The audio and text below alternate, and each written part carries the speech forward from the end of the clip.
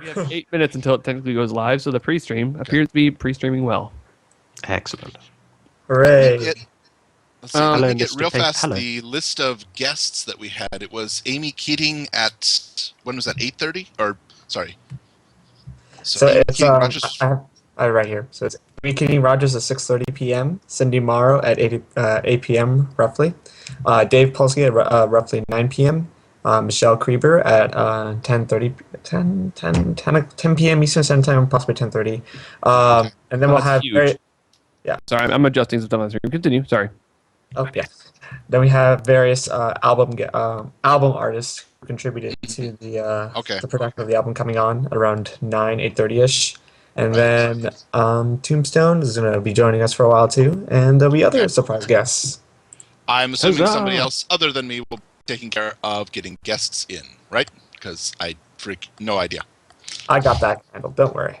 Good, yay, okay.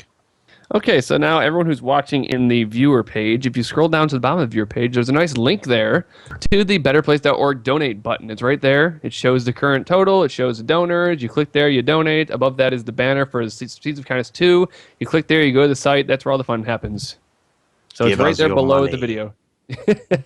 Give us all of your money. Just letting everyone know where everything is. The accent Dame demands you. todo. Now I'm looking for the right font for this overlay here. I'm trying to find Papyrus because everyone loves Papyrus. Either that or Comic Sans, right? Oh, Comic Sans. They need to make Comic Papyrus. Just, Comic Papyrus. You are committing typographical sins. All right, of Comic epic Sans it proportion. is. That's fine. There we go. Look at that. Look at that. Comic Sans right there. Right there. I spelled no one wrong, didn't I? It's actually 2 words. no yet. I'm sure Full Papers hates me because the grammatical errors. Well, as I'll an English forgive them teacher, I just can this hate one. you too. But That's perfectly all right. I'll forgive you for charity. I don't notice that on the donate button. Forgive people. I don't see that one. All right, I'm going to go order a pizza. I'll be back. But you guys, we're good to go at this point. What time does Amy Keating Rogers show up now? She is going to 5 show minutes, I up. think. Actually, Okay. Well, I'll be back in like less than 5 minutes. I'm going to go order a pizza. Be right back. Yay, I'll be I back get to in- see me again. Woohoo! yay. Ooh, so do I. You've talked to her more recently, though. I haven't spoken to her since the convention. You've actually had her on your show. Yes, I did. That was an interesting show. That I recorded that at 3 a.m. while I was passing a kidney stone. Oh my! Wow. That's But I just didn't want to cancel on her so much, so I'm like, mute the mic. Yeah, that sounds nice. That is dedication, and I think that you should certainly tell her that when she comes on.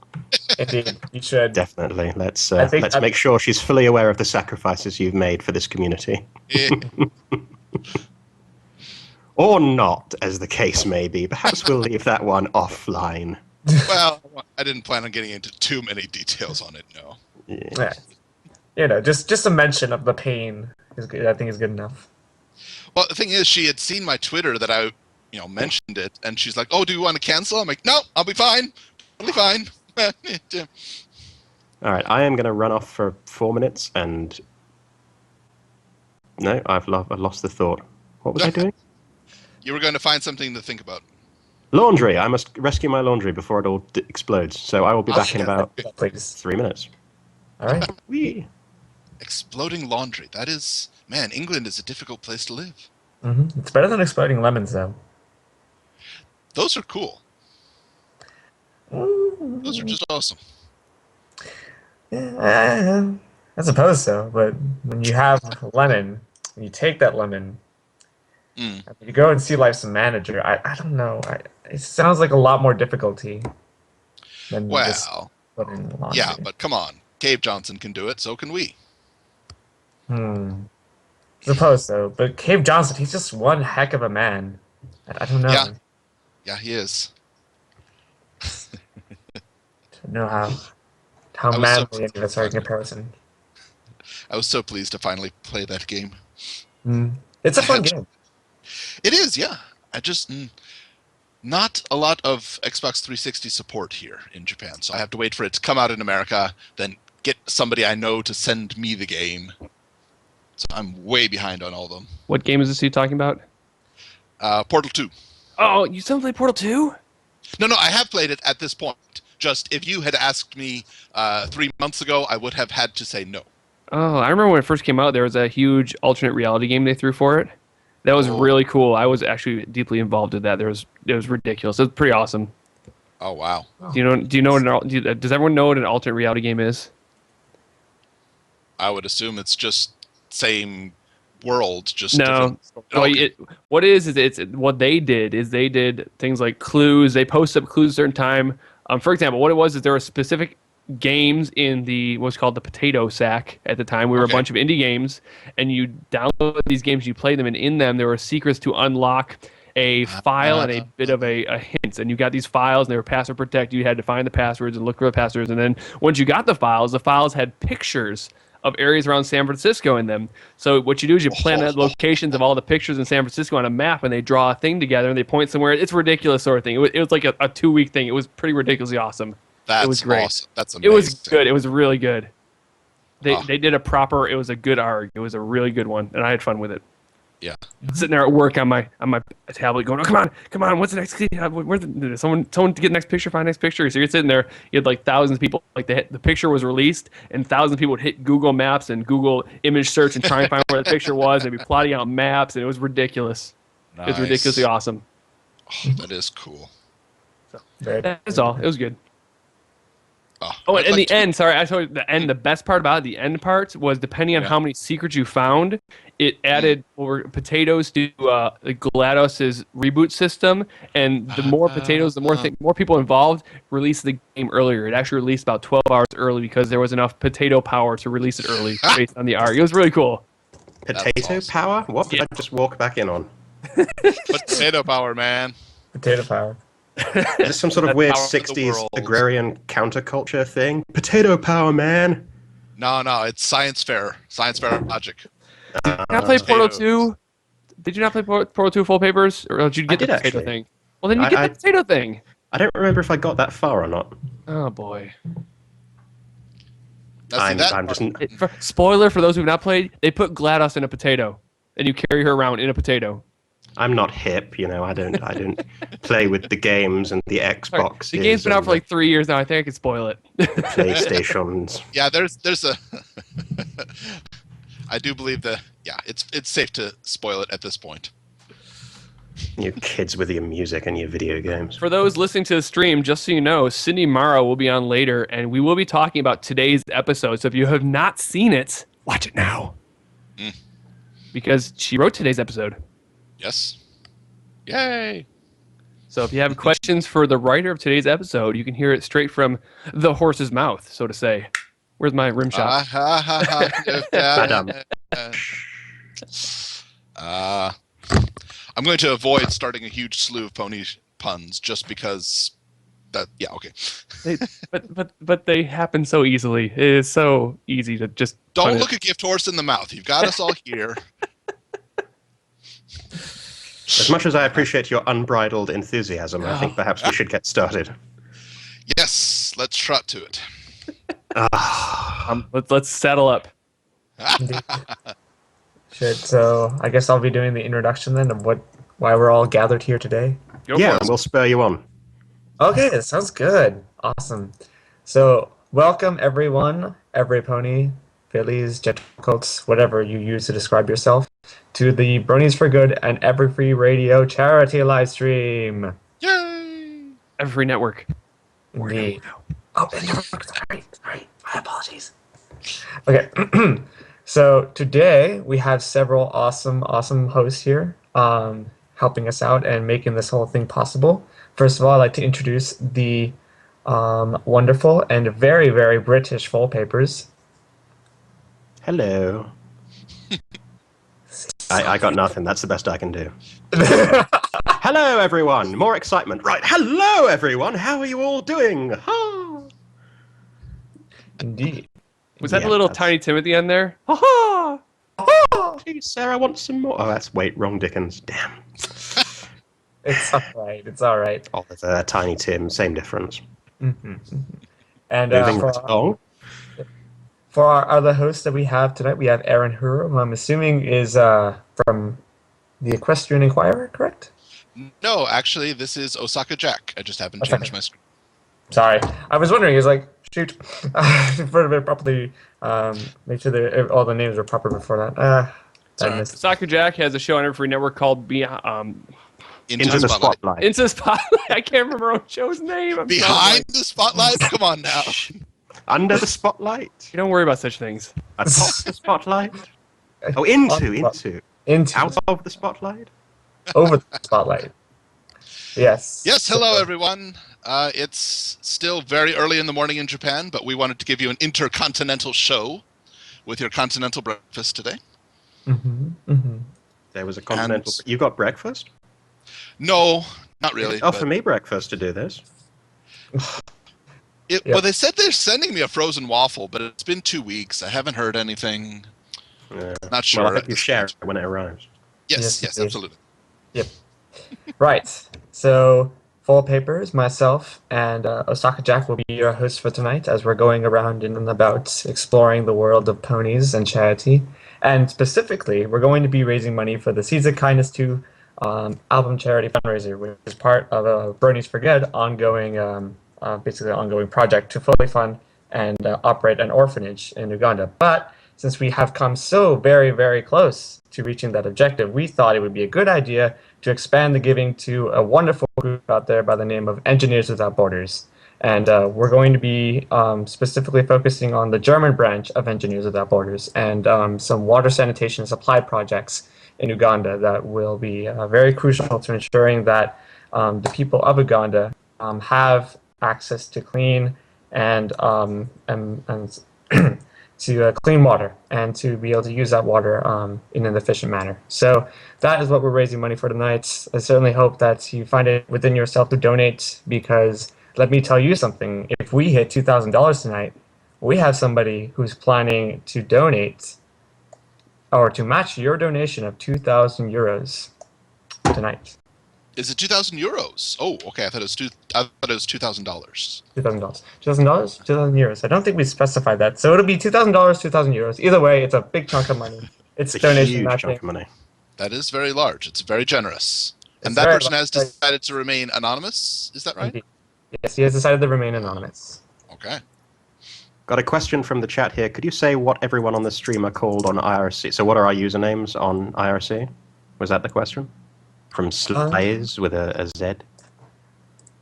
Well, I'm just Full Papers on the IRC. What are you guys on the IRC? I'm Osaka Jack.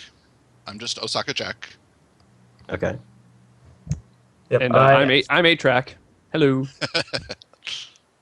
I actually didn't identify myself in the chat, so I'm going to leave the chat and get in the chat. Change the nickname from EFN Pony 1290 to Rommel. There we go. Yay! So now we're good. Oh, there you are. Okay, good. Cool. Yep. So we are watching the chat, so if you have questions or comments or insults or anything like that, throw them our way, right? Yes. I'll be giving bonus points for the best pun. Mm-hmm. Oh, I do love puns. You've come to the right place. Yeah. I can see this going downhill very fast. Excellent. Brilliant. Yes. Also, for those of you who aren't aware, Michelle Creber will be coming on later tonight, and part of what's going to be going on is that Saturday Night Songs is kind of going to be merging a little bit with the stream, where Final and Michelle are going to be on helping out and making sure to keep everything going. So this will be it'll be a modified Saturday Night Songs for our regular listeners. Indeed. So it'll be a good time. And Rommel, I do believe that Amy Keating Rogers is online, isn't she? She is online, I think. Yes. I don't know if she... Well, I could ask her if she wants to come on a little early. No, we can give her time. I noticed that she was there and I got excited. Woo! Do it! Look at that. Oh yeah, of course. Well, we told her, we gave her a time. We said, "Hey, you gonna come?" And she's like, "Yeah, I'll be there." Yeah.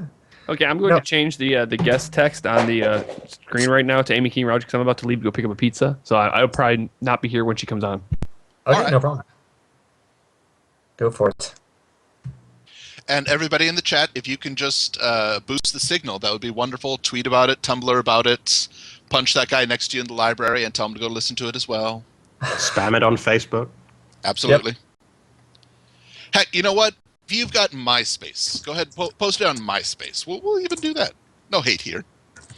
There was a great tweet going around. Apparently someone, the founder of MySpace, Tom, right? His name is Tom? Mm-hmm. Someone got on his case about how MySpace hadn't been very successful, and he tweeted back, yeah, well, I sold it for 580 million. He shot them down completely. It's like, yeah, it didn't do very well, but it did pretty well for me, so... yeah, of course. I mean, if you sell it for $580 million, I mean, you're set for life. We should get him on this, actually. He could... Everyone's friends with Tom on MySpace, right? Let's get Tom in here. Is he even a brony? Well, if he's not now, we can get him by the end of the night. We've got 6 hours. Yeah. This is true. If the three of us can't make him a brony within 6 hours, then what right have we to do anything for the fandom? Oh, I know. This is a good point, yes. Yeah, we would be rather... No, it's not. It's a terrible point.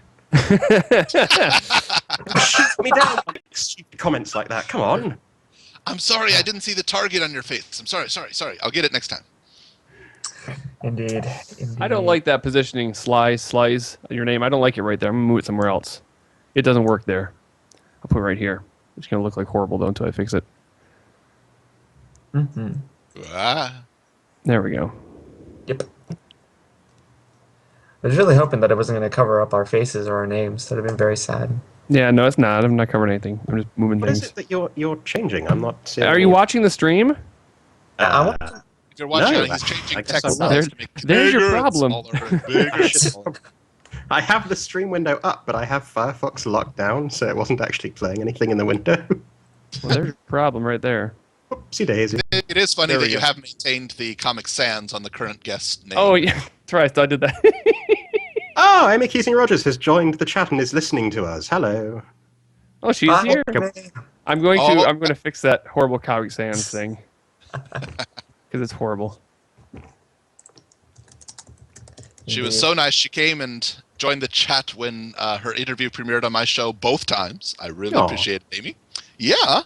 Even though the second time she was only on for like 5 minutes because then her entire stream cut out on her. But it was still very nice. Yeah, Amy is the blurst. She's the best ever, like forever.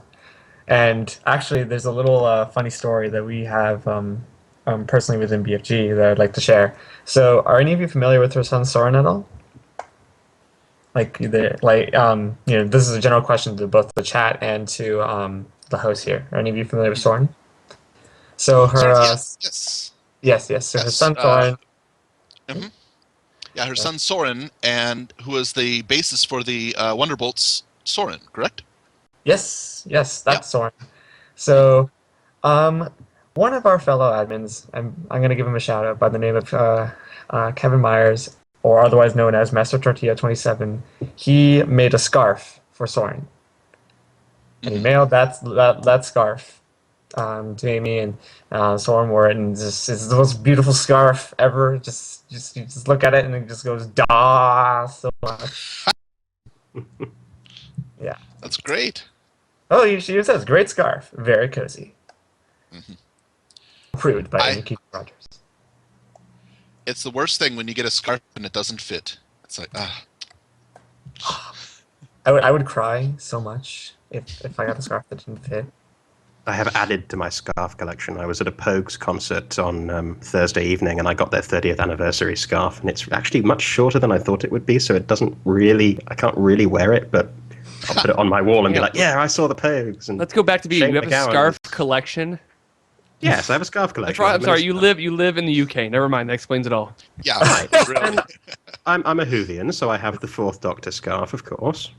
Oh, yes. Yeah, of course, yeah. I mean, then that's 2 scarves right there. So it's the beginning of a collection, and then people give them to you as presents. And you're making me feel really self-conscious. What's wrong with having a scarf collection? No, there's Other nothing people wrong. collect shoes, you know? I have a scarf collection too. I have 3 scarves, 2 of them that both made for me, and another one that I bought myself. And I have 3 more pony scarves that I got from UKLA. Just somebody handed them to me, like, hey, take some scarf. And I'm like, okay. See, and yet you're judging me for my scarf collection. You've probably got more scarves than I do. Yeah, I know. So if anybody wants a good gift for either Rommel or Full Papers, a scarf rack would do very nicely. Do they sell dedicated racks for scarves? I don't know. If they don't, they should. They should. Yeah. That's very true. They should. I don't know the proper way to hang a scarf, honestly. I've never seen that in an etiquette book. Really? Maybe there's a class out there for it. I assume it's like a tie. You never want to leave it knotted because that will ruin the fabric, although obviously it's wool, so it's meant to stretch anyway. I'm just going to stop talking now. Okay. Listen to us talk done about now. fashion, and I doubt any of us have any idea. I have the perfect segue from a scarf rack. So you see, instead of getting a good gift for a scarf rack, or getting a scarf wrapped as a gift for me or Full Papers, you should instead put your money towards Seas of Kindness 2. Because that's why we're here. We're raising money, trying to a good cause. So put your money towards that, because trust me and Full Papers can go without a scarf rack. We have enough scarves as well. We don't need more scarves. We don't need a scarf rack, but we need you to give your money to this excellent cause. Mm-hmm. Should. It's important because. Uh-oh. Did we lose our main host? Are you there? Hello, sorry. I accidentally pushed a button and then the button just muted me. Was not thinking. Yep. Okay, so I'm gonna be temporarily gone for like a minute, and then I will be right back. Very well. Monty's here. Hello. Hello, Monty. Thank you for joining us. We were just talking about scarves for some obscure reason, best known to those two are the us related. of 5 minutes ago. Ellie and scarves are related somehow? No, but I don't know. Does she like scarves? It's possible. Who doesn't like scarves? Come on. Well, that's a good she's point. saying yes. Yes, she likes scarves. Fine. Good. Excellent. Well, yes, actually, but good enough. Way to keep us on topic, right? I am terrible at that. I'm going to be derailing more than finish my pun. I can't. Someone in chat, bonus points if you can finish my pun for the rails. Okay. It's 11 o'clock here. You know, I've put in a day already. Don't ask me to have a working day. Me no speak good. Me no speak good English. In the morning. I understand. Oh, Lord. Okay, not bad. Slizy. Osaka Jack, you're going to be derailing more than Derpy. Okay, all right, I can see it. Oh, Joy's in the audience. Hello, Joy. Shout out to Joy, because Joy is awesome.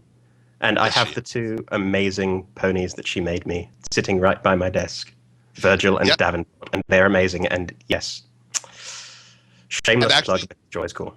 I will do even more of a shameless plug. This week on Into the Spotlight, my guest will be Joy the Artist. Really? Yes, that's right.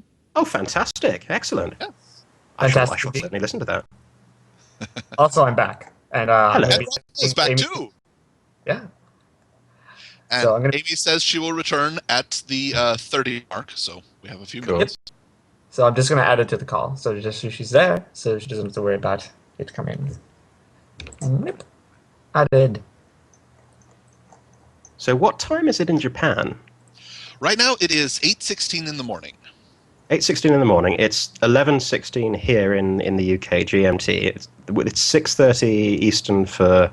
We're using Eastern time for this call, and Amy is obviously West Coast, so 3:30. Wow, we are just intercontinental and inter time zones. This is great. Absolutely, this is great. I know, it's great, isn't it? Mm-hmm. And Dustykatt has just joined us. Hey, Dusty. Hey, Dusty. Hi, Dusty.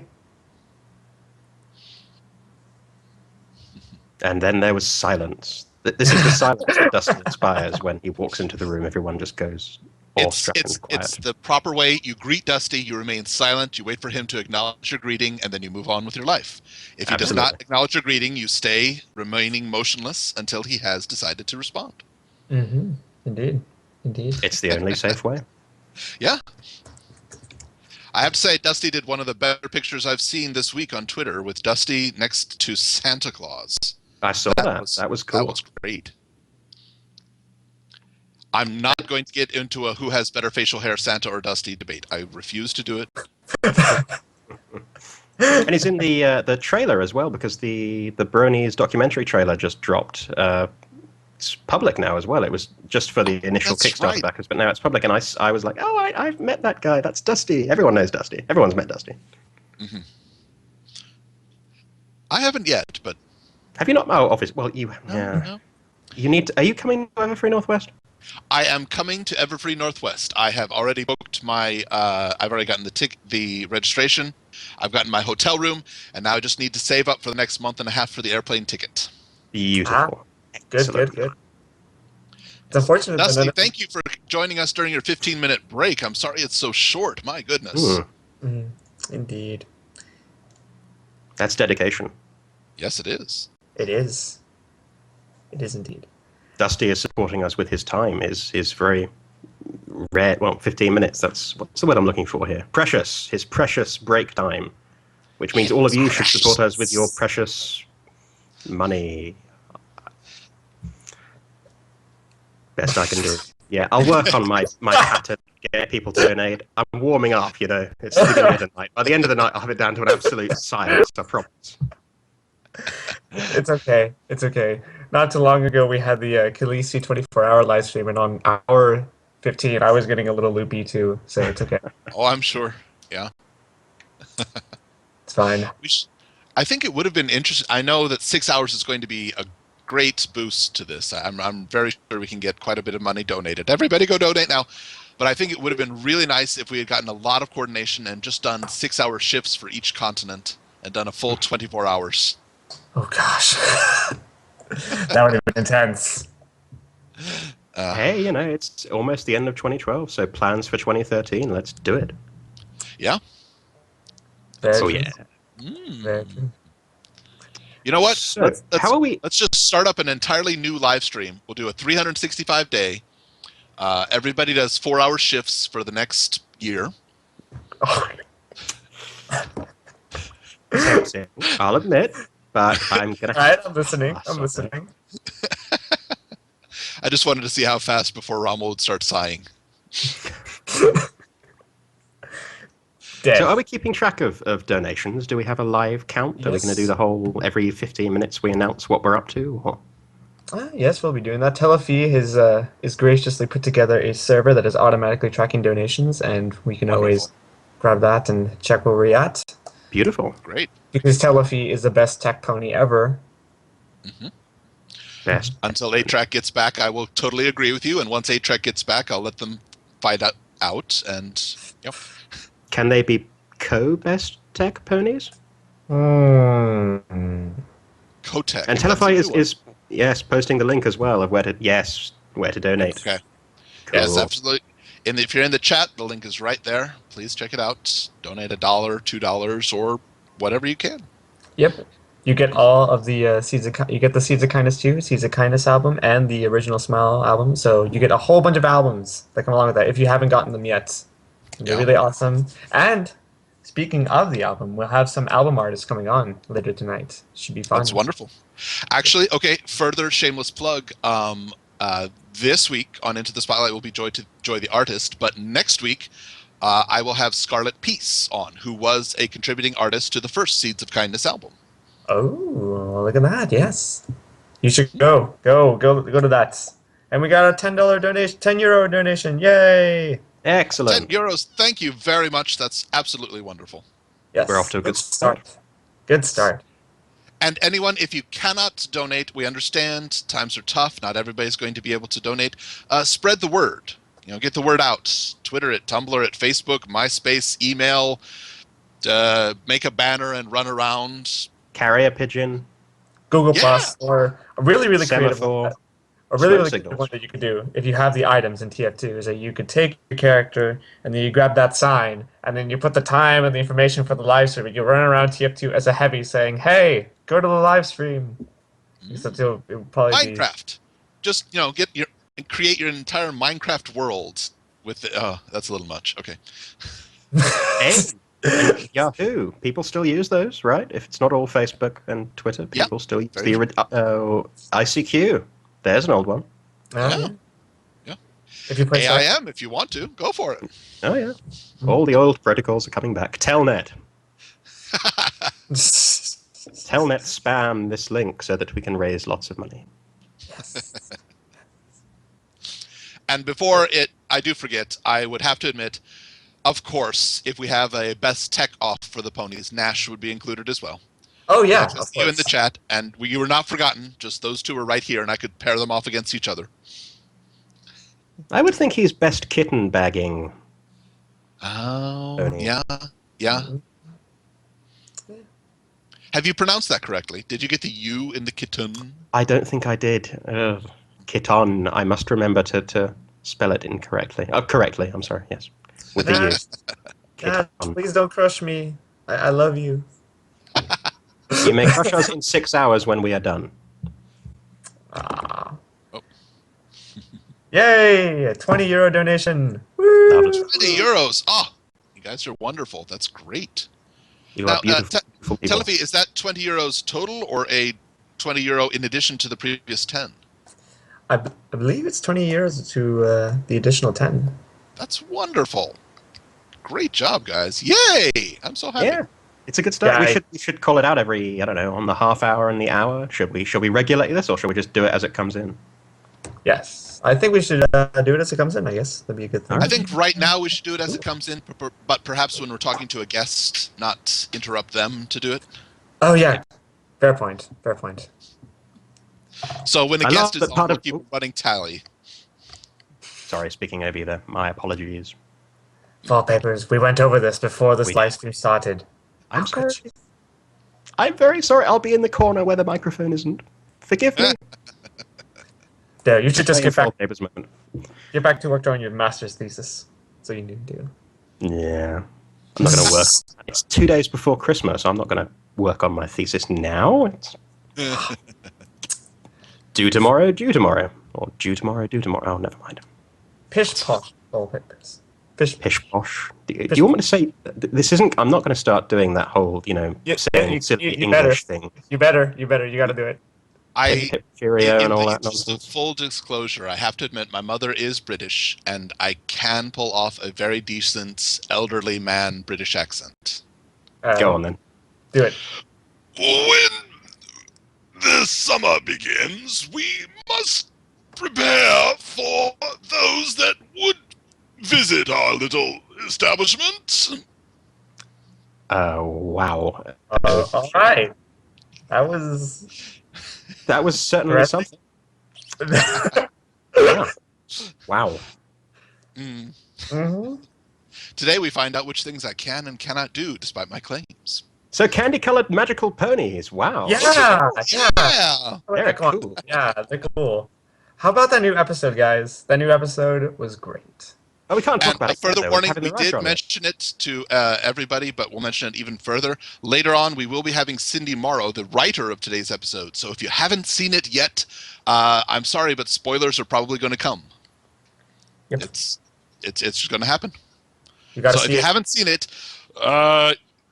we'll try and stave off as long as we can. But an hour and a half from now, Cindy Morrow will be on. So probably going to talk about it. A little bit every now and then. Oh, look at that. Somebody just said, I've added my own $20 donation. Thank you very much, Pony9490. Woo!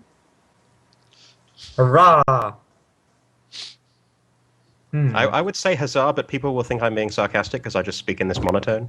I'm not sure if people are going to know when I'm being sort of on the level versus... We need some sort of sign that works in a monotone, but it still sounds exciting. That's wonderful. Can you try that one? No, because that even need. That's wonderful. Yeah. No. We shall work. That's just so wonderful. Yeah. Great. Perfect. Brilliant. Outstanding. I think that works. That's amazing. Good. Fabulous. Yeah. Lovely. Did I do lovely already? Yeah. Double lovely. Double lovely. Then. That might work. Just say double lovely.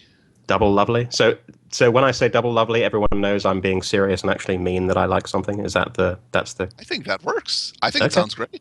Works Chat, for what me. do you think? Double lovely. Double lovely. The lovely has been doubled. Well put.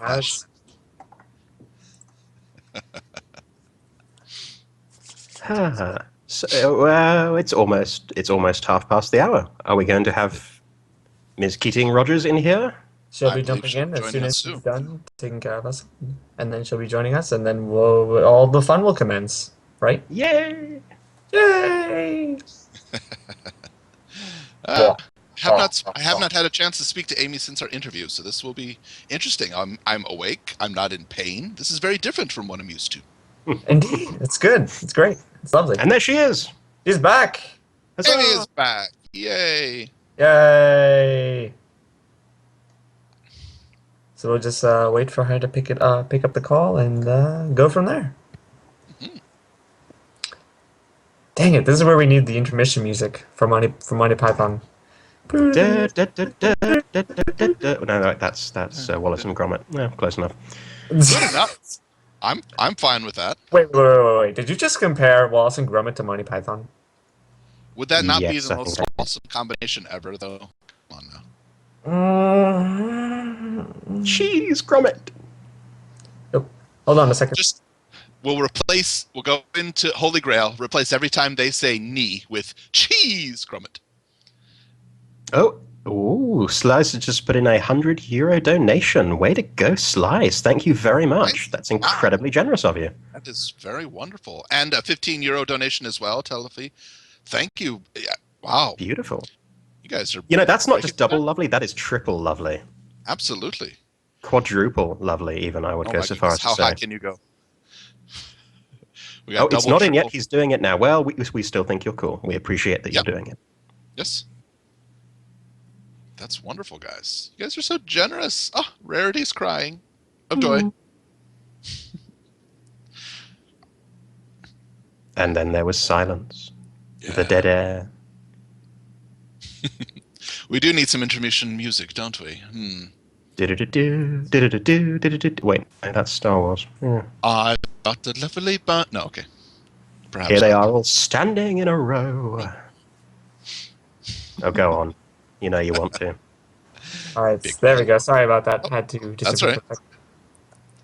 Come on, Amy, pick up the call. She will. It doesn't show on my screen that it's trying to call her.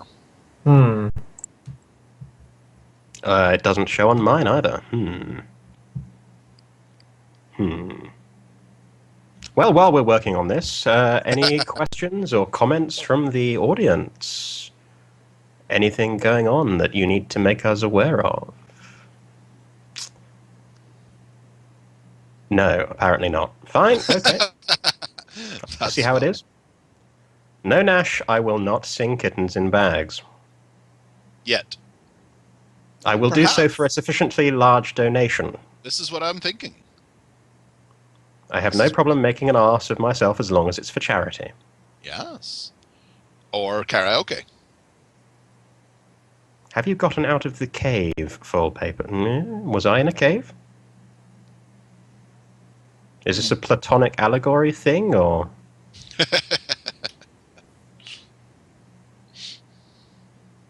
We need to banter back and forth here, Jack, because otherwise it'll just silent, and that's terrible. So we must, under no circumstances, must we stop talking. So, Hold on. I think I found you guys. Huzzah! Hey. Hey. Hello, Amy. Hi, how are you guys? Doing well. Doing well. Fantabulous. Everyone, this is Amy Keating Rogers. Say hi. Hello, everyone. How are you? Sorry that I had trouble getting on here, but I'm here now. Yep, it's all Thank right. you so much for coming. Absolutely. And if you didn't know, Amy Keating Rogers is the author of The Ticketmaster, Applebuck Season, Bridal Gossip, Full Weather Friends, A Dog and Pony Show. I'm not doing this from memory. I'm afraid I do have a cheat sheet, but Best Night Ever, Cutie Park. So if you don't know who she is, you certainly should, and you do now. Yes. Indeed. I wrote a lot of stuff. Yep. Good stuff at that. Not just stuff. Good stuff at that. Yep. It involves ponies. I mean, gosh, that's like the best kind of writing. Thank you. I enjoy writing for the ponies. They're a lot of fun to get to talk and stuff. Mm-hmm. Indeed. Now, you were writing on Care Bears this I was most recently, story are you not? editor. Yeah, I'm done with that. That season is done being written, and actually it's just finished airing. So I'm finished with my Care Bearing. Great. So who is more fun to write for, the cute candy-colored ponies or the cute, I don't know if they're candy-colored, but the cute colorful bears or cute colorful ponies? Oh, I hate to pick, because that that's dangerous for my career. But let's just say that both are a lot of fun, and I would happily write for any of them again. So that's my very safe answer. Very diplomatic. There we go. Now, you said that Care Bears has finished out. Do you have any future or current projects you can mention, or is it still... All of the ones I have are currently too early on in development to mention, which is a drag. Okay. Yeah. So yeah, I can't really plug anything or anything like that. But I am doing things, so hopefully you'll hear. Actually, something that I wrote a year ago about. I just found out is finished, and they're trying to shop it around. It's called Mutasia, the Mishmash Bash, and I wrote a full-length script for that, and hopefully it'll be airing somewhere. I have no idea where at this point, and I'll tweet about it when I do know. And I wrote the script, and that actually had music in it, and much like Pony, I wrote the lyrics for that. But from the things that I've seen, they don't seem to have used my lyrics, which sometimes folks use your lyrics, they don't. So that's, I'm always a little sad when my lyrics aren't used, but kind of that's the way it goes sometimes. Can you talk about the plot of the show at all? Or, I mean, the title sounds amazing. I have no idea what it's going to be about off that title, but it's a fabulous title. It's just fun to say. Mutasia. Well, Mutasia is this whole... it's this land of creatures that are mixed up. There are usually 3 creatures. So I'm trying to think of what there's... a leopard. I forget if he's a leopard or a cheetah. He's also has an elephant trunk, and I think he has talons like an eagle. So so it's this. There are these combo platter of animals, and the Mishmash Bash. It's the episode is about. There's this event called the Mishmash Bash happening, and it's this big deal. And these creatures called the Nibs are threatening to ruin the Mishmash Bash. Well, they've ruined every other Mishmash Bash in history, and so the creatures running the show, the mutations, want to not have the Nibs come, and destroy their party. So it's them dealing with that and the repercussions of not having the Nibs there. So it's a lot of fun, and it has a lot of music. It should be, I don't know, I turned in the script last January, and I haven't seen it since then. So I don't know what is mine and what's not, or, what kind of things happened after I was done. Huh. It sounds whimsical. It really does. I had a lot of fun writing it. It's this. If you look up Mutasia, if you Google it, you'll end up at their website, and they have books and toys and all sorts of stuff going on. So somebody asked if it's a greenlit project. Yeah, it's been made, and they're just shopping it around to different channels, I think, or to see how they're gonna have it aired. Huh. That is interesting. So now, I have to know, these creatures that you've invented for the Mutasia, did you just do a spinny wheel of the frog says, and whichever 3 ones it landed on? No, they had actually created this entire world before they came to me. So they already had books. They already had some toys. They had already written some music. They have a professional composer as part of their team. And so they found out they wanted to make some animation, and I'm not sure, my agent got contacted and he said, Amy would be a good match for this.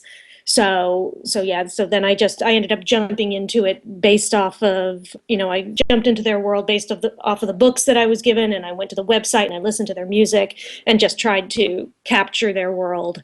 And I got it a little wrong at first. This one guy, I heard his voice one way, and when and I wrote the script with that in my head, and then they said, "Oh no, he doesn't sound at all like that," and because I was basing it on what he looked like, and I wasn't thinking, I had no idea what he sounded like. And so you got to jump in and do something.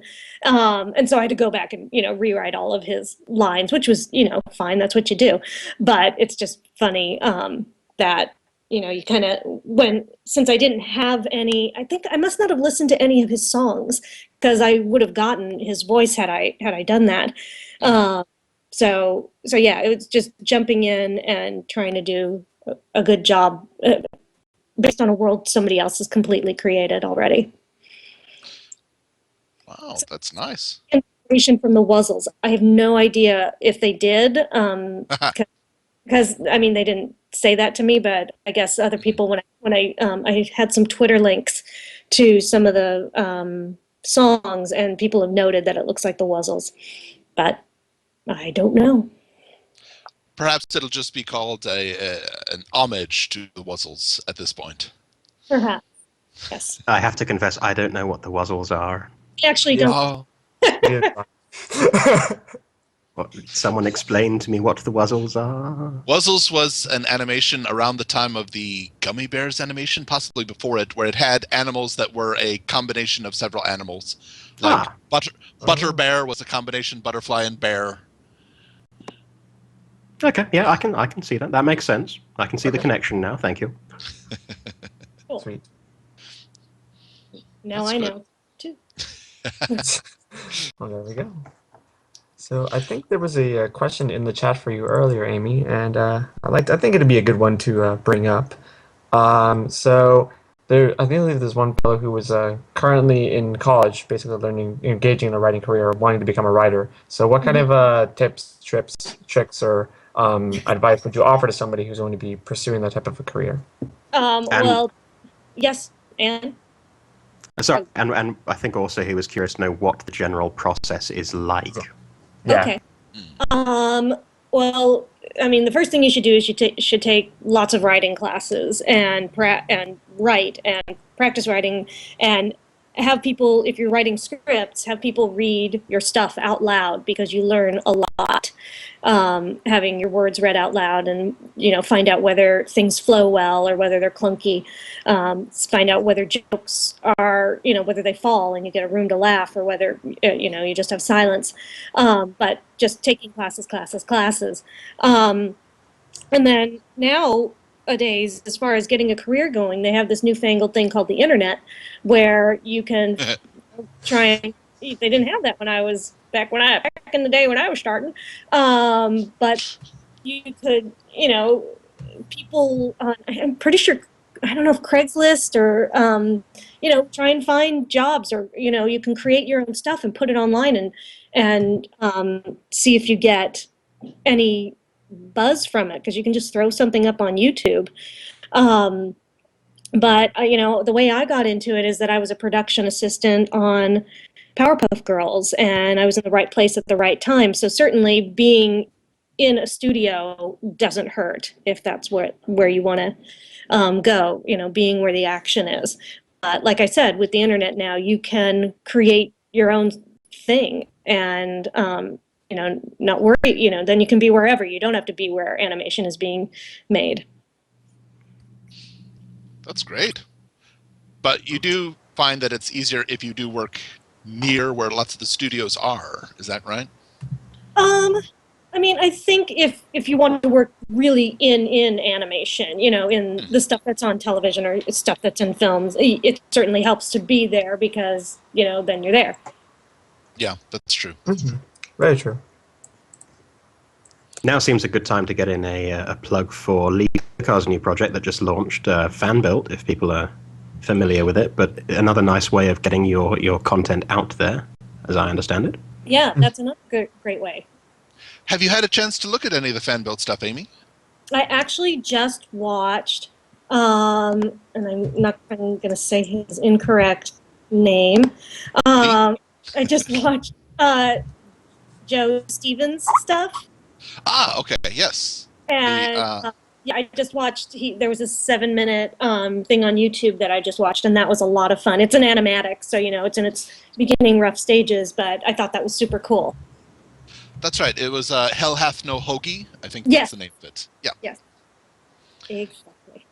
So that's the first one I've watched. That's Joe Stevens of the Equestria Ooh, that's difficult to say. Equestria Inquirer. That is correct. Yeah. Yep, that is very correct. That's great. Yeah, it seems to be like if the site goes as well as everyone's hoping, I think that'll be a big change in how things are run. So that's a possibility. Exactly. If you guys want some writing.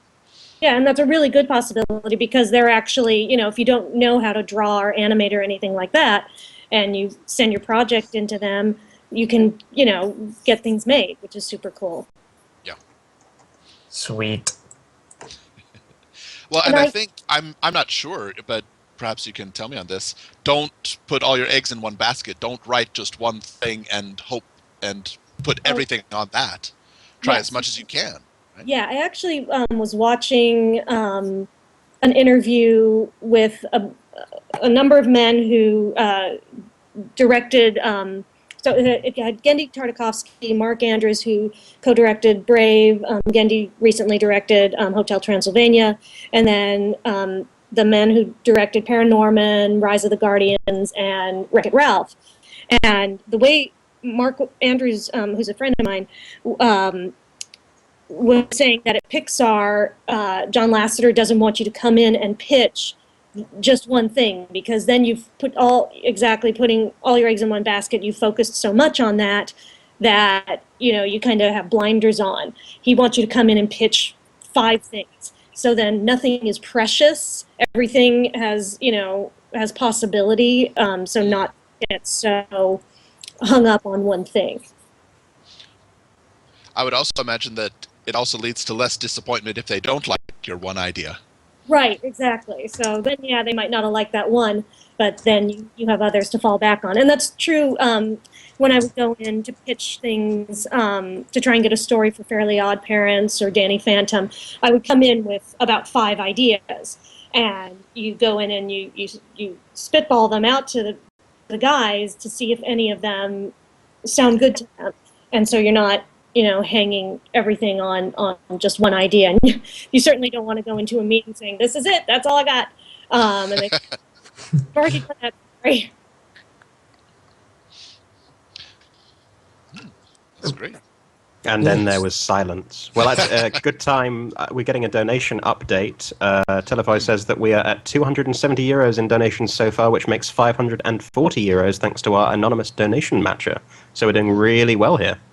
Oh yeah, we just barely started. That's wonderful, guys. Keep it up. Keep it up. That's wonderful. And can I plug Las Pegasus? Absolutely. Of course, you can plug that. So I'm going to Las Pegasus in February, and even if you are not going, currently they are having it's a fundraiser, and they're selling these limited edition T-shirts. There are 250 of them available, and I'm going to sign all of the ones that are sold, and 30% of proceeds for the shirts will go to my son Soren's school. So your purchase of a T-shirt helps benefit a school for children with special needs.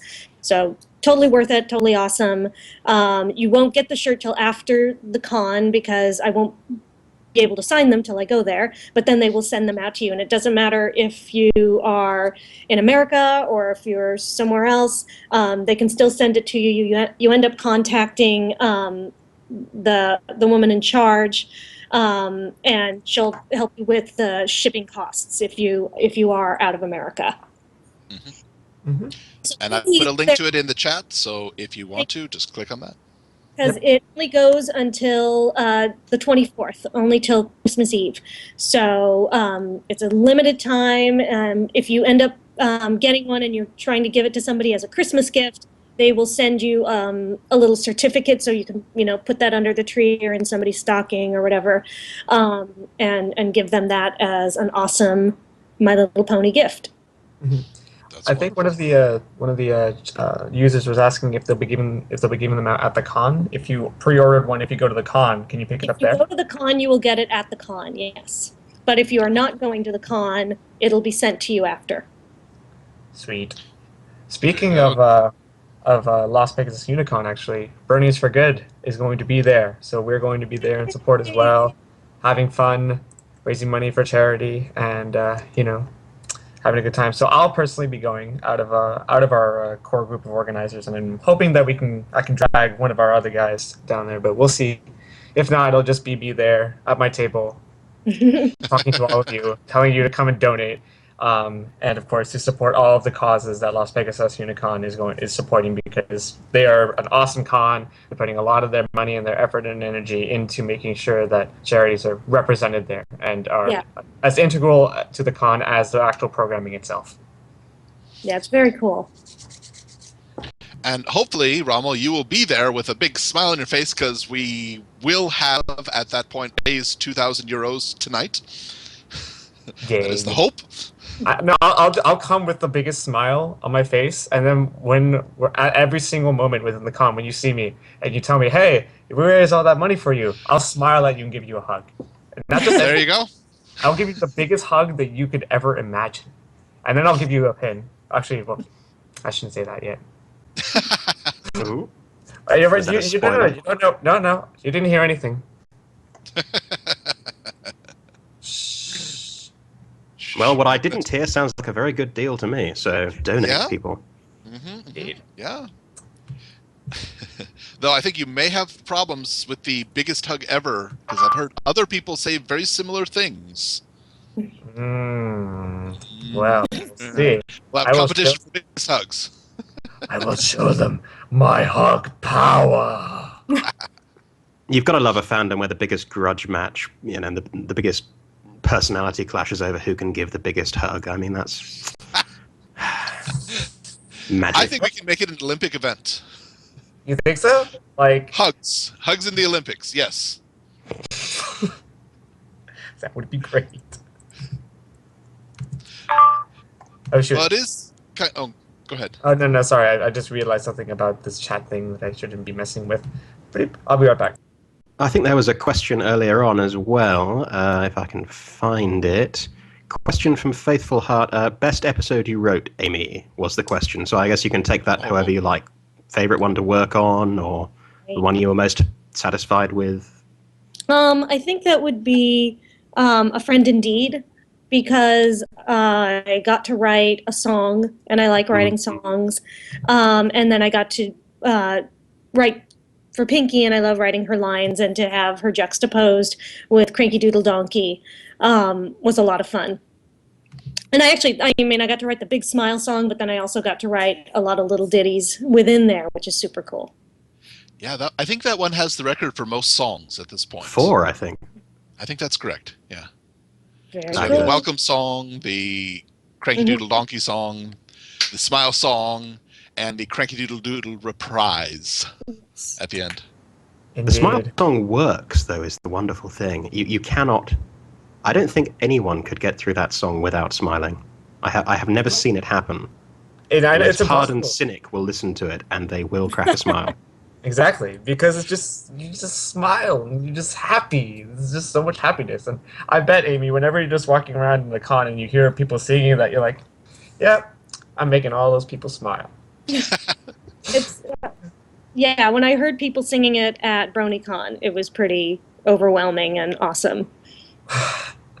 Well, and I can tell you, people who have followed me or listened to the show, you might know I use My Little Pony to teach English in my school to some of the classes.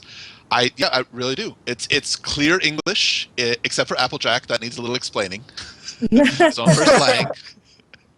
It's not that she isn't speaking clearly. It's just some of her slang I need to explain what Woo Nelly means. And Yeah. But no, I had an adult student, and we had just finished our book, and I said, well, would you like to try some listening practice? And this is a show, it's very clear, and she was very skeptical about it. She said, I suppose. And we started with Smile Song, and I'm not lying at all on this. She was having a terrible week, and this grown 35-year-old woman with a really hard personality was almost crying in joy at the end of it.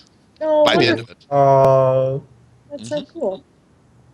She was having a great time. And we've done a lot of ponies since then, and she really likes it. So, yay. So you're not only making people smile, you're teaching English. Yay! Huzzah! So, shall we take some more questions from the chat? Sure.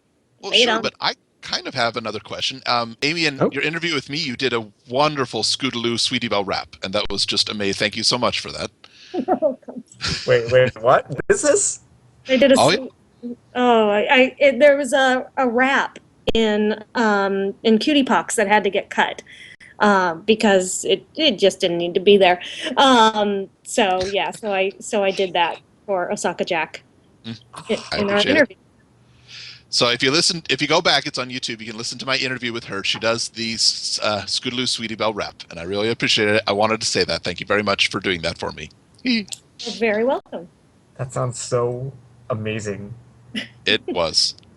And this was before Bab's Seed. So at the point, this was Scootaloo's only song, really. Oh. As far as I care. Yeah. I have to admit, though, Bab's Seed, oh gosh, when that song came out. Wonderful song. All of the remixes. Yes. That's a good song. I like that one. It is. I wasn't sold on it the first time I heard it, and then I listened to it again, and then again, and then again. Then you heard the 47 remixes out there of it. It grows on you. Yeah, it does. It does. But you know, the really bad part is when you're just walking around randomly one day, and then you just start humming all the songs in your head, and then you bump into someone who has never heard you has never heard the songs before. And like, what are you singing? What are those lyrics? Oh, they're like, no, it's nothing. Don't worry. It's just. You have to own your broniness, man. You have to then explain it. Full-throated defense of ponydom. Oh yeah, I kind of want to pop this question to everyone, but also to Amy, specifically to Amy, but this is open to everyone as well. What has been the most interesting situation when you had to explain MLP to someone? Like when you just bumped into someone, or you were talking to somebody, or you're trying to do a project related to MLP, and you were to explain it to someone. So what's been the most interesting experience there for that?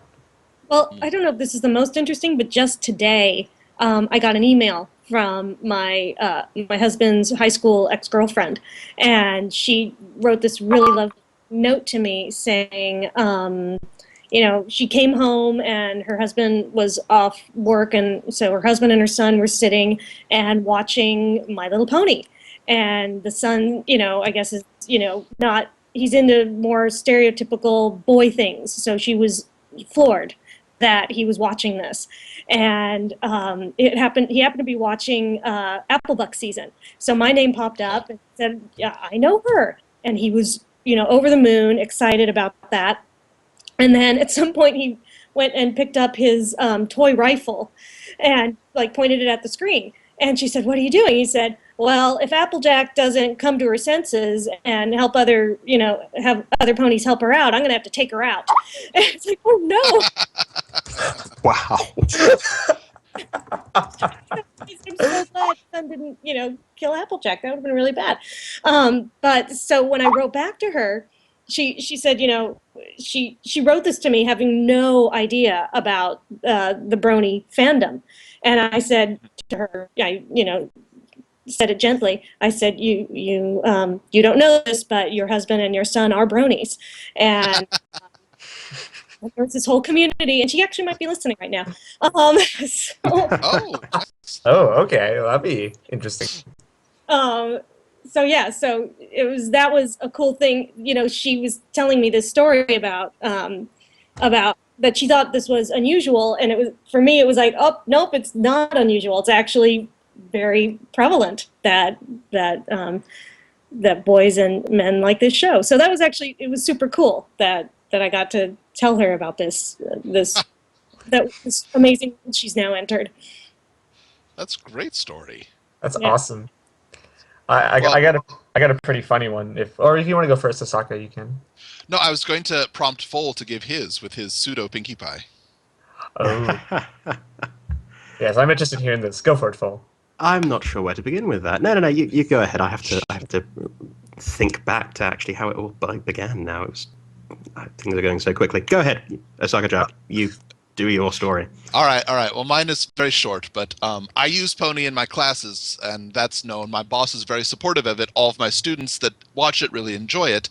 There's another teacher in the school. We're a small school. It's only 2 teachers.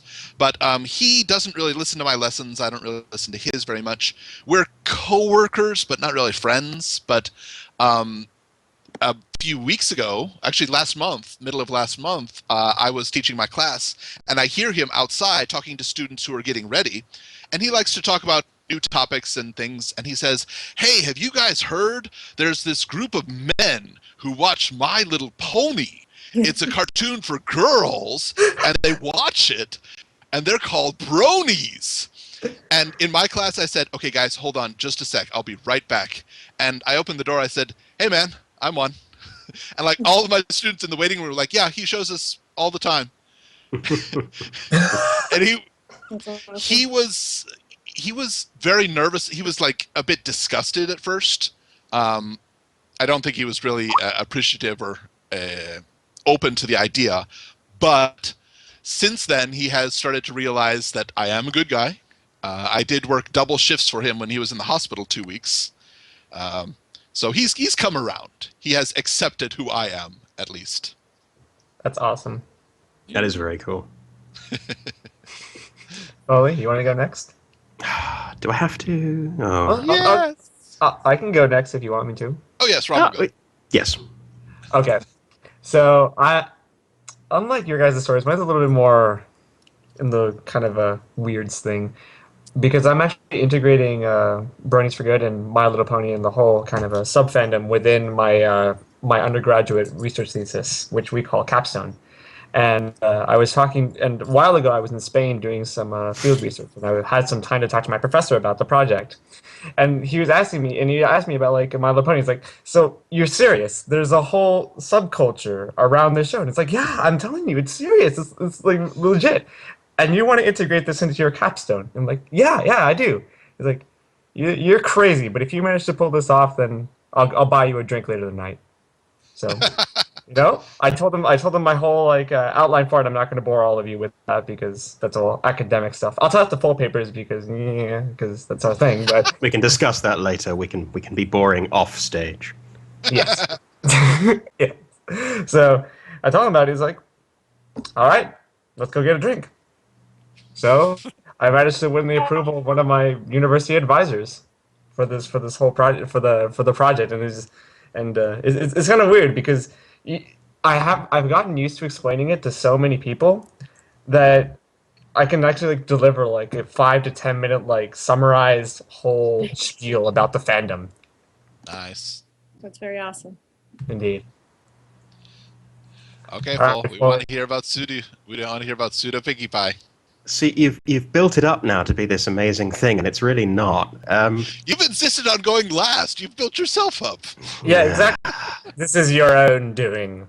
Oh, very well. I've made my bed. I shall lie in it. No, I am working on a master's degree in the UK in a classics department, and I work with a bunch of very geeky people. They're the geekiest people you will ever meet, and I love them to death. And I had been hesitant to explain to them exactly what my thesis covered. I had been using sort of a general description of, I'm talking about classics and mythology in popular culture, and left it there and not explained exactly what I meant by popular culture. So this worked for about 2 months, and then finally we're at dinner one night, 4 of us, and they demanded to know precisely what I was working on, so I explained it to them. And one of them in particular was very interested and has been really just supportive of me. She still hasn't watched the show, but she's expressed a bunch of excitement, and I sent her Smile, Smile, Smile, actually was one of them, and Winter Wrap Up.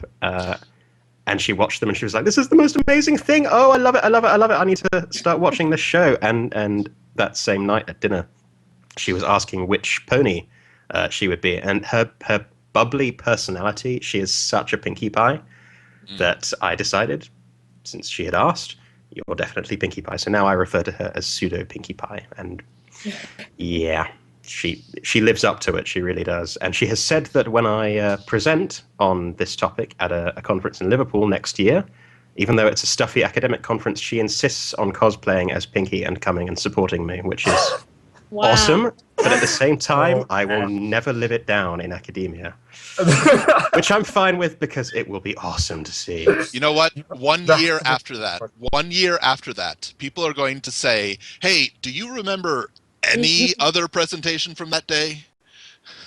It will all just be the pseudo Pinkie Pie dressed up with the... She was particularly excited that she had balloons on her butt. That was what... That's what sealed the deal for her. That was clinching it. Oh, balloons, awesome. She's ridiculous, but yeah, we have a good time. So that's it can go. This is if you explain what bronies are and about the MLP fandom, it can go that well. Mm-hmm. Yeah, more often than not, it does. People are oddly receptive to it. That is wonderful. Well, if you don't mind, Amy, I'm curious. I didn't ask this, but have you ever had the other side of the argument? Have you ever had somebody respond very negatively to what you do? Oh. Oh. Well, not to what I do. I mean, I just read cartoons. But to you guys, yes, I've had negative responses to that, which is unfortunate. Is that what you meant? Yeah. Yeah. Yeah, I hang out. One of Soren's therapies, I end up hanging out with two dads while our sons hang out together. It's a social skills group, and I mean, when I try and explain it to them, it does take some. I keep trying, and I keep trying to to upsell you guys, and it doesn't connect. And that's frustrating to me because I know so many of you from the cons and everything. It's just, you don't realize all the good things they do, and you should watch the show. And I actually think his daughter has, I just saw a picture on Facebook or Instagram or something, and her daughter had, I think, a rarity amongst her, toys. And so I bet they actually watch it. At least it's like you should sit down and watch it with her, and so yeah, I have gotten some people who just don't get it, and it makes me sad that they don't get it. Yeah, that's true. Mm-hmm. It is. Sorry now. But thank you for sticking up for us. I do. Yes, thank you very much. Absolutely, yeah. And they'll come around. Yeah, eventually. As long as they aren't haters. If confusion, I think people, that's one thing, but it's the true haters that I really get bummed out about. Yes. Mm-hmm. Yeah. Yeah, I can accept ambivalence any day. Right. But active aggression, that's a sigh-worthy event. Yeah, that makes it really depressing sometimes. Mm-hmm. Good comment in the chat from Couch Crusader. I think the trick is just respecting people's boundaries. Some people are just not going to be interested in the show. I think that's also, as everyone is saying, it's ambivalence is one thing, active hate is the other. If people just aren't interested, no worries. But right. Yeah. I mean, you present an objective explanation of it. You tell them what it's about. If they check it out, they check it out. If they don't check it out, right. That's fine. I do have to say that David O, who is doing the music for the BronyCon documentary, he has two sons, and the three of them. Oh, my niece was listening. That's so funny. She went offline. The three of them are now hardcore bronies and love the show. And actually, David O loved Fluttershy. He revealed. Yeah. So. Because of the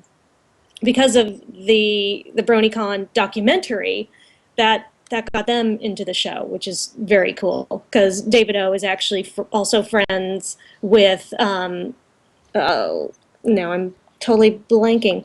Why am I not thinking of his name? John Delancey. Okay. Yes, they were friends prior. They've been friends for years. And then I, of course, met John at the BronyCon convention. And so they ended up hiring David to do the music of the show. He wasn't familiar with the show either, and now he's a total follower. And the way John Delancey has come around as well, because I know he was kind of uncertain about it at the beginning, and then slowly became more and more interested, and then the documentary happened, and now he's like one of the bigger supporters. Mm-hmm. Yeah. I'm not sure, but I think that David O, I think on his Twitter, he actually has an OC pony as his icon now. He actually, it's not an original OC pony because I just asked him today. But it is an image that he is taking as his own because it's this Pegasus playing the piano, and David is the most brilliant pianist I have ever met. He could just sit down and play any song, and my jealousy is, off the charts at that skill. So yeah, he has. I don't know where he got that image from, but he has adopted it. Yay! Good for him. He can have it, and with a goodwill. Yes. He has earned it, clearly. Or with an iron will, if we want to go ponied. You had. I hadn't made a pun in 15 minutes. I was getting anxious. I had to make a pun. Yeah, it's okay. We forgive you. It's not a final. We've got to schedule it in. Pun every 15 minutes, and announcement of how we're doing on the fundraising every 15 minutes as well. Absolutely. Oh, yes, indeed. How are we doing on the fundraising? Give us an update. Still at €323. That is a good amount, but I think we can do better. Of course we can always do better. Yes. I'm sure we will, but that's a wonderful amount. Everybody, if you haven't donated, and if you have a few dollars, it would be really nice if you could just send some towards this. It is going towards... Oh, please help me out here. Yeah, of course. It's the main amount of money that's being donated right now is going to the Seeds of Kindness to Charity Album Fundraiser, which supports the SAFE project in Uganda, which in itself is an orphanage and an orphanage that's being constructed. And as part of the way to keep the project financially sustainable, there's going to be a guest house that's incorporated within the actual orphanage itself. Since we did an evaluation of the project midway and found that the original chicken farm that we were going to go with wasn't financially viable given market circumstances in Uganda. So we basically, your siblings kind of redid it. We got a new proposal, and now it's going to be a boarding. It's going to have a part that's going to be the boarding house. There's still going to be, I believe, there's still going to be part of a chicken farm just to provide foodstuffs, but otherwise, the main source of income just to self-sustain it will be that. And then once that's fully funded, the rest of the proceeds will be going to projects, the engineers of that borders projects, which include water supply and sanitation within various sites across Uganda, including an orphanage, as another orphanage as well. And remember, if you can't help us out monetarily, you can help spread the word on all the social networking, interweb site thingy-mabobbers. Yep. Yes. Internet communication tools. That was a technical term, A question in chat. I believe this is for Amy, but it could be for anybody. Do you have the question is, how do you come up with a basic idea? I don't know if you have a process for that, or if it's just a basic idea of what? Like a basic story? I would assume. I would assume for the show, yeah. I mean, we would often have meetings where all of the writers, because the writers are all freelance. I don't know how many people know this. The writers are all freelance, so we don't work in an office together where we get to bounce ideas around or show each other our scripts, anything like that. We just, generally, when we have a meeting, it's just the seasons I was on, it was me, Lauren, and Rob Renzetti, the story editor, and you would figure out your episode. But when the show first started, Lauren had a handful of ideas to begin with, and then we would have these writers' summits where a big group of writers would come in and we would spitball ideas, trying to just come up with stuff, and Rob would write notes. And then he and Lauren would work out the ideas and send premises into the network so that they could approve or not approve story ideas. Okay, nice. Did you find that? Go ahead. Sorry. I just saw a follow-up question regarding the order of the episodes and how you handled season continuity, or continuity between episodes and within seasons. Well, when we started, it was scripts would be sent out. So when somebody wrote something, they would send the script out once it was finished, and I would always read somebody else's script to make sure that I was adding things that people had implemented, or just make sure I wasn't conflicting with things. And then you also, that is the story editor's job to make sure that things aren't contradictory. So Rob, as story editor at that time, could say, "Oh, no, you can't do that because we have this happening." So just in case we weren't in the know. And that happened actually on Cutie Pox. I hadn't, although I thought I had read all the scripts, I hadn't read the one where Fluttershy babysits the CMCs, the Cutie Mark Crusaders. So so I didn't know they had gone into the Everfree Forest. So I was writing Cutie Pox, and I had them responding differently regarding Appleton going into the Everfree Forest. I had them really freaking out because, it's so dark and horrible. But since they've been in there before, they shouldn't freak out quite as much as I'm freaking out. So Rob said, they've actually been there, change that. So things like that. You have watching that. And then you also have the folks, DHX, they keep track of things, and they add things in episodes that we don't even know about. And they keep, I don't know if they have somebody officially who keeps track of that stuff, but they help make things consistent as well. Right.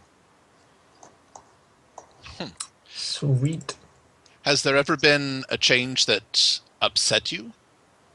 Like something you really, really wanted to get in and it just didn't work?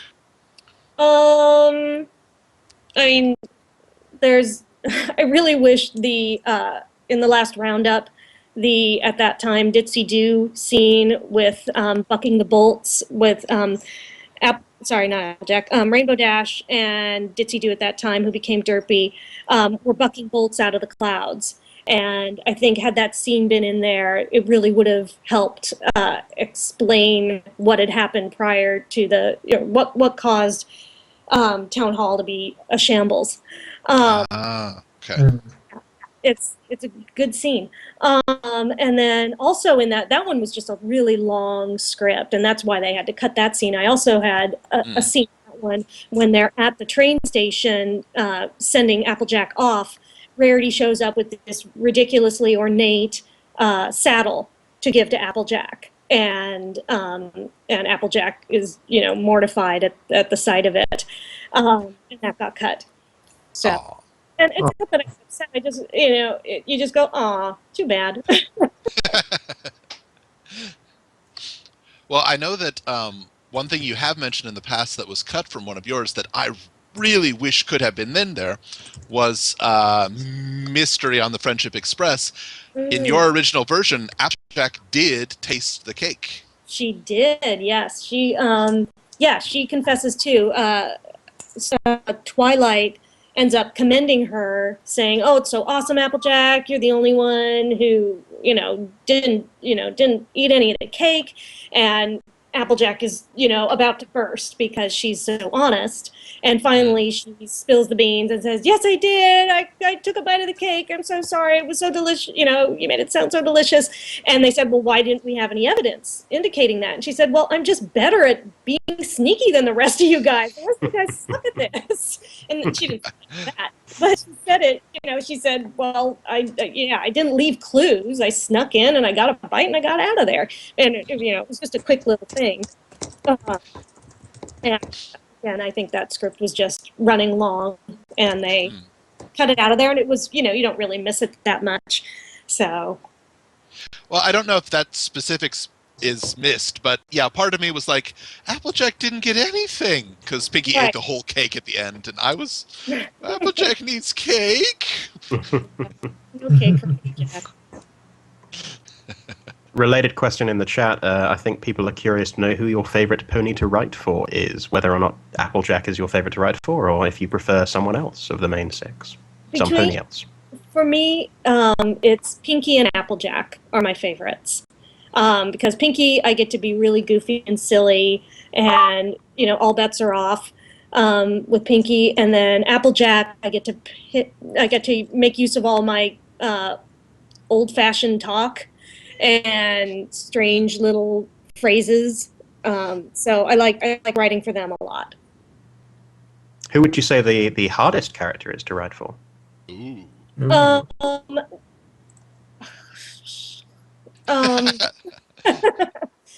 Fluttershy sometimes because she is so quiet, so she doesn't often have something to say.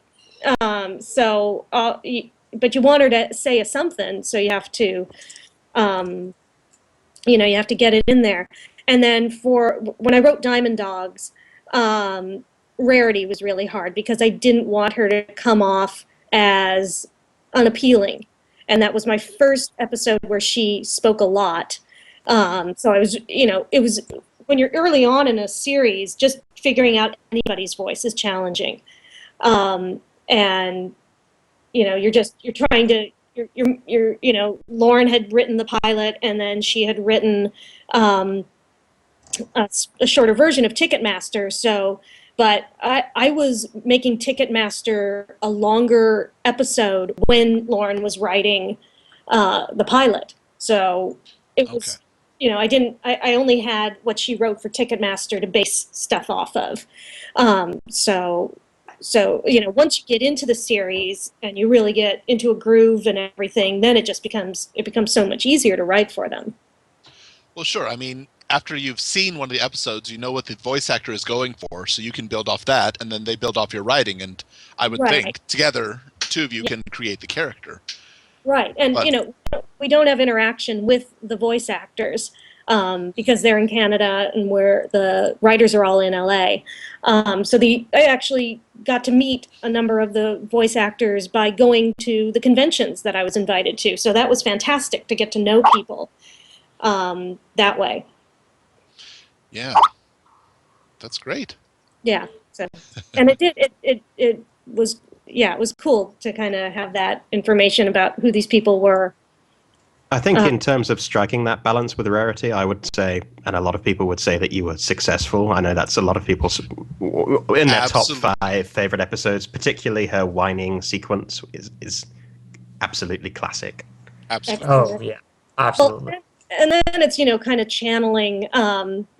For me, Rarity is channeling Scarlett O'Hara, and so once I did that, but if you've seen Gone with the Wind, Scarlett O'Hara can be really unlikable. So it's it's that balance. So, but I'm glad that it came off well. That is great. Now, a general question, if you don't mind, that a lot of people have been asking. I'll ask it now. Have you been keeping up with the recent episodes of Pony? I have been, yes. Okay. Have you seen today's? I did. I saw it. Ah, okay. There you guys go. Please stop sending me that same message several times. She has seen today's episode. Yeah, I'm actually. And we will. Oh, sorry. I was going to say I'm actually a fan of the show. Just and I'm very interested to see what's going on in season 3. So just like you guys, I'm there in the morning watching the show. So Absolutely. Awesome. Actually, I kind of had a question of my own. With regards to some of your colleagues who have also been involved in writing episodes, what have you noticed like been some like the strengths of like some of them like in terms of how their writing styles may differ in one way or may differ from your own, and how like what makes them distinct from your own writing style? So you're asking of the other pony writers, what do I think their strengths are? Yeah, like some of their strengths versus your own strengths, and like some of the distinct aspects of their writing style versus your writing style. So, like maybe starting with Cindy's, since we just since she wrote today's episode.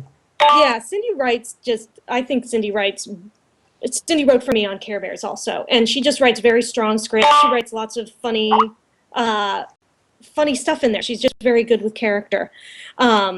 So she does that well, and she actually is. Somebody keeps chiming in and one thing. Sorry. So I think it's being worked on. Everybody mute your Skype. Oh, crazy. Stop it. Cindy is how do I turn off the dings? Does anybody know? I sure don't. It's actually the profanity buzzer, so what you're not hearing is yeah, Amy absolutely ripping her colleagues to shreds, all of that profanity. If you're in the flash chat there, if you go to menu in the lower left and then go to options and you uncheck play sound on new private messages or highlights. Okay, I don't know what any of that meant. In the chat window, there's a little menu button in the lower left-hand corner. Lower left hand. Mm-hmm. Right next to where you put your text. Should say menu. Yeah, I don't have a menu. I have a little smiley face. So that's on the right. Okay. Well, stop dinging. I was going to say Cindy is actually a musician, so she's very good at writing songs, and I think that showed with the Bab Seed song, and it showed with today's song. She's very talented with that. I think all the writers are so good. Like Mitch is just, I think he's just such a funny guy in general in life, and he gets lots of really complex stories and makes them work, which I'm always hugely impressed with. Megan, as everybody knows, she's fantastic at writing characters going insane, and makes it funny and really pushes the limits of that. In Party of One, how far she went with Pinky's insanity, I thought was amazing. Yes. Yeah, absolutely. And it's the episode that spawned 1,000 fanfics. Yeah. Exploring that in even more depth. Oh, very much so. Yeah, it's amazing, like that she's able to actually demonstrate, actually write for Pinky going crazy without it going into any like really difficult areas. Like it was a type of crazy that you could like see somebody with the personality of Pinky having that type of crazy. You know what I mean? Yeah. Absolutely. And that to me really made it believable, and in some ways really just showed that really showed off her capability to be able to do that. So I really love that episode. It's one of my favorites. Yeah. I know I really related to Twilight's freak out in Lesson 0, which was another one of Megan's brilliant pony freak out episodes. But all students, I think, can relate to that one. Oh gosh, yeah. So being a student is just stressful. It's a stressful job. It's not necessarily easier being a teacher, I gotta tell you. Oh God, no. I had some people on my Twitter feed, some students were saying, "Oh, I don't understand it. We're having so many movies right now." I'm like, yeah, teachers want that Christmas break too, guys. No, I feel you. I just started doing working as a teacher's assistant at my university. It's just like, dear God, grading. Ah! But anyway, academia aside, we should probably get back to ponies, right? Questions for our eminent guest. If you have them, throw them our way. We're monitoring the chat. How are we doing on donations? Let's see. Oh, one just came in. Oh, did? For how much? I don't have the stream up. He didn't say. I've just got thanks to I will butcher that name if I attempt to say it. I would Virtessima. If that's a terrible mispronunciation, I do sincerely apologize, but thank you very much for the donation. €25, apparently. Excellent. That's great. Thank you very much. Well, here's a question from the chat. There is one episode in season 2 where the story was by one writer and script was by another. How does it get to that point? Which one? That's an excellent question. Yes. Which one, guys? I'm not familiar with that one. I don't recall it off the top of my head. Because often the story, the stories on seasons 1 and 2 originated, putting your hoof down. Who was the story by and who was it written That's by? right. Okay, I think I remember from Putting Your Hoof Down. The story was by Cindy Morrow. Story by Charlotte Fullerton's, writing by Meriwether Williams. It could have been just a conflict in schedule. Like it might have been a situation where Charlotte came up with the story or perhaps wrote the outline, and then she may have gotten too busy in her schedule. So then after the outline phase, it could have been passed on to Meriwether to script. So it just that could have been the situation. There you go. So if you are speaking with somebody and they're talking about something completely random, but it gives you the absolute best idea for a show ever, do you credit them? No. No. Well, no, that's not true. Here's my example of how I do credit people for great ideas. My documentary, Jason Bateman Thinks I'm Dead, wasn't originally called that. It was called 6 Degrees of Jason Bateman. And I was telling my friend about it and telling her what I was doing, and this is when I was in the midst of actually doing it. And she looked at me and she said, "Well, it's called Jason Bateman Thinks I'm Dead, right?" And I said, "It is now." And so, yeah, it totally changed. And her name's Diana Eckstein, and I probably just said her name wrong, but I credit her in my movie for the title, and so yeah, something like that I definitely do. But you can be inspired by somebody saying something, and sometimes you don't even know who said it, or something like that. But yeah, generally, yeah, if somebody gives me the idea, then I would say, "Oh yeah, I got this idea from blah blah blah," Okay. and try and give them credit where possible. Right. That's good. Yeah, and I am so sorry. I tried to spread the word as much as possible, but that Kickstarter just didn't get through. Oh, I'm sorry. That's fine. The fact that I didn't get this money, but the fact that people were willing to give $20,000 for it, I was amazed by that. And like I said, I have other ideas. What my current thought is that I'm going to serialize it and put it on YouTube. There we go. That's great. Because that way, I don't have to raise any money. And it's just me going in and re-editing stuff. But I'm trying to plot it out where then I have a something afterwards, if that makes sense. I have an idea, and I'm trying to figure out how to do it. If I start getting an audience for my Jason Bateman things, I'd love to lead them into something else. Once that is done, once people are done watching that, it's a matter of what is that next thing, and how do I accomplish it? And for people who are listening who might not be familiar with the project, do you want to give it a quick description of what it's about? Sure. Of my Jason Bateman thing? Yes. Yes. Between 2008 and 2009, I made a documentary called Jason Bateman Thinks I'm Dead, thanks to my friend Diana's title change.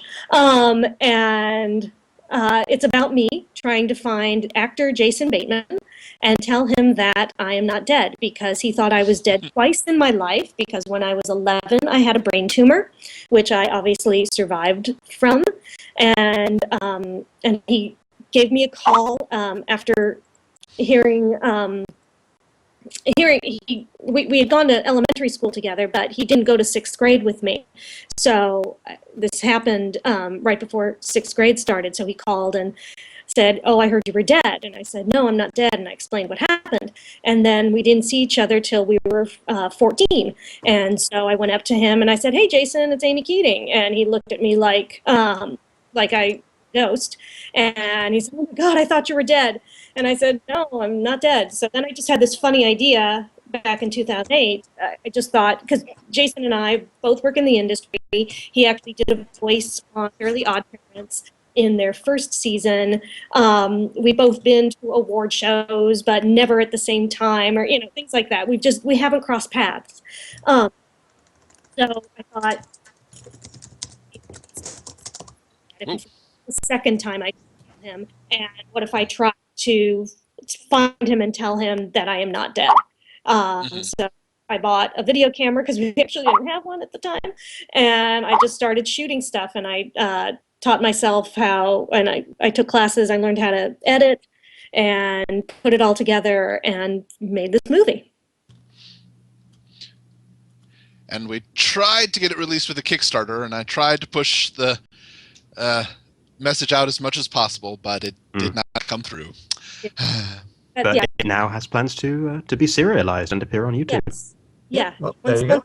Once I have time to do that, yeah, because the way I made it, I just, I dug myself a hole where I used music that I don't have rights to, and I used images that I don't have rights to. But I think if I put it on the internet, nobody's going to give a hoot. So, I might divide it up and do that. We won't tell if you don't. Yeah. Everybody, shh. Keep this on the down low. A couple of questions coming in, and then someone is suggesting that you turn off the automatic adjustment of your volume in Skype, Amy, because apparently you're coming in and out a little bit. Oh, gravy. Okay. How do I do that? That's actually not the auto adjustment volume. That's Skype's auto muting feature. When your microphone can hear your speakers, you cannot turn that off. Really? Okay. Yeah. Skype. We're being foiled by modern technology here. Yeah, the solution is just if you're not talking, guys, just mute your microphone, and that way we won't hear the typing noises in the background. Okay. Yep. So that's on us. All right. Okay. There was one other question as well. Do you have any... I'm failing to read here. It can't be that late. Do you have any core writers or friends you work with again and again in the industry, was the question. Who do you seem to collaborate with the most, or who do you cross paths with the most? On Pony, Lauren brought me on because she and I had worked together on Powerpuff Girls and Foster's Home for Imaginary Friends. Cindy was brought on as, she had worked on Powerpuff with Lauren as well. And then I worked with Cindy. I had her write some Care Bears for me. So yeah, you end up making friends, and you know who you work well with, and you know whose writing is going to fit whatever thing you're working on. And so you try and hang out and work with those people. I tried to get Mitch to write a Care Bears episode, but his wife had just had a baby, so he was super busy and exhausted.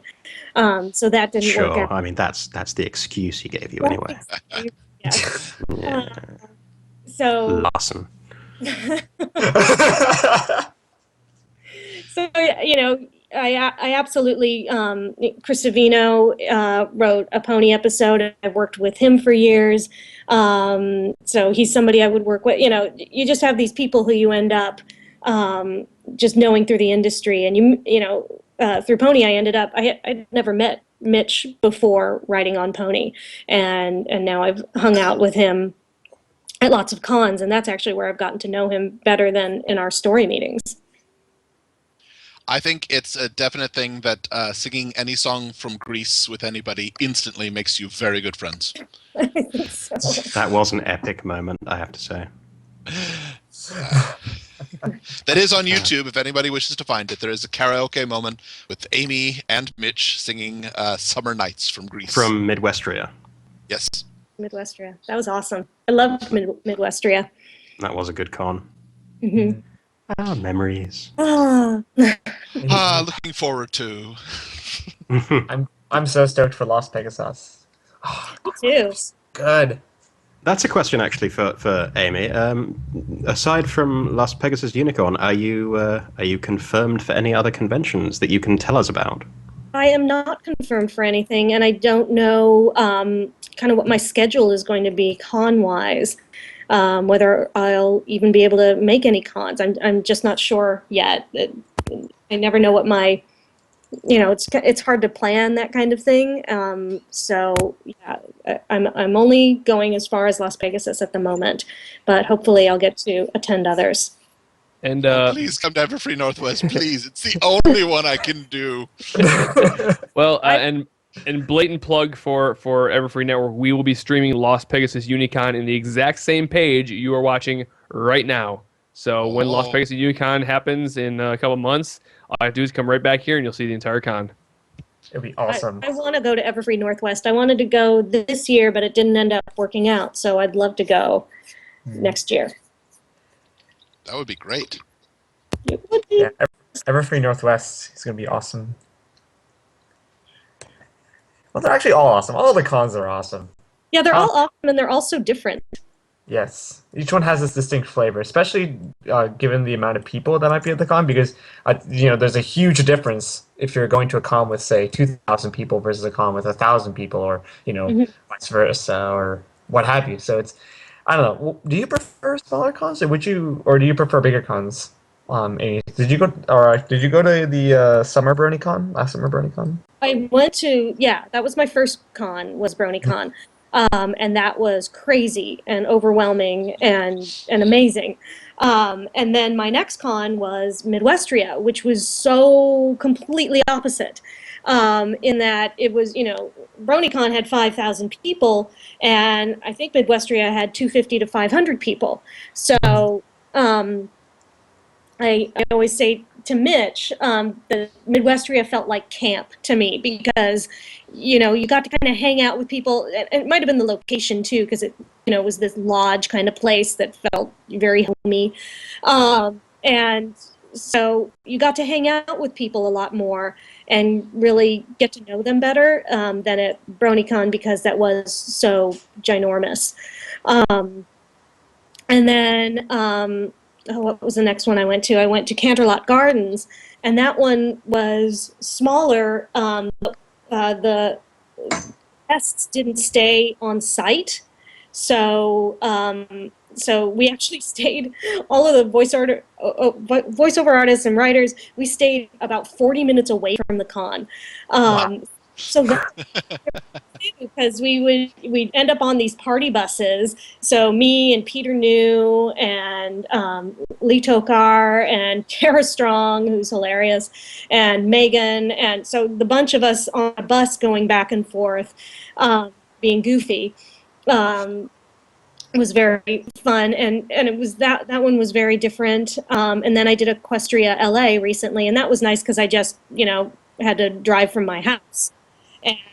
And, but by then it was my fourth con, and I had seen and hung out with so many people that it was I was seeing old friends, Right. Right. which was very cool.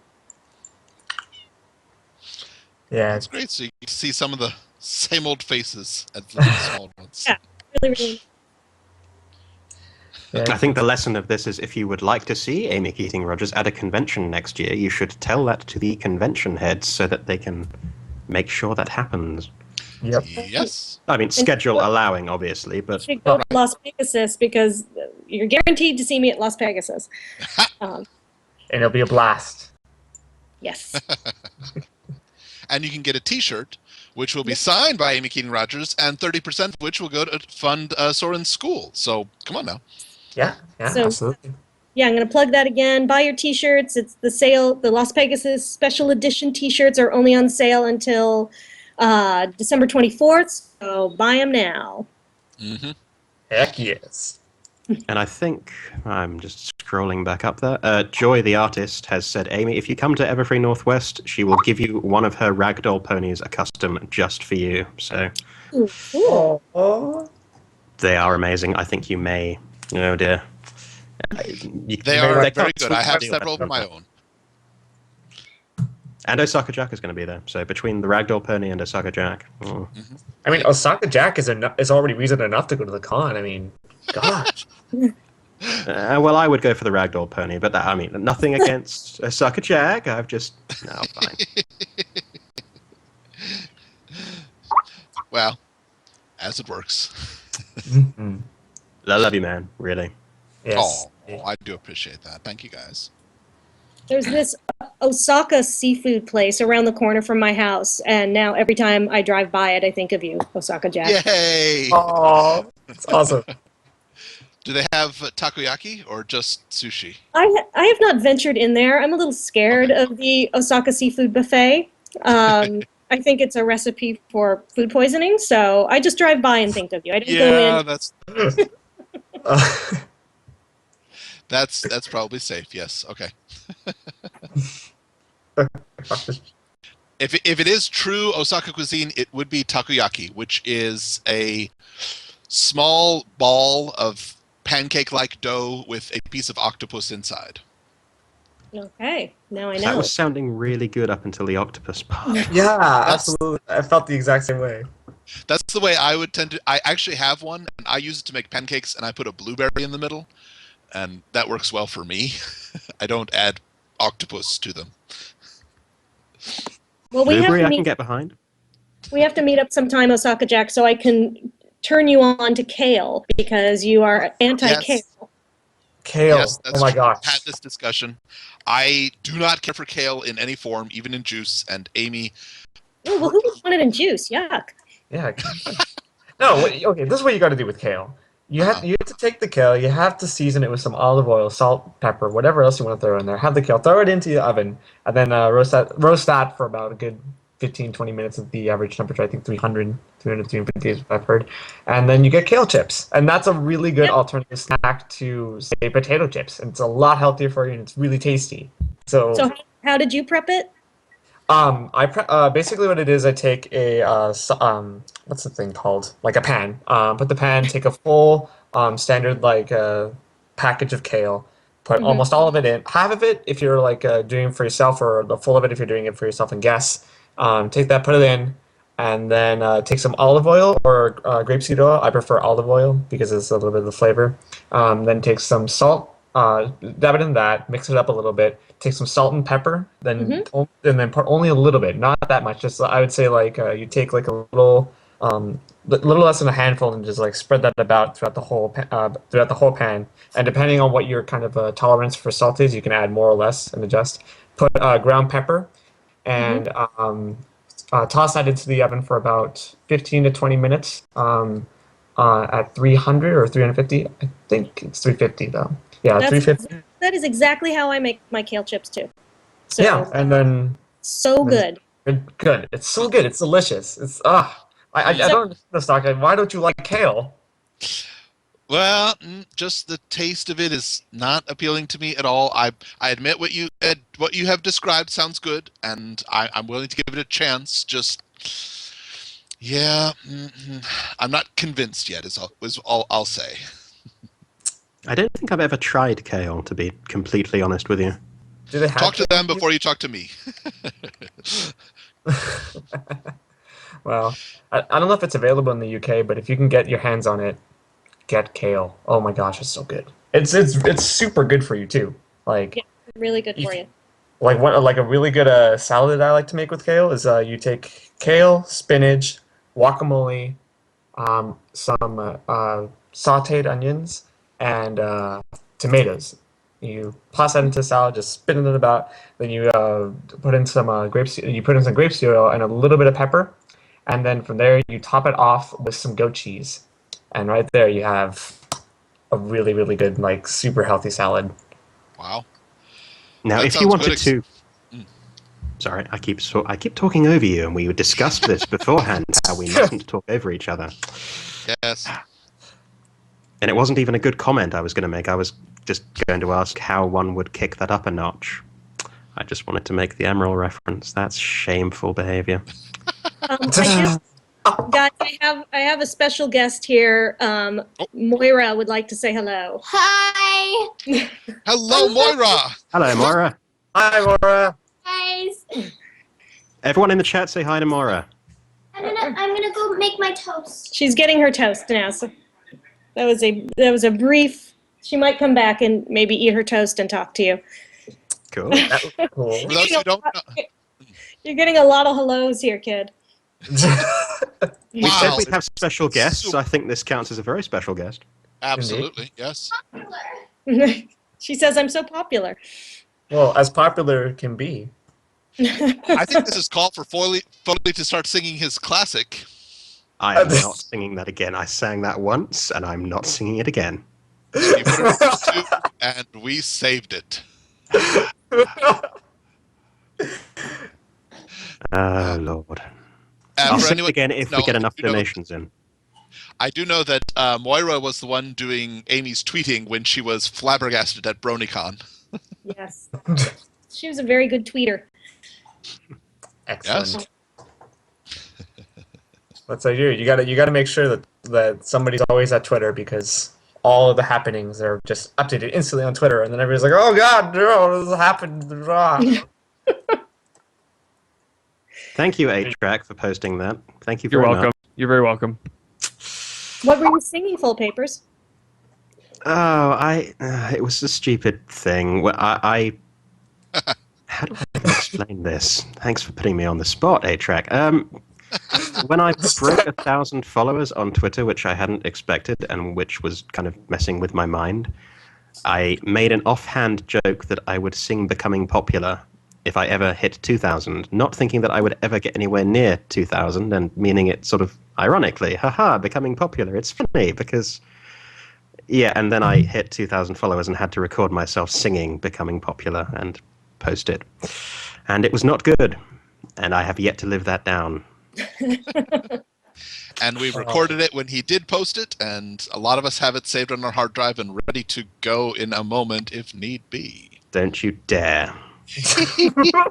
Leave it alone. It's okay, Full Papers. I have my share of embarrassing singing moments as well.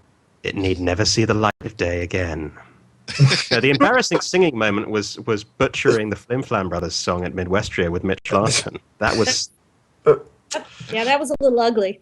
Oh God, that was great. I think to add insult to... I'm sorry, go ahead. No, go. To add insult to injury, I think that was the Saturday night, and the following night, or maybe it was the Friday night. The following night, anyway, a couple of Flim Flam Brothers cosplayers got up and did that song and absolutely nailed it perfectly. Yeah, they were awesome. I didn't see that one. I did see your guys' attempt at it, but I didn't see that one online. That's a shame. In MA's defense, he couldn't see the screen with the lyrics. That's kind of tricky, and he couldn't remember them, which... All right, fine, there's no defense for it. Well, I mean, it is quite a long time between writing it and seeing it or hearing it, between air time and write time. But well, and he didn't write the tune for it. He wrote the lyrics. Even I got up and sang. I sang the Smile song, but I went up and sang the version that's on the show, and I'm just not as good at that version. I know my version pretty well, but we don't watch the episodes as much as you guys do, and so we don't have. I really didn't have that memorized, so I totally flubbed up on that song. I think you did fine. I like your version of it, frankly. I do. Yeah. I mean, I like Daniel's as well, but I like your version too. I do. Well, thank you. And we're not going to gang up on you. We're going to gang up on Mitch. He's not here to defend himself, so Yeah, right. we'll insult his version, not yours. Yeah, Okay. exactly. That's fair. He's Oh, in England so- now, isn't he? I mean, Full Papers, can you go out and find him? I mean, your island's kind of small, right? Yeah, I'll get right on that. I'll walk over. I mean, he can't be far, can he? Yeah, he was right over the pond. He said he was in room 7, so I guess. All right, so I wanted to take this moment to let everybody know that in 10 minutes, Cindy Morrow is going to be coming on to join us for this lovely, lovely live stream. So that should be fun when we get her on. The second thing is if you have yet to have donate to Seeds of Kindness to Faithful and Strong. Your donations will be helping fully fund an orphanage project in Uganda and water supply and sanitation projects all over the country. So it's important. Please donate. It's why we're here. It's why we're embarrassing wallpapers. Well, I do tend to embarrass wallpapers regardless, but I'm gonna kick it up a notch tonight. Oh yeah, Thanks, absolutely, man. yeah. It's for charity. I'm fine with that. Yeah, the original reason why I brought wallpapers on to this project was because he had the British accent. I was like, you gotta have your token British accent. It just, I know what I'm good has for. to be there. if you don't have it, I mean, you just doesn't have the same amount of class as other live streams. No offense. Moving right along. So candy-colored magical ponies, they're cool. We like them. Yeah, no problem. Yeah, really cool, awesome. I love them. Actually, we did have one question from Slies again. He was curious as to how someone could contribute to the album or to a future album that Seeds of Kindness puts out. Oh, well, I'll take a quick moment to answer that. We're going to be putting out an announcement as soon as Seeds of Kindness 2 is over, calling for submissions. So that'll be on Equestria Daily, Derpy Hooves News, around Sable, basically all over the place. So just check that out, and then there should be an organizing thread that'll go up on My Little Remix to support and help facilitate that initiative. So just keep an eye out, and we'll throw that out there once we get to that point. So there's your answer. Thank you for waiting for like an hour for me to ask that. We are paying attention to the chat. It's just not all things that are said there can be asked, so apologies. Mm-hmm. But it's okay. We love you, chat. So any final questions or are you staying on while Cindy Morrow joins us? Oh, I'll let her have her, moment in the sun. She wrote today's episode. She should be able to talk about that and not have me bugging her. Oh, that's kind of. I don't think she'll mind you being on, but if you have to go, you have to go. I think she'll have fun with you guys. So, chat. Any further questions for Amy Keating Rogers? Get them in now. Speak now, or forever hold your peace. Somebody just asked if I was influenced by Up when writing A Friend Indeed. Not consciously. And I can't remember if we discussed it in the story meeting or not, whether to reference the old man and Up. But I wasn't. It's not like I went, oh, I'm writing this. I'm going to go watch. I'm going to go watch Up now. I just kind of, to me, Cranky Doodle Donkey is more Fred Mertz to me, because I'm the big I Love Lucy fan. So I got to put kind of craggy Fred Mertzness in him. A definite character that's seen a lot, but I think you did a very good job with him. Well, thank you. Yes. I'm glad I got to put the Dreamboat special in there for his new 2K, because that's kind of weird things I say. Did you have a specific coiffure design in mind when you said Dreamboat special, or just wrote it and let them do what they want? I think I said it was a pompadour. Okay. I'm not positive, but that sounds like something I would have written. Mm-hmm. Okay. But well, Amy, thank you. It was very awesome. Well, thank you so much for joining us today, Amy. I have to say, it's so nice talking to you when I'm not in pain. Well, I'm glad, that moment has passed. Yes. And you're awake. It's all good things. Yes. Still early for me, but I am more awake. Okay. Foley is a good caffeine substitute. He is. I need more caffeine. It's 1 o'clock in the morning here, and I have to stay up for another. I don't even know how long. We'll deal with that another time. But yes, thank you very much. It's good to speak with you again. Appreciate you coming on and answering all these questions. No problem. You guys. Putting up with our ridiculous's. Have fun and good luck with the fundraising. People give. This is a great cause, and they're getting matching funds up to $2,000. So help them out. Yep, it'll be fun. Also, Amy, see you at Las Vegas. Oh, my Las Pegasus t-shirt plug. There are limited edition, 250 limited edition Las Pegasus t-shirts that you can buy now on the Las Pegasus site if you go to the support section.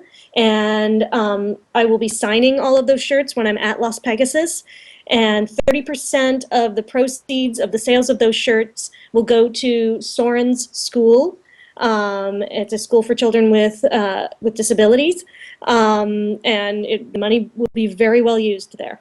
So please buy a T-shirt. You don't have to be going to Las Pegasus to get a shirt, and help out Soren's school. There you go. How can you go wrong? Indeed. And I guess I'll see you there, Amy. I don't know. Sounds awesome. Yes, it should be fun. Okay. We'll have fun talking to Cindy. Yep. Bye. Farewell. Bye.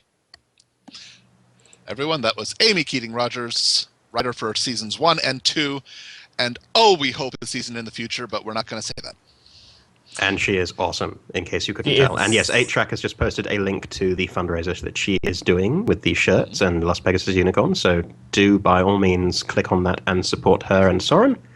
Yes. And also, if you haven't donated yet to our little charity shindig, Shindig, that's what we're calling it now, Charity Shindig.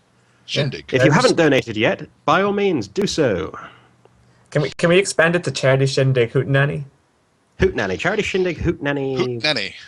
Absolutely. What are we up to? Because people are still demanding that I sing.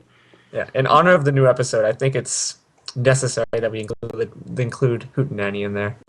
Yeah. That's a good term, actually. I like Hootenanny. Do you teach that word in your classes, Jack? I will. At this point, I will. Absolutely. Yeah. Do it. Hootenanny. Sure, Hootenanny.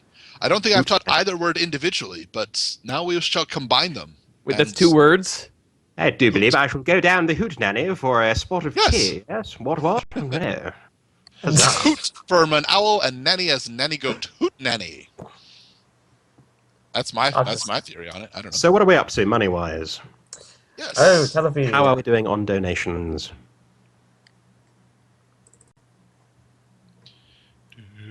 Have we a figure? We're crunching the numbers. We are at €372, which doubling that is 744? 744, that's right. All right. I can do maths. Yay! Yay! Good for you. Congratulations. I will do kittens in bags if we make it to €400 in the next. You just made Nash's day. Seconds. Just FYI, you made his day by saying that. Well, he's going to do the song if we can get another €28. Yes. Uh-oh. Another €28. Folks, €28. He sings kittens in bags. I think Nash is going to donate right now. Yep. But you need to do it before Cindy Morrow comes in, because I'm not doing it in front of a writer for the show. I refuse. I have some dignity, not much. I admit, being English, but I have some.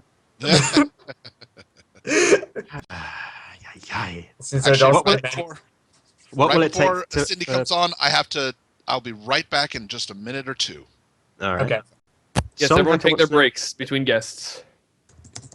What will it take for becoming popular? Well, I did Becoming Popular already, Song Hacker. It's on YouTube if you really want to subject yourself to it. A live version, I think we need to get up to like €1,000. If we make it to €1,000, I'll consider doing Becoming Popular again. Yes. But if we make it to 400, I will do kittens in bags just for Nash, because Nash has a strange obsession with placing kittens in bags. Oh, this is so cute. You just put like a kitten in and a nice little paper bag, put a kitten in there, and take a picture. You're saying it wrong. It's kitten. There is kitten, a U in with there. A U, yes. Kitten in bags. Well, I can't start singing it yet because we're not up to 400. Well, not yet. I will happily make a complete ass of myself for charity. So, if you wish to know what song he will be singing when we eventually hit that number, you can go to kittens.ytmnd.com and hear Nash himself singing it. Nash sings it a lot better. To get Nash in here to sing it, we can do a duet. Kittens. Don't give it away. Don't give it away for free. They get the first line for free, but the rest will cost them. How did you talk me into this again? Charity. Oh yeah, charity. It makes people do crazy things. It is a good cause. It's a great cause. It's a wonderful cause. How much would it take for you to sing Fish Heads? I don't think I know that one. It's the fish heads, roly-poly fish heads, eat them up, yum. I think I just sang it. You just sang. I don't need to do it now. You've done it. Excellent. Good stuff. Getting me off the hook. Fabulous. Oh dear. Yep, it is definitely 1 o'clock in the morning, and I'm definitely not getting any sleep tonight. It's all right. That's It's a all right. Saturday, I've Sunday there now, so. got a bottle of Pellegrino. Oh, hold on. Hold on. It's officially 1 o'clock on December 23rd. It is. Huh. I've been a year older for a whole hour now, and I hadn't even realized it. Happy birthday then. Thank you. You're welcome. About. Happy wonderful birthday, Paul. That's Actually, great. I don't think I was until the Happy evening. birthday. It's still like another day, but never mind. So how old are you now, Full Papers? I'm not telling you how old I am. Oh, come on. Come on. Tell us. 200. I'll tell you how old I am. I'm 26 today. Oh, well, there you go. Old fart. Yeah, I know. Shut up. Yeah, I was going to say. For someone who destroy his 26. Anyway, All right, for anybody, I won't say my age, but I will say this year is my 3rd revolution in the Chinese zodiac. So There are quite a few of us in the 3rd decade of our lives. thank you to everyone in the chat who's wishing me a happy birthday. Now, someone explain to me exactly how old Osaka Jack is. Explain to me the Chinese zodiac system. Before you do that, It's crazy. I'd like to take this moment to bring Cindy Morrow into the call. Yes. Oh. This would be great. Yes. All right. Do. Everyone on their best behavior again. Okay, straightening up. No slouching. Keep the back straight. Yep. Pretend to be professional here. Professionalism. Bah. All right. Here we go. Best OC pony ever. Oh, God, it's so cute. I also just put it in the stream. Yeah, that's why I mentioned it. Just Cool. bacon sizzle. Awesome. So good. Oop. Seems as she did not pick up. Hold on a sec. You did tell her you're calling, right?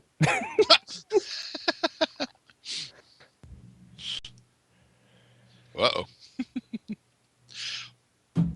Well, while we're trying to get Cindy on the call, shall we take a look at what episodes she has written? Obviously, she wrote today's, but... There she is. Oh, wait, there she is. Sorry, I'm not really good at using Skype. That's okay. Oh, that's fine. Neither Skype are we, is don't worry. How long were you guys waiting for me to figure out how just to do this? Just like a minute. Oh. Yeah, not long at all. Sorry. I'm All here. right. Everybody, say hello to Cindy Morrow. Yay! Hello! The live stream. Hello. Hi. Thank you for joining us. Oh, pleasure to be here. Now, for anybody who doesn't know, which let's hope there are not many, what episodes have you done for My Little Pony? I've done quite a few. Most recently was the one that aired this morning. Is it Family Reunion or Apple Family Reunion, right? Apple Family Reunion. Sometimes Yeah. they change the titles. I always get a little confused. And I recently did the Bully episode a couple weeks ago. And One bad apple. Family Appreciation Day, Winter Wrap Up. Oh gosh, you guys, help me out here. Griffin the Brush Off, I think it looks like. Yeah, Read 'em and Weep. Showstoppers. Thank Hurricane you. Fluttershy. Thank you. Yes. Owlswell that ends well. Owlswell that ends well. Yeah, I think that might be it. Sister Hooves Social. Ah, yeah. Okay, did that one. Yep. Read It and Weep. Did we do that one? She said that one. I'm sorry. I Yeah, did that was the hear one it. that I remembered. Yeah. Well, we write them so far, so much earlier than when they actually air. And things change, like titles and different things. So sometimes it's we forget what we worked on. Sure.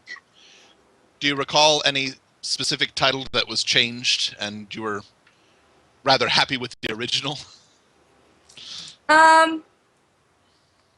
I think Read 'em and Weep was Reading Rainbow, which I thought was really cute, but we knew that we probably wouldn't be able to use it. Right.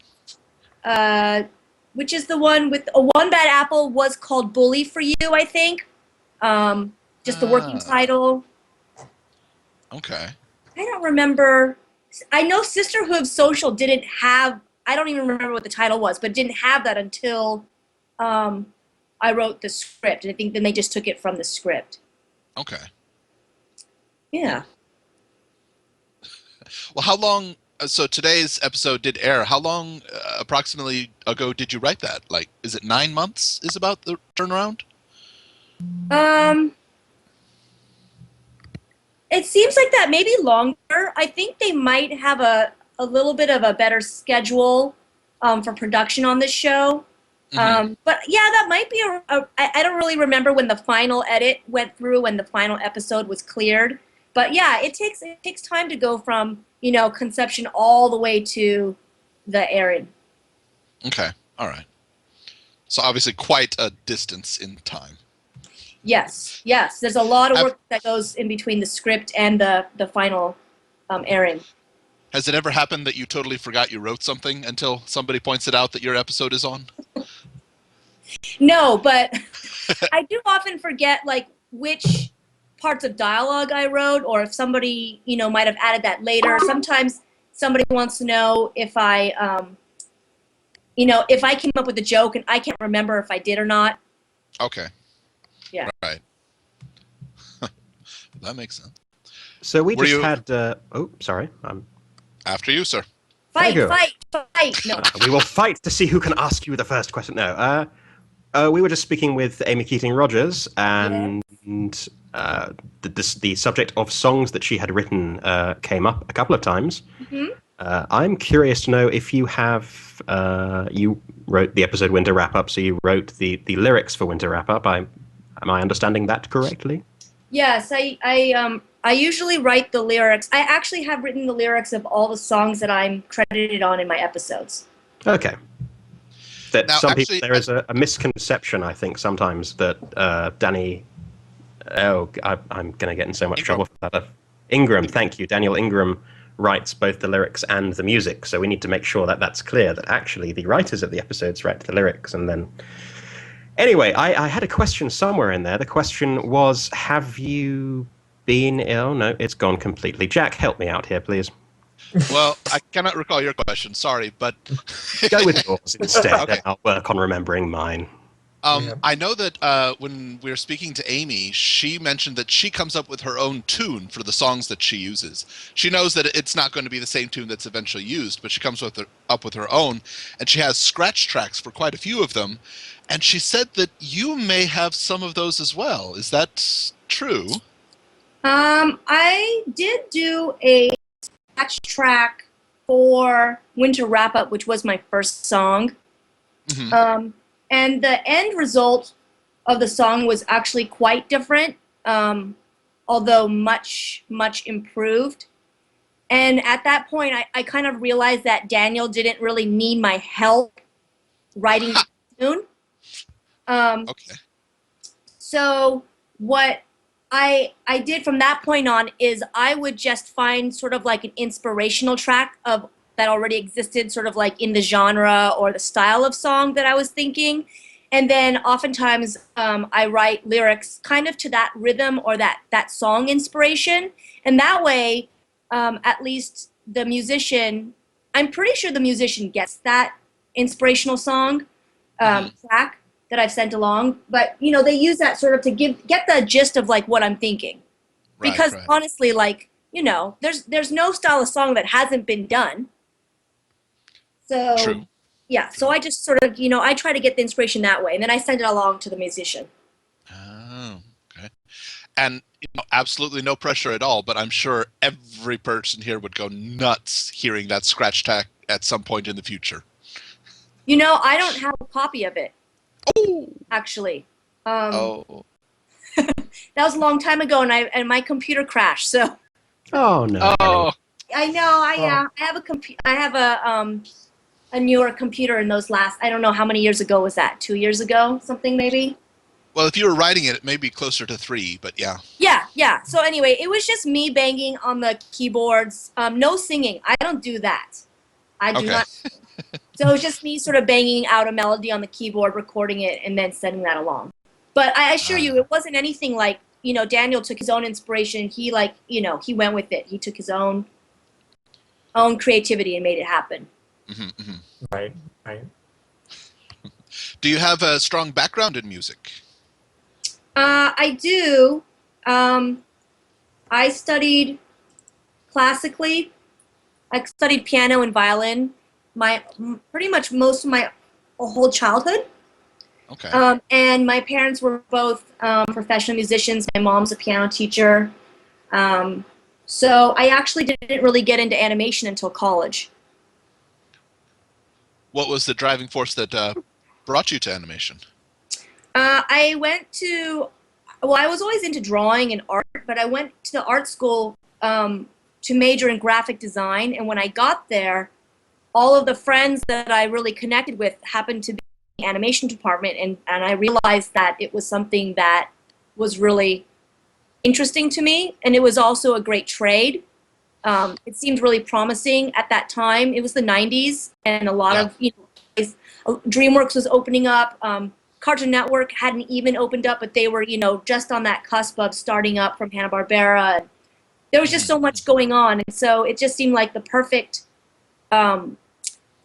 major for me to actually go into. So I transferred from the graphic design department into the animation department my second semester. Oh, okay. Cool. Yeah. So kind of a late bloomer. Well, late bloomer or not, you definitely it definitely shows in the work that you've done. And I would agree. I'm sorry. Did you have something to say a second? No, go. Oh, okay. I actually had a question. Fight. No, I'm joking. Goodness gracious, just being encouraging antagonism between the hosts and the guests. Oh gosh. And we were warned beforehand not to speak over each other. He yelled at us not to, and now we're getting yelled at to actually do so. Conflicting directives here. I don't mind. All right. Well, I did have a question about the new episode today, if you'd be fair to humor it. So for the whole Apple family. Real fast, if you're in the chat, if you have not seen the episode yet and you wish to avoid spoilers, mute your speakers now. Yep. Oh, all right. All right. It's been 12 hours. They've had enough time. Yes, I agree. No sympathy for those who have yet to see the new episode. But anyway, so for the part with sorry, I'm trying to make sure I phrase my question correctly.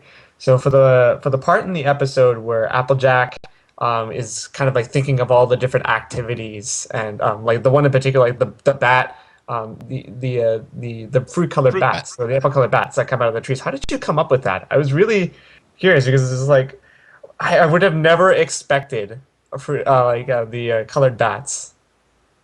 To be honest with you, I think that was a storyboard element. I don't think I came up with. Well, I certainly didn't come up with rainbow-colored bats. I'm gonna see if I can find the script. And see if there's any kind of. I mean, to be honest with you, it is a year ago, so. Yes. Oh no. Nobody's blaming you for not recalling it off the top of your head. No, of course. And I never like to take credit. Honestly, I don't like to take credit for other people's, artistry or creativity. So I always assume that if I can't remember something, I probably didn't do it. And I honestly don't remember. I think somebody else came up with that, whole rainbow thing. Because when I saw it, I'm like, oh, wow, that's really cool the way they did that. Yeah, because I just something I was like, I did not see that coming at all. Yeah, it was pretty cool. I agree. Let me see if I can find something. Okay. Why don't you ask me another question while I'm opening up the script? Well, I think on the fruit bat thing, I think Sabrina Sibsy was the one who storyboarded this episode. So if you did not include it, then it was probably Sibsy's doing, and it was great. Yeah, also sometimes after I'm done with the script, it still has to go to final edit. So Megan will take the script and, go over it. And sometimes she'll add things. And if I don't get a copy of that final script, I don't know how she's enhanced it. So it's very well she might have added something because I don't think I have the final script for that. Okay. Yeah, so you never know. That's fine. Oh, no, go ahead in a second. No, I was just going to say, when you wrote this script, had you already finished the One Bad Apple one with Babs Seed? Had you planned on including her from the get-go, or was it an afterthought, oh, we need to include this specific character? I've never overlapped scripts, so I'm assuming that we just added her because she was Apple Family, and it was kind of a nice, not a coincidence, but it was a nice opportunity to just bring her back. Why not? Okay. Oh, here, look at this. So in my first script, they're not bats, they're timberwolves. Oh, wow. That would have been really different. Oh, wait, hold on. Oh, I do have bats in here. Hold on. There are bats. I did write the word bats. Okay. But you know what? It was sort of like a multitude of things happening to them as they're kind of like flying through this, going through this forest, and bats were there. But whoever added the whole like fruit bat and the rainbowy whatever, that awesome part, that was not me. Ah, okay. Yeah. So I guess originally it was going to be like a haunted hayride type thing, where just everything's jumping out at them and scaring the bejesus out of them. Yeah. Okay. Isn't it fun how it changes? Like, you just never know what's going to happen. I think it's great how it changes, and it became wonderful, but I really would have liked to seen the Timberwolves again. They were awesome.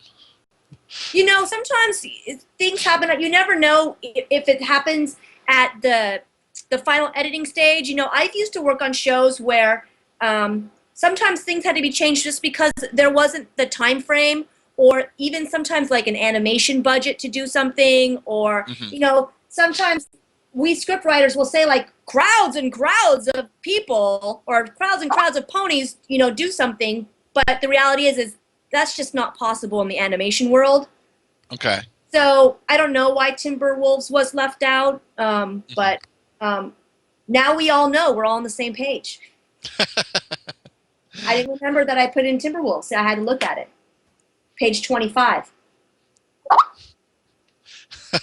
And I'll butt in here and do the NPR thing. If you value this kind of inside information and would like to make a donation to Bronies for Good, we're at €446 right now, I think was the last count.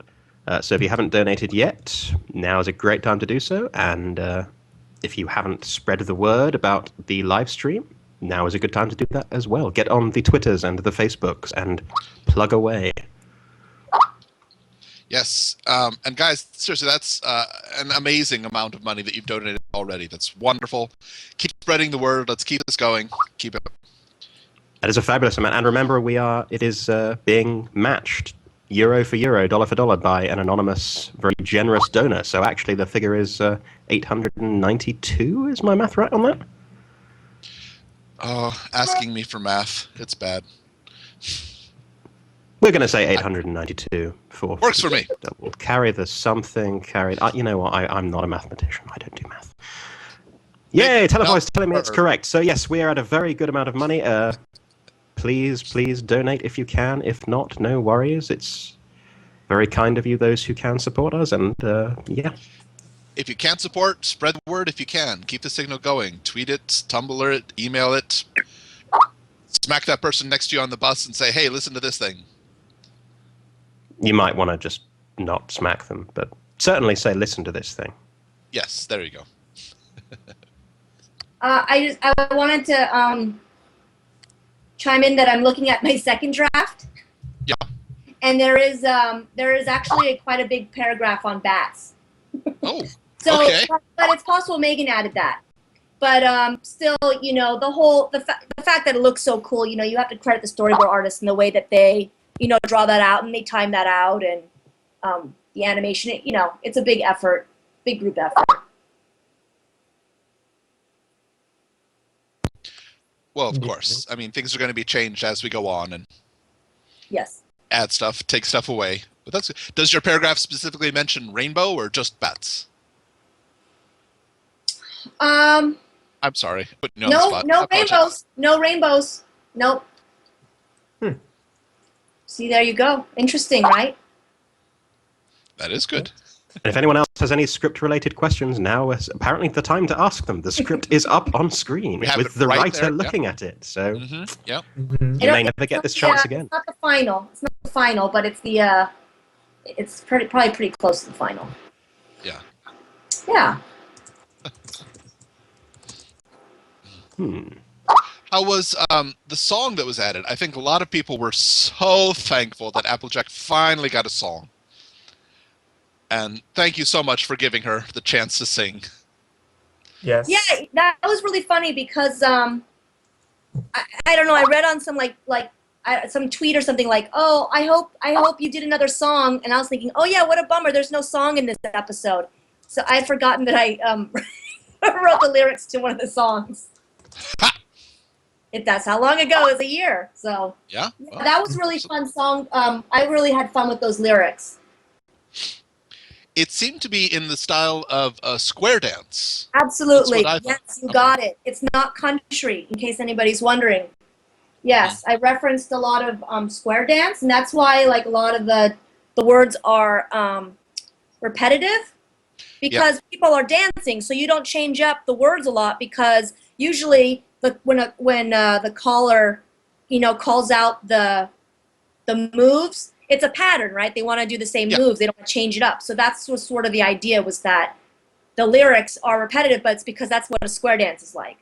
Yeah, exactly. That the square dance is not about getting the most the deepest lyrics out there. It's about matching the rhythm, putting out a pattern for people to follow, letting them dance, and then enjoy it.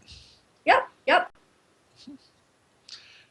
I'm not sure. Full Papers, have you ever been in a square dance or seen one? Or have I ever been in a square? Not since like 4th grade. I've done ceilidh dancing. I was at a Scottish wedding and I did ceilidh dancing, which is much the same thing. You have a band and then you have someone calling out the particular moves.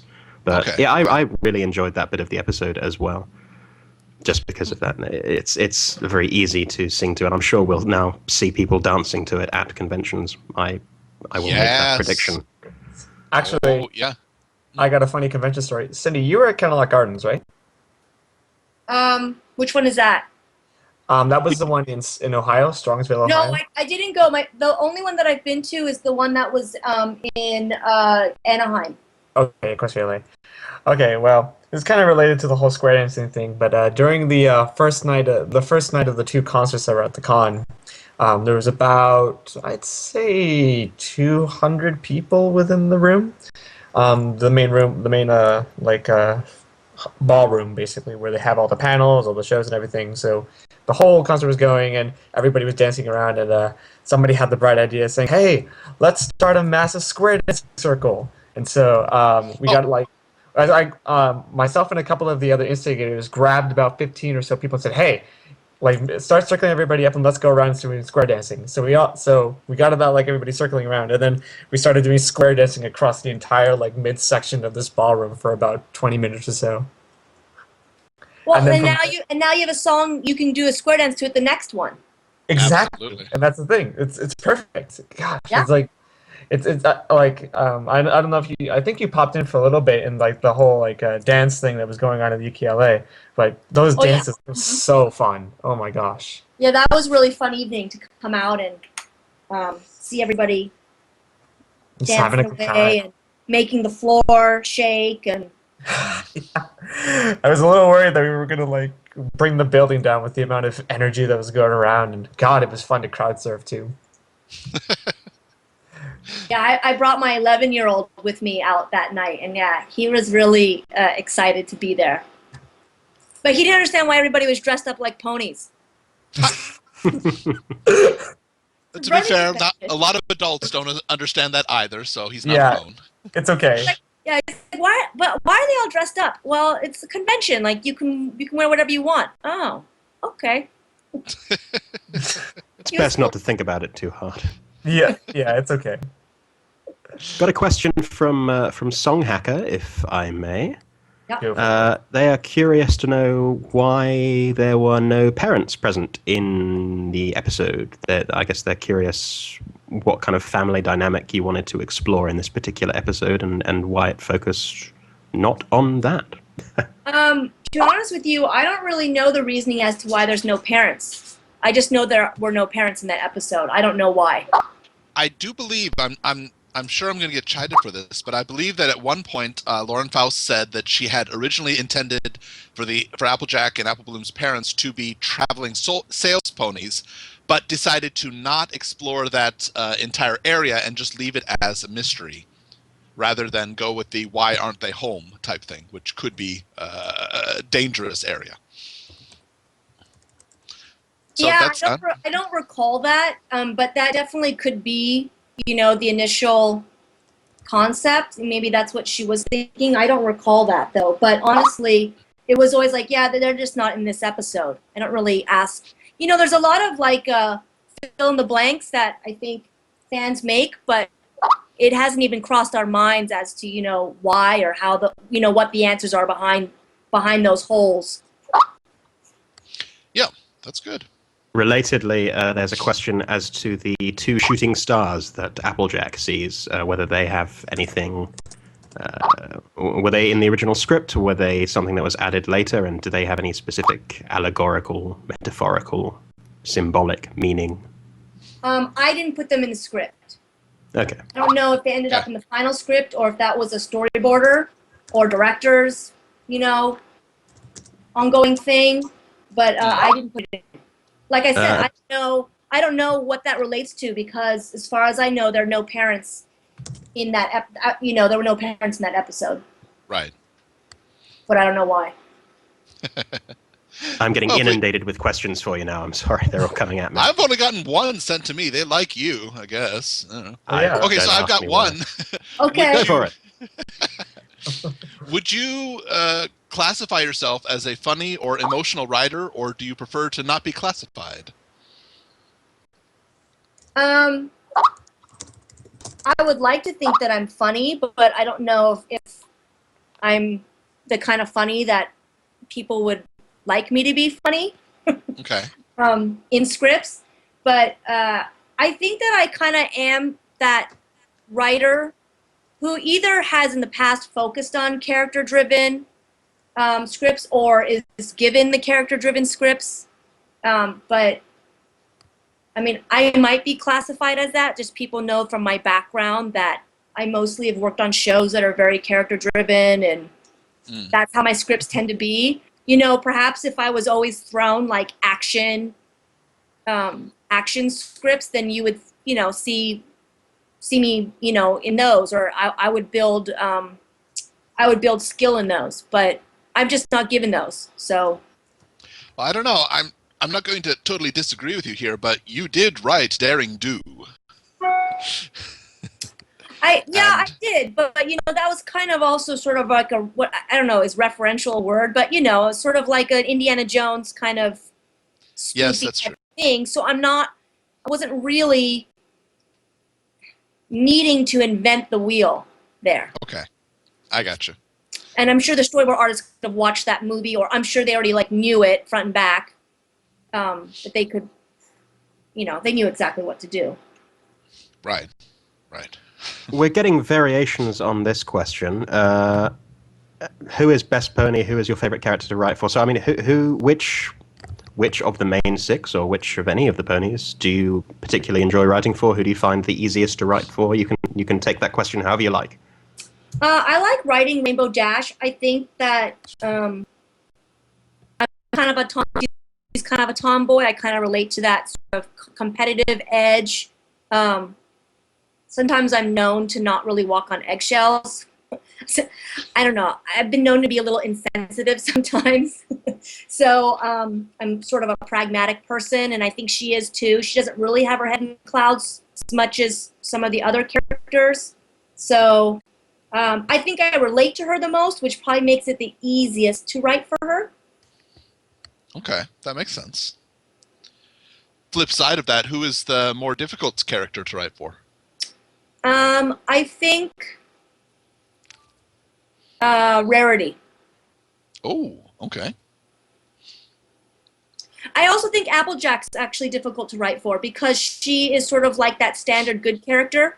She's sort of always she's the well-rounded, the one who's got like the most stable. She's got a good head on her, but that always usually equates to like a more of a boring or less unique kind of character. Okay. If that makes sense, right? You know, everybody always likes the bad guy. Sure. Right? Yeah, it's hard to be a straight man, and it's hard to write for them, I'm sure. It's hard to make a straight man sound really interesting, and Applejack is the best straight man we've got. Right. Yeah, so I find those two, I think Rarity, just because, again, you know, it's just a personal relatability. I'm not really that much like her, so I think she's harder to write for. She's very girly, you know. Yes. Wonderful. Had you see. Go? Oh no, sorry. People are attacking me with questions, but go ahead. Man, I only get like 2 or 3 questions. They like you better. Attack I think they really Jack. They want you to sing, man. They want you to sing your song. I'm telling you so. Have we broken 500 yet? Well, he agreed to do it at 400, which we did Oh, we break. did. Oh, we did I'm break. not singing while we have a guest on now. Here's a question. Someone was curious to know whether the flashback with Applejack and Granny Smith in today's episode went, whether it was kept as it was in your script or whether it changed significantly. You mean the one where she's looking through the photo album? I think that's what they're asking about, yeah. Yeah, I think that's what it was kind of like. Yeah. I'm trying. You know what? I watched the episode today. I don't have that cable channel, so I have to wait for somebody to put it on YouTube. So I watched it this morning. Yeah, me too. Yeah. And I only saw it the once. But I'm pretty sure, yeah, I think it was close. It was close to that. That's kind of how I envisioned it. Okay. All right. Someone here asks, this is a good one, what are some of your influences as far as writing?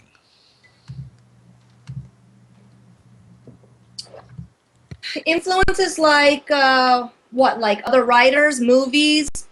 Well, any of the above, I suppose, but yeah. What have been influences in your past? Influence in my past. Well, definitely, you know, working. My first job that I had on Powerpuff Girls, you know, that spanned, I want to say, like maybe 10 years. A lot of it freelance towards the end, but you know, that working with those guys and gals was just such a huge impact for me.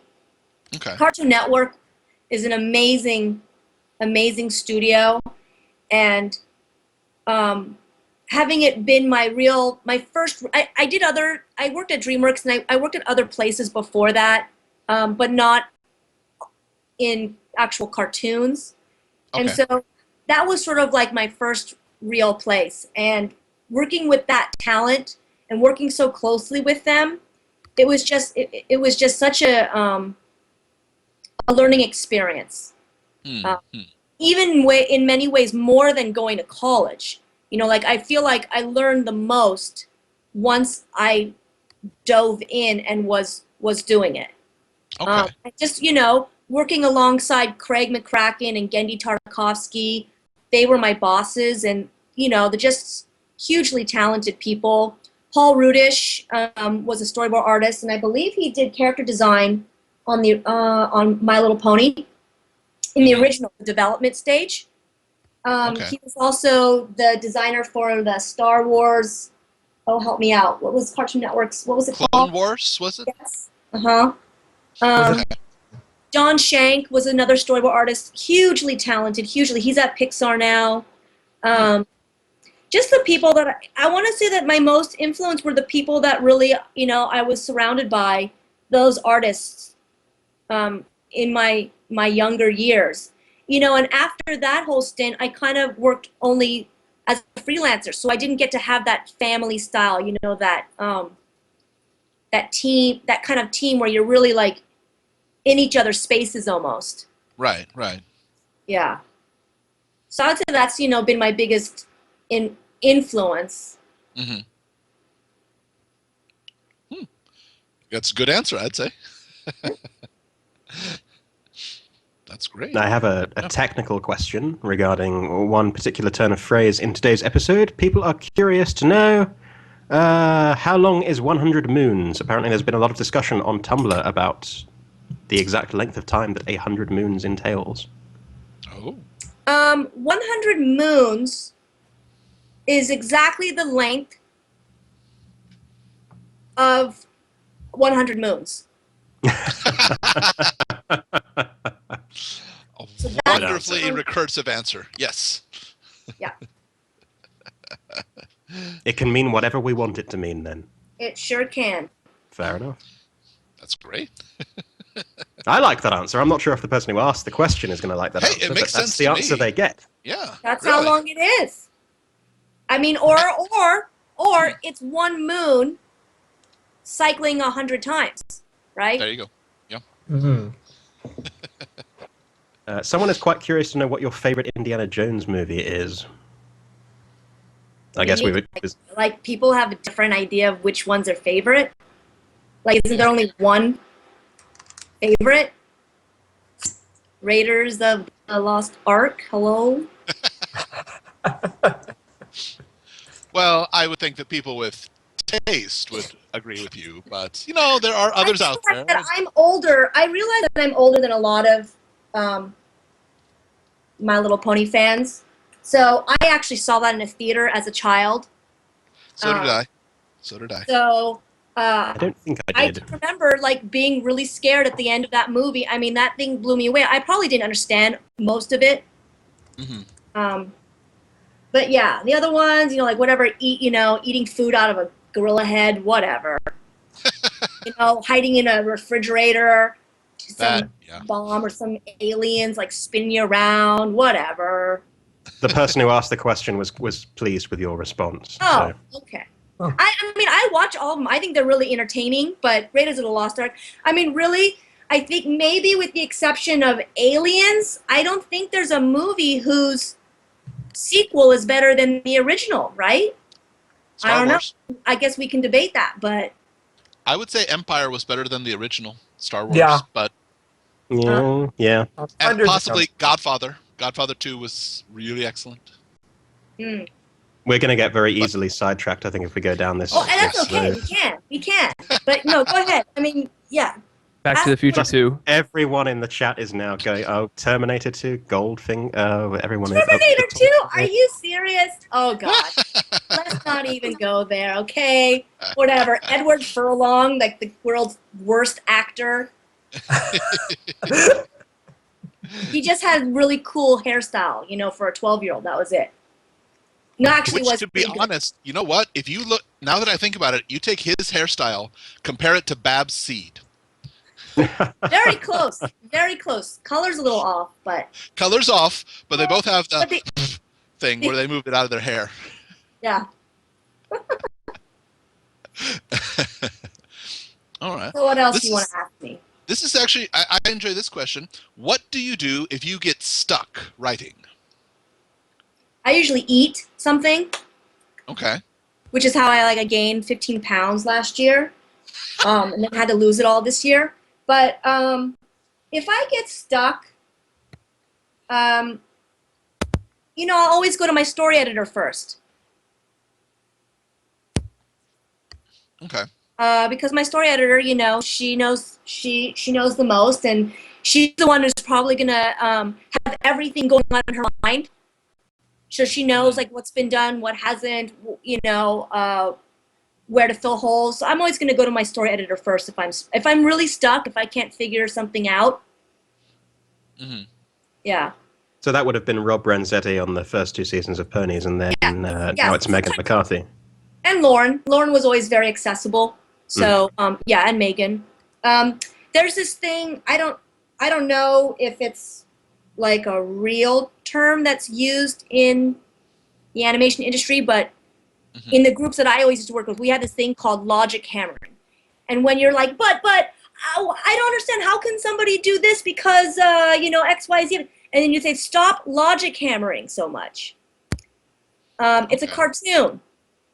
Now, I realize that in My Little Pony, people are so invested in this series, and they want to, they want everything to make sense, right, in this world. But yes, true. Face it, I know people find holes and whatnot here and there, how can they do something a certain way, and how long is 100 moons, and, those kinds of questions happen. but I try not to lock the camera too much. I think a lot of people are so hopeful that Equestria is really a place and we're just documenting it, that if there's a plot hole they really want it taken care of. It has to be real somewhere, please. Somewhere. I know. Could it be somewhere over the rainbow? Somewhere. Maybe. I hope so. Yeah. At a certain point, you do have to sit back and just enjoy it for what it is and not think too hard. Yes. Now, this coming from me, of all people, I know is ridiculous, but... Yeah, you know, my father-in-law, he's a script writer also, but he for movies. And I cannot sit down and watch a movie with him because he's so, I don't want to say like obsessed, but you know, from overanalyzing? Yes, because that's what he's doing. Like, that's his profession. And I really work hard not to overanalyze cartoons, you know, because then it just won't be fun anymore. Okay, all right. I agree. There is a real danger in overanalyzing cartoons. Oh yeah, you can stop liking them if you think too hard about them. I mean, it happens. Or you kind of lose the picture. You know, it's kind of like now. You know, when you go to a concert, everybody pulls out their phones, right, and they videotape it. But I always laugh. I'm like, but are you actually in the moment? Are you listening to this live performance? Are you listening to what's happening, or are you just making sure that your camera is in focus? So that's how I feel like it. You know, it's like if you're over-analyzing your shows or TV or movies or whatnot, and you're pulling apart all these pieces, are you really even just enjoying watching the show anymore? Yeah, and not just for the show, but I've seen a lot of people, if they're going to, I mean, even over here, if they go to a theme park or something, they're so busy taking pictures to remember it by, they're not enjoying it. Right, yeah. Yeah. They're not, there's a balance. There's a balance to be had. I get both sides. Yeah. Mm-hmm. I think it's important to kind of have the experience and focus on the experience as opposed to trying to actively record that experience while you're having it. Because when you're just in the experience and you're living it and you're going through it, it makes it all the more memorable when you call back to it. Like harkening back to all the experiences we have all had in, you know, conventions or various events throughout our lives. I mean, heck, that's how you keep them. Yeah. Right. Yeah. Be present, I guess. Mm-hmm. Absolutely. Wow, this is getting really deep, isn't it? Well, I have a very deep question here that someone is quite curious to know. This is very important, so I need to make sure that I get this exactly right. All right. Here we go. You ready? Go. Absolutely. Oh, God. If you were a tree, what kind would you be and why? I was a tree. What tree would I be? And why? Why? It's the and why that makes that question art, but they were very insistent. They wanted it asked, so I have asked it. Mm-hmm. I don't know. Maybe some kind of like evergreen or something really tall, because I'm very short. Maybe something really, really tall and you could see over everyone. Oh, good like one. a sequoia or a redwood or something, you know, who lives for a really long time. Yeah. You should, honestly, you should come out here and just visit. I'm tall when I'm tall for an American, but I come out here and I'm a giant among these people. You should come visit Japan. I think you'd be pleasantly surprised at how less short you might be. Well, I will give you some personal information, biography. Oh, okay. So listen carefully. I have been there 7 times. Oh my goodness. Because my mother is from Japan. Oh. Isn't that crazy? That's awesome. That's great. You have broken Jack. I think he is now. I am half Japanese. Oh. Whoa. Crazy. We have kind of a link here. You're half Japanese, I'm half British, and Full Papers is, I don't know, help me out here, man. Okay. Half paper. Half full and half paper.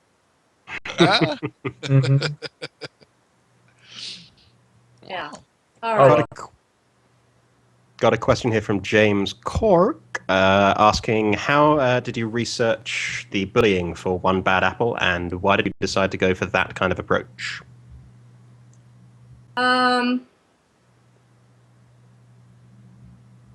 Or we can go back to the tree question.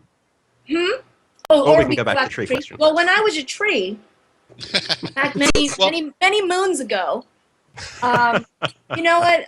The approach, bullying topics are really sensitive, you know. And I did a script for My Little Pony, and I did a script for Care Bears, and actually very close together. So I might confuse the guidelines that were given to me. But they're very specific. You know, I received 5 or 6 pages of guidelines about what is important to cover and what steps are needed. And I want to say that maybe I got more guidelines for Care Bears because it was for a younger audience. Okay. But that's why oftentimes, you know, when you have these sort of like public service announcement type episodes, they can be boring. It is a challenge, but there's a certain responsibility that that a show or a network ought to have, right, when they're presenting episodes to children. So the bullying episode was probably very specific. Well, and to be honest, somebody else mentioned this in a chat here. You've done most of the bully episodes because Gilda was yours, and Family Appreciation Day, Read It and Weep, all the type of bullying. Yeah, except that I don't think that Gilda was really supposed to be portrayed so much as a bully as just somebody who was mean, you know, like okay. She wanted to have Rainbow Dash all to herself, so she was just mean. She didn't really bully, like she didn't pick on Pinkie Pie so much like a bully might, you know, like a bully might follow another kid around and keep poking at them. She didn't do that. Yes. Yeah. Oh, there's another convention-related question that's coming up with the chat, and that is, will you be at Everfree? I will be at Everfree, I suppose, if I'm invited to be at Everfree, and I'm free to go to Everfree. But Johnny, if you heard that, you better invite. I can't imagine you wouldn't be invited. I honestly, I really enjoyed going to the convention in Anaheim. It was a really enjoyable experience for me. You know, usually as a writer or an artist, whenever you work on these shows, you don't really get to interact with your audience. So it's very meaningful to know that something I write has a positive impact on really anyone. So, you know, as fun and wonderful as it was for the people who attended it, I think it was equally meaningful to me to be a guest there. Okay. Mm-hmm. Along those lines, I've actually just remembered the music question that I was trying to ask and failed on earlier. Oh, lovely. Well done. Amy Keating Rogers was discussing her reaction and how amazing it was to her when she heard, you know, a huge group of people singing "Smile, Smile, Smile." Did you have a similar sort of reaction to Winter Wrap Up? Have you had that experience? Lauren emailed me a link to some Russian youngsters. Like, I don't know where they were, like in the middle of a forest. Maybe they're camping and they had an acoustic guitar. And they're all singing the winter wrap-up in English. And that kind of just threw me for a loop. That was really not only the first, I mean, it was the first time that I had heard that the show was becoming sort of like an international, I don't know, for lack of a better term, sensation. But I just mean, you know, it had a huge it had a huge audience. Right. International, but it was also my first time just even seeing like Russian people singing campfire songs. The whole thing was, you know, kind of crazy to me. And there's a follow-up here, not from me, but from someone else, about music, if I may. Dark Quivid, I'm not even going to try and pronounce that. There's a Q and a U and a V in there. What is your favorite song that you've written in MLP so far? And what is your favorite song that was composed by a different writer? So your favorite that you wrote and your favorite that someone else wrote. I guess somewhat related. Have you been watching My Little Pony? That's a good question. You know what? I did watch them in the beginning, and I try. Like I said, you know, when you don't have the channel, it's kind of hard. I don't even have like what's that, TiVo, any of that like recording stuff. Right. Okay. So I think I have seen every episode, but I certainly haven't seen all of them more than once. Okay. And I didn't see them as they were coming out. You know, like I would see like maybe I would watch like 3 or 4 at a time, or you know, before I went to that convention in LA, I watched quite a few episodes to sort of reacquaint myself. But I really liked the Square Dance one. I have to say, like, I mean, I like them all because I think Daniel's an amazing composer, absolutely amazing. But there's something that I really liked. You know, I kind of like songs that have a little bit of they're happy, but sometimes they have a little bit of sadness in them, and I felt like the Square Dance was a little bit like that. I can't really explain it yet. But I just really felt sort of a connection to the music of it. And you know, I can't answer that second one. I'd have to watch them. I'd have to listen to them all again. I don't have a favorite. But it sounds like Square Dance one is pretty high up there, at the very least. Yes. Okay. Cool. Yeah. Very cool indeed. So how excited would you be to attend a convention where they do a Square Dance to that song? Oh, that would be a highlight. Well, depending on what convention you go to, which convention I end up going to as well, if we're both on the same convention, I will make that happen. All right. There I we go. promise. Hold Rainbow you to it. absolutely now. And listeners, if you want Cindy Morrow at a convention, you should talk to the people who run these conventions. Let them know. Tell That's them. the way that guests get got. Yes. And everyone, once again, if you have a few dollars, please, the link is right there. Seeds Kindness 2, Faithful and Strong. It goes towards some really good stuff. If you don't have any money, spread the word along. Yes, please. Thank you, ACRac, for putting the link right there. Yes. Very nice. Question from Nautil or Nautil. I'm so bad with the names. Who is your this is a question for all of us, or for Cindy, or whoever wishes to answer. Who is your favorite Apple family member? And we saw a lot of different choices today, so. Yes, we did. Family member. Uncle Strudel. I'm going to go with Uncle Brayburn, Strudel. just because Brayburn's awesome. I agree, Brayburn. I kind of like Apple Bloom. Oh. So cute. And if I'm not mistaken, we're going to have Michelle Creber on in a maybe not. A version of Saturday Night Songs should be on in a little bit over 1 hour, I think. Excellent. Yep. That's how it's working. Yeah. Good. Well, let's see. Yeah. Okay. A lot of questions Totally got aren't sidetracked. stuff. Of course. Well, how much longer do you have to be able to stay with us, Cindy, or do you need to get going pretty soon? I have to get going in about 6 minutes, if that's okay with you guys. Oh, yeah. Well, of course it's okay. Thank you so much for joining us. We really do Yes, appreciate thank you it. very much. Yes. Thank you. And well, no. I won't even push the scratch track because I know you said you lost it, and I know it's so long ago that you probably don't remember it. But the idea that a scratch track of which wrap up is out there is enough for a lot of us. Why is that so exciting? I don't get that. Why is that? We love inside information. Amy Keating Rogers sang her original version of Smile Song at the BronyCon, and it was wonderful. We loved it. Really? We're as Yeah. excited about the process as I we bet are you with guys final would product. I bet you guys would die to know what the inspirational tracks that I sent the musicians were, wouldn't you? Oh, yes. Yes. Yeah, you won't hear those from me. Oh, okay. Oh. Perhaps at some point they shall be leaked to somebody, but not by Well, you. We maybe don't know. if We don't know. We don't know.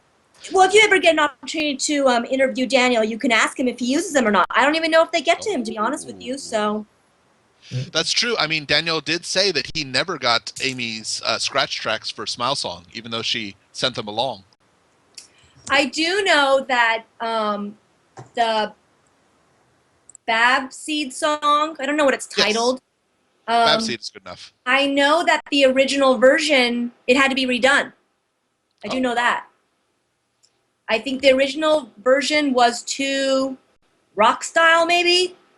A little too heavy. They thought maybe it wasn't too lighthearted enough, for Pony for My Little Pony style music.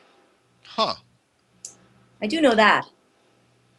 I think that the Bab Seed as it is sounds just wonderful as a Scooby-Doo type song. Yeah, it was really supposed to be a fun pop song, you know. I don't see why you can't have different types of songs in a cartoon, why they all have to be, you know, sort of the same type of genre.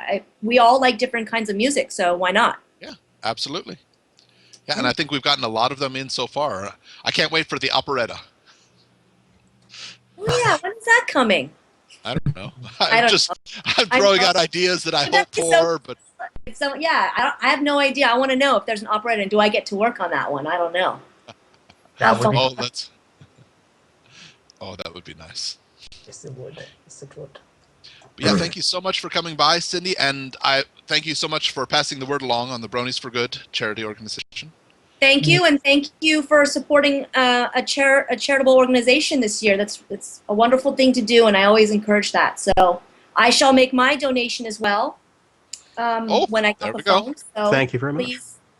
And honestly, Full Papers is about to sing a song, so everyone should listen in. Are you still there, Cindy? Yeah, I am. I just wanted to ask sort of the final question as let me try that one more time. I wanted to ask if you had any projects that you were currently working on that you wanted to plug before you left. I actually am not working on anything that I can talk about. Fair enough. We get that very a lot. Similar with Amy, yes. Yep. Yeah, sorry about that. No but problem. I am Completely understandable. I actually am working a lot less this year, and I'm really enjoying it. I renovated a fiberglass 1978 camper this summer. I dragged my whole family into that. So I do really weird, obscure things in my free time. That sounds awesome. I may have posted a picture or two on my Twitter account. So. Oh, and real fast, I have to say that is one of the most delicious original characters ever. Thank you. That was a good one, right? Absolutely. It's wonderful. I'm not joking. Bacon sizzle. Yeah. Wonderful. Yeah. You can't go wrong with bacon. I mean, it's bacon. Everybody loves bacon. Well, I would say maybe like most of the population likes bacon, but if you like bacon, like you really like it, right? Yeah. Mm-hmm. Yeah. Bacon and peanut butter is good too. Together? I'm just gonna say, yeah, on white toast. Huh. And then now we're going full circle again, back to the Brony cooking show.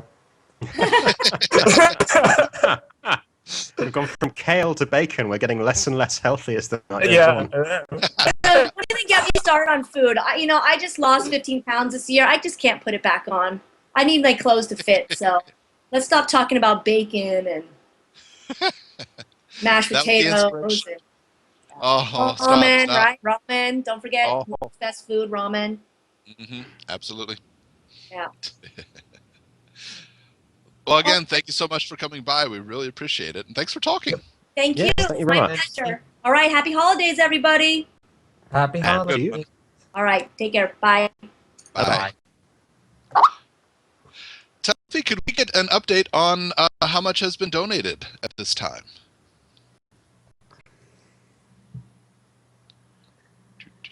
And while he's doing that, while we're doing that, whoa! Check out that number, guys. 547 euros. Beautiful.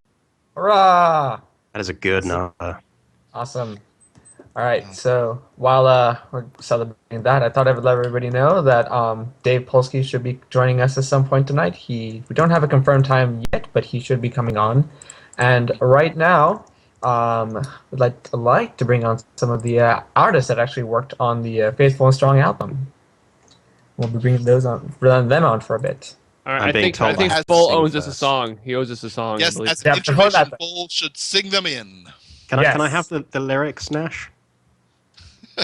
The lyrics are kittens in bags. Go. I hate you all so much right now. We love you, Full Papers. Kittens, kittens in bags. Cute kittens, kittens in bags. Cute kittens in bags. cute kittens in bags. And that's as far as I'm going. And that is fully recorded and will be available on YouTube later. No, it bloody well won't. Oh, it will. It will. Too late. Coming in 20 minutes. Living Tombstones remix. Everything is being recorded. Ha ha ha. Was that really necessary? I mean, can I have my dignity back, please? No, it's gone Negative. for. I'll tell you those what, of if you we who can get to $2,000 over the night, we will return your dignity to you. Thank you very much. Those of you who haven't donated yet, you bloody well need to now, I think. After that behavior. Good right. grief. With that said, Yes. I'd like to bring them on. We're gonna have Forest Rain and Sprocket Dogsworth on, and then we might Excellent. have one more. So I'm adding them to the call right now. Okay. Hopefully they pick up. Should be good to go. Ring, ring, ring, ring, ring, ring, ring, ring. Banana phone. By the way, Michael mentioned- Creber, Michelle Creber's father, wrote that. Wrote that. Yep. Co-wrote that. Correct. Yes. Co-wrote that with Ruffy. They said it took like all of 4 hours. I believe that was it. Whoop. Did we lose me? Hello? Hello. Hello. I think I'm still here. You're still there, I can hear you still. Who has joined us? Oh, Sprocket's joined us. Hello. Hello, this is Sprocket. Hello, Sprocket. Hello. How are you today? I'm okay. How are you? Oh, doing well. And I guess... Okay. Well, I'm working on. Working on getting cut out. Yep. That's Yeah, we've lost him again. Sprocket, are you there? Can you hear us? Yeah, I'm here. I'm just kind of waiting for everyone else to get settled. But what do you think of today's episode? The best around. Well, now the writer's gone, I can tell you what I really think of it. It was absolutely it was good. I enjoyed it. Yeah, I liked it a lot. It reminds me very much of some of my relatives, very insistent that everything in a vacation be planned down to the last moment. I've been on that vacation. It's no fun. Yeah, I would agree. Yeah. But yeah, I do have some friends who are just, not friends, relatives. Like, okay, we've got 30 minutes to enjoy this view, and then we have to move on here. All right, yeah, let's enjoy this vacation. I loved all the family album stuff because you really get a sense of the generations passing down, and seeing Applejack as a full really makes that old circle of life stuff just kind of hit you right at home because you just see them all from these different ages, and the memories feel like yours. I think it was very powerful. Here's a question for you guys. The blimp that was used for a few of them, did that remind anyone else of the Traveling Pony Museum's logo? Yes, it did. Kind of, yeah. That was the first thing that popped into my head. I was like really tempted to asking if she's seen the episode and whether that actually popped into her head as well, which I think it would be because it was like That blimp wondering came where it from was familiar. becoming popular when Rarity christened the airship. That's from that's where that blimp is from originally. Oh, okay. Just recolored. You're right. Yeah. Yeah. It reminded me of World of Warcraft blimps. But yeah, but you're right. It looks just like the Traveling Pony Museum one. I knew it from somewhere. indeed. If it was Well, a catch fire, what would you say, though? I mean, the equinity, the poninity? It's not the humanity, is it? So, Well, I'm since sorry, it's 2 o'clock in the morning. These kind of questions that occur to me. it is a blimp and it uses helium, probably you would say, "Oh, the humanity, oh, the equality." Very high. But we don't know it uses helium. Well done. Maybe it uses magic. Oh, and I see Forest Rain has joined. Hello, Forest. Hello, Forrest. Forest! Yay! I made it. I'm Amazing. sorry. I was feeling rather sickly, so I had to grab some water. Oh, I'm sorry to hear that. Understandably. But yes, so before we progress any further, I'd like to say that both Sprocket and Forest Rain worked on the Faithful and Strong album. They had their respective song contributions. Forest Rain did Raise the Sun, and Sprocket, you collaborated with Warbalist on Faithful and Strong, correct? No. I collaborated with Peak Freak and Cyril the Wolf on Stand Up Tall, and I collaborated with Not Note on the Cranky Doodle Blues. Right. So those are the 3 songs that these wonderful gentlemen helped put together, and also for those that may have been paying attention to our the Everfree Network Top 100 Bronies songs of 2012, Forest Rain has quite a few in the top 100. I'm not going to give the names or the positions, but we're compiling the list, and you'll be hearing a lot of him in that list. Good for you! Yay! Yeah, that's really cool. Woo! Good stuff. Yeah. Forrest is a cool... Though, to be honest, Full Papers has just released a very excellent song a few minutes ago that could so much easily top everything. It's going to number 1. Yep, it's going to number 1. You are evil individuals. Yes, we Is this something that's more notorious than piss hooves? It's a 3-word song. 1 word badly spelled. And repetitive. There's actually 4. The word cute is in there as well. You're correct. I'm sorry. 4 words. 4 words. Yes. Well, I think I'm missing something. Nash of Everfree Network has an interesting song about kittens in bags. He has an obsession. He has an obsession with it. Kittens in bags. And they made me sing it. I prefer it when Nash sings it, personally. He does do a good job, but I don't know. Yours is good too. Let's talk about the real musicians and the real music, shall we? Yes, of course. Hey, Kittens in Bags is real music. Especially your version. Okay. So, Sprocket and Forrest, you've both contributed to this album. How long did it take you to put together these songs? Who has to go first? You can go first. Okay. Let's see. Raise the Sun for me, actually, it was something I was thinking about doing anyway, but then, because the album was happening, I figured it might be good for that, because it was something that's pretty much completely different from everything else that I put out. And really, all it was is I had this sort of tribal drum beat thing that popped into my head the one day, and I started humming like a bass line to go with it. And literally, the entire first verse of the song and the concept of the song happened in the same day. And I brought it home that night and just kind of started recording the vocals on a quick... I'll be right back. I'm having a plumbing emergency. Oh, go. Okay. Wait, we have to speculate now whether this is a plumbing emergency that has to do with actual plumbing. Or was it euphemistic? Is that what you're... Yeah, pretty much, yeah. You should have called Mario. Yeah. But yeah, is that the new wardrobe malfunction? Wardrobe malfunction, plumbing malfunction? Plumbing issue, yeah. Yep. Okay, that's weird. I see that happening. Hey, I'm working on it right now. See if it's any better. Guys, can you still hear us now? Okay, there we go. There we go. I don't know. Yeah, that's weird. Yay. Super. Okay. So, you guys where missed did we the end most amazing story. You're not going to believe it, but we just can't talk about it again. I'm back. Sorry about that. What'd I miss? We missed our audio going out. Yeah. Oh. Because you're here. Yeah, Okay. I fixed it. To cause trouble when they can. Maybe it was connected to my plumbing problem. Yep. That's probably it. Okay, so where were we? Or where were you, rather? I was just asking how long it took in general to make the songs, and Forrest Rain gave us a general answer, but how about yours, Sprocket? How long did it take you to work on these, in general? Typically a song for me can take, about 2 weeks, a month if it's ambitious. These particular songs took rather a long time because they were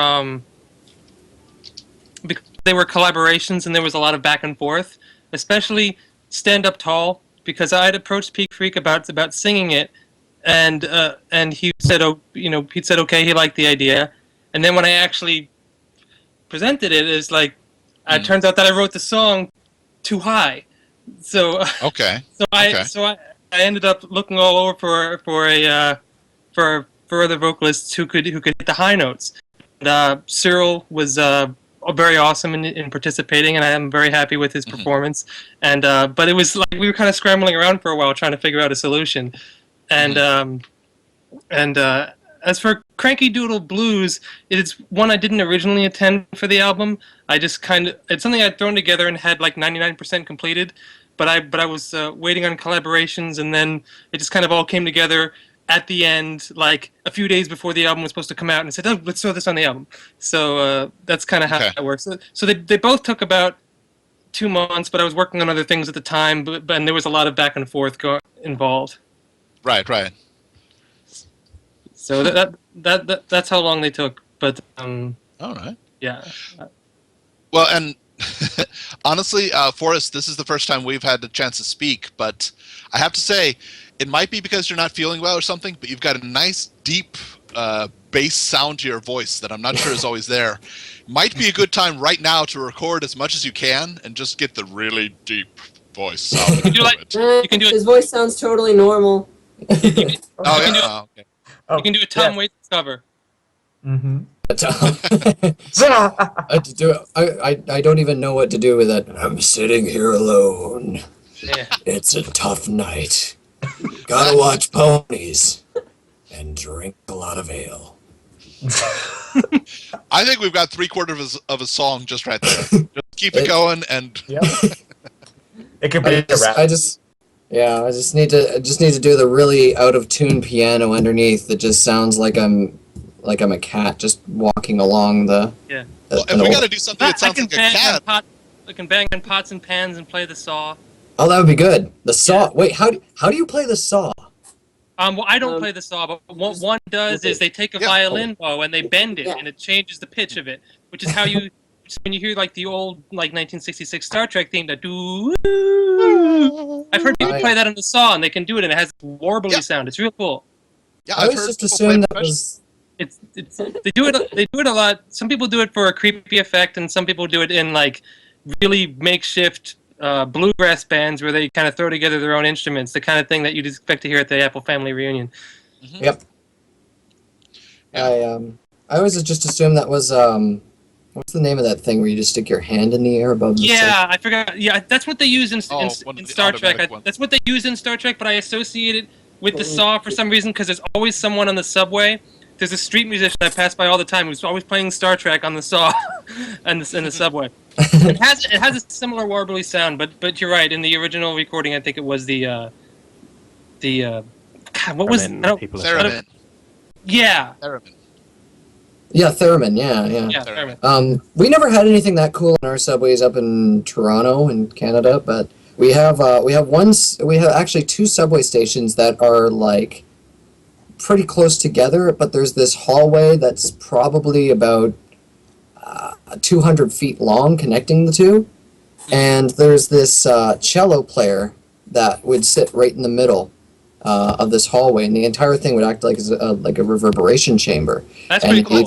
Yeah, and he'd play these really sort of like emotional songs from like Shawshank Redemption, or not Shawshank. Was it Shawshank? Well, there's a movie like that, or Schindler's List. There's the theme from Schindler's List. He would do that, and it sounded amazing in there. So it was light music. Light, everybody's happy. Yeah. There was actually there was a woman. I don't know. There's a girl at my university. She actually got 2 wood blocks. You know, you hit on them, type thing. She converted those into high heels. So whenever she was walking, you would hear 2 tones of wood blocks. Like, what the heck? What the heck is that? And she'd just be walking by with her high heel wood blocks. It was an awesome sound. Yeah, I'm in New York, so we have some really interesting musicians. There's guys that use paint buckets as drums, and they just have 2 of them, and all they do is they tilt them with their ankles, and it changes the whole tone of it, so it sounds like a whole drum set. There was one guy, something Mustard. His last name was Mustard, and he was just this homeless. What? Colonel Mustard? No, it wasn't Colonel Mustard. they had this, and Opie and Anthony had walked by him, and they actually dragged him into the studio and said, "Sing on our radio station because you're that good." And he has a career now because of that. He was a homeless guy. Nice. Yeah, and if you, I don't remember his first name, but if you YouTube Homeless Mustard, he's pretty cool. He does a really good cover of "Creep" by Radiohead.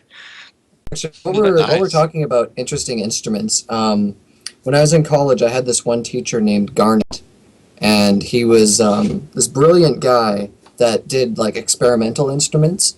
And he had this one where it was basically like a whole bunch of spheres that he would place in a room, and like he'd start like the one, and I'm not sure if they were like electrically controlled or anything like that, but he would cause the one to start reverberating, and it would produce tones, and then it would produce overtones, and then the other spheres in the room would in turn respond to those tones, and so they just like go on, and it'd be like this self-perpetuating thing where every single sphere would communicate with the other pretty much and do complementary. That's really cool. tones.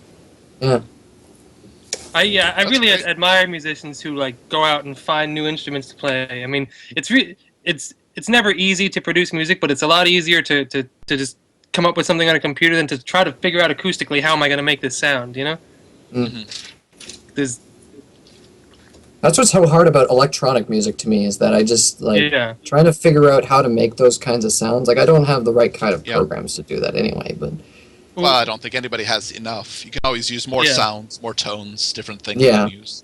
I mean, there's some people that can take just a regular old basic sampler and make amazing stuff out of it. But yeah.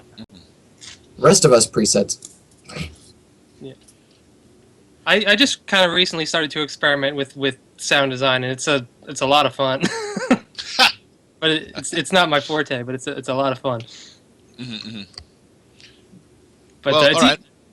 Real I'm quick sorry. question here, guys. Yeah. Oh, yes, real fast, everybody in the chat. Yes, we know, we've heard, and Lauren Faust will be joining the stream after Saturday Night Songs with Michelle Creber. Awesome. What time is that? Saturday Night Song starts in 40 minutes, and it will end, I think, 2 hours after that. So I'm not going to do time zones, because whenever you got 40 minutes, Saturday Night Song starts. 2 hours after that, Lauren Faust will be in this chat to help promote Seeds of Kindness. That's awesome. And then in 10 minutes awesome. we'll have Sibsy on as well. Okay, so that's midnight Eastern Standard Time. Yes, Eastern Standard Time. Okay. All right, that's awesome. Can I say a few things just about the experience of the album in general? Yes, of course, absolutely. Go. And we've kind of just been bouncing back and forth each other. I just kind of want to stress that this has just been an amazing experience. Just to know that like you make a piece of music, and then it helps orphans, and it's just like the connection is just it's amazing. Just to know that you can like make a difference with with doing what you love. And I think with Seeds of Kindness, it's been an amazing project from the beginning, and I consider myself very fortunate to be a part of it. I've been doing songs for the previous albums as well, and I was actually called in to help organize this one. Nice. Yeah, I'm a member of Bronies for Good, so it's I just consider it a great privilege, and I can't stress that enough. And I think it's also great for the musicians as well. Like Forest Rain, your stuff is great, and I hadn't heard of you until I heard your submission to Raise the Sun. Oh, thank you. Yeah. Well, working off of that, that's something that I really, really enjoyed about the first album, the Smile album. Because when that came out, I was just starting in the Brony fandom. Like, I only became a Brony last December, I guess. So, like, the Smile album is where I found Memory Lane, because Ozoth from the Beatles Bronies had it on there, on that. And it was just, like, a really simple track with just guitar and singing and, like, tapping on stuff as, like, a drum beat. And I could hear such potential in that. And I mean, it's a really, really well-written song. And I just, that made me want to cover it. And that's part of what has gotten me to this position where I, can put songs onto charity albums and people actually know who I am and where I came from, the kind of stuff that I do. But yeah, no, the charity albums are amazing for not just, helping everybody, but being able to discover all the musicians we haven't heard of yet. Yes. Very true. Yeah. Yeah, it's been wonderful for me personally, because Stand Up Tall received a very, very warm reception it's got, and it's I just checked it on your site, and it's been like requested 60 times, and it's like just to know that is that it's because I kind of just put all of my pony feels into that with every sound cut out. Is anyone there? I'm here. Okay. Yeah. So I just kind of like spilled my guts into that, and just to have people respond positively to it is great, and I thank you guys for being a venue for that, and I think the charity has done so much good for the musicians, for the listeners, for the orphans, obviously. But I feel like with that song in particular, I've just kind of made a connection with people. I've seen random people on Skype with like lyrics from it as their profile, and I'm like, that's just amazing, and I just couldn't believe it. Mm-hmm. Yeah, it seems to be a wonderful thing all around. Ripples in a pond affect one thing positively, and it just starts spreading out faster than you know, and that's great. You guys can put that on your resume. You're part of this. and Seeds of Kindness isn't just an album. It's a fundraising drive that's still going on. They're giving away prizes at Christmas, I believe. So there's still time to just try to be the biggest donor. So I encourage everyone to go to broniesforgood.com and try to make their donations, because. Well, and we have awesome. Right now, there is an anonymous donor who is matching every donation that's made during this 6-hour run. Which yes, I heard that. 3.5 hours into, but yeah, so up to $2,000 or euros, we're not sure. They're going to match euros, I think. Is it euros? Okay, all right. Yes. All right. But yeah, right now we're going back and forth trying to get. So yeah, everybody, please do a little bit of donation if you can. Click on the link right there. Seeds of Kindness 2, Faithful and Strong. Proceeds for that go to help. They're going to help. Your Siblings is the name of the charity. Your Siblings? Okay. Your Siblings is the name of the charity, yes. And it's going to help Your Siblings charity. They're going to help. They're going to be trying to finish up that orphanage with the guest room, which will be, if they finish the guest room, then that will actually be enough money to support the orphanage in itself.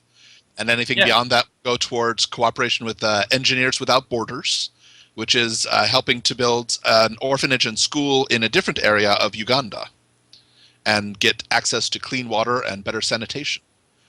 So, guys, please donate what you can. On the same line, what have we accomplished so far with Seeds of Kindness? Because it's been going on for quite a while now. The last I heard, we were up at like 40,000 euro or something like that. So I'm guessing it's been more than that. So you're talking about like Seeds of Kindness in general, or Seeds of Kindness? Yeah, in general. Like, what have we managed to accomplish over there so far? What kind of impact have we had?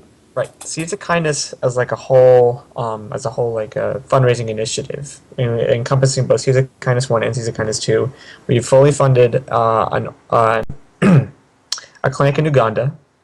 We've also fully funded a sustainable village in Burundi, and the sustainable village is sustainable in the sense that it has resources that the inhabitants of that village can use to kind of to create little crafts or different things to kind of sell and keep the village financially sustainable. And then for Seeds of Kindness 2 specifically, we were working on getting the orphanage fully funded, and that kind of reached a certain point during Seeds of Kindness 1, but now Seeds of Kindness 2. We've basically come to that final point now where the orphanage is going to be fully funded, and within the orphanage you have what was originally going to be a chicken farm as the source of income, but due to changing changing market conditions in Uganda, we had to rehash the proposal into a boarding house within the actual orphanage itself to be able to ensure that the orphanage has a source of income, and the remaining chicken farm will be what's it called?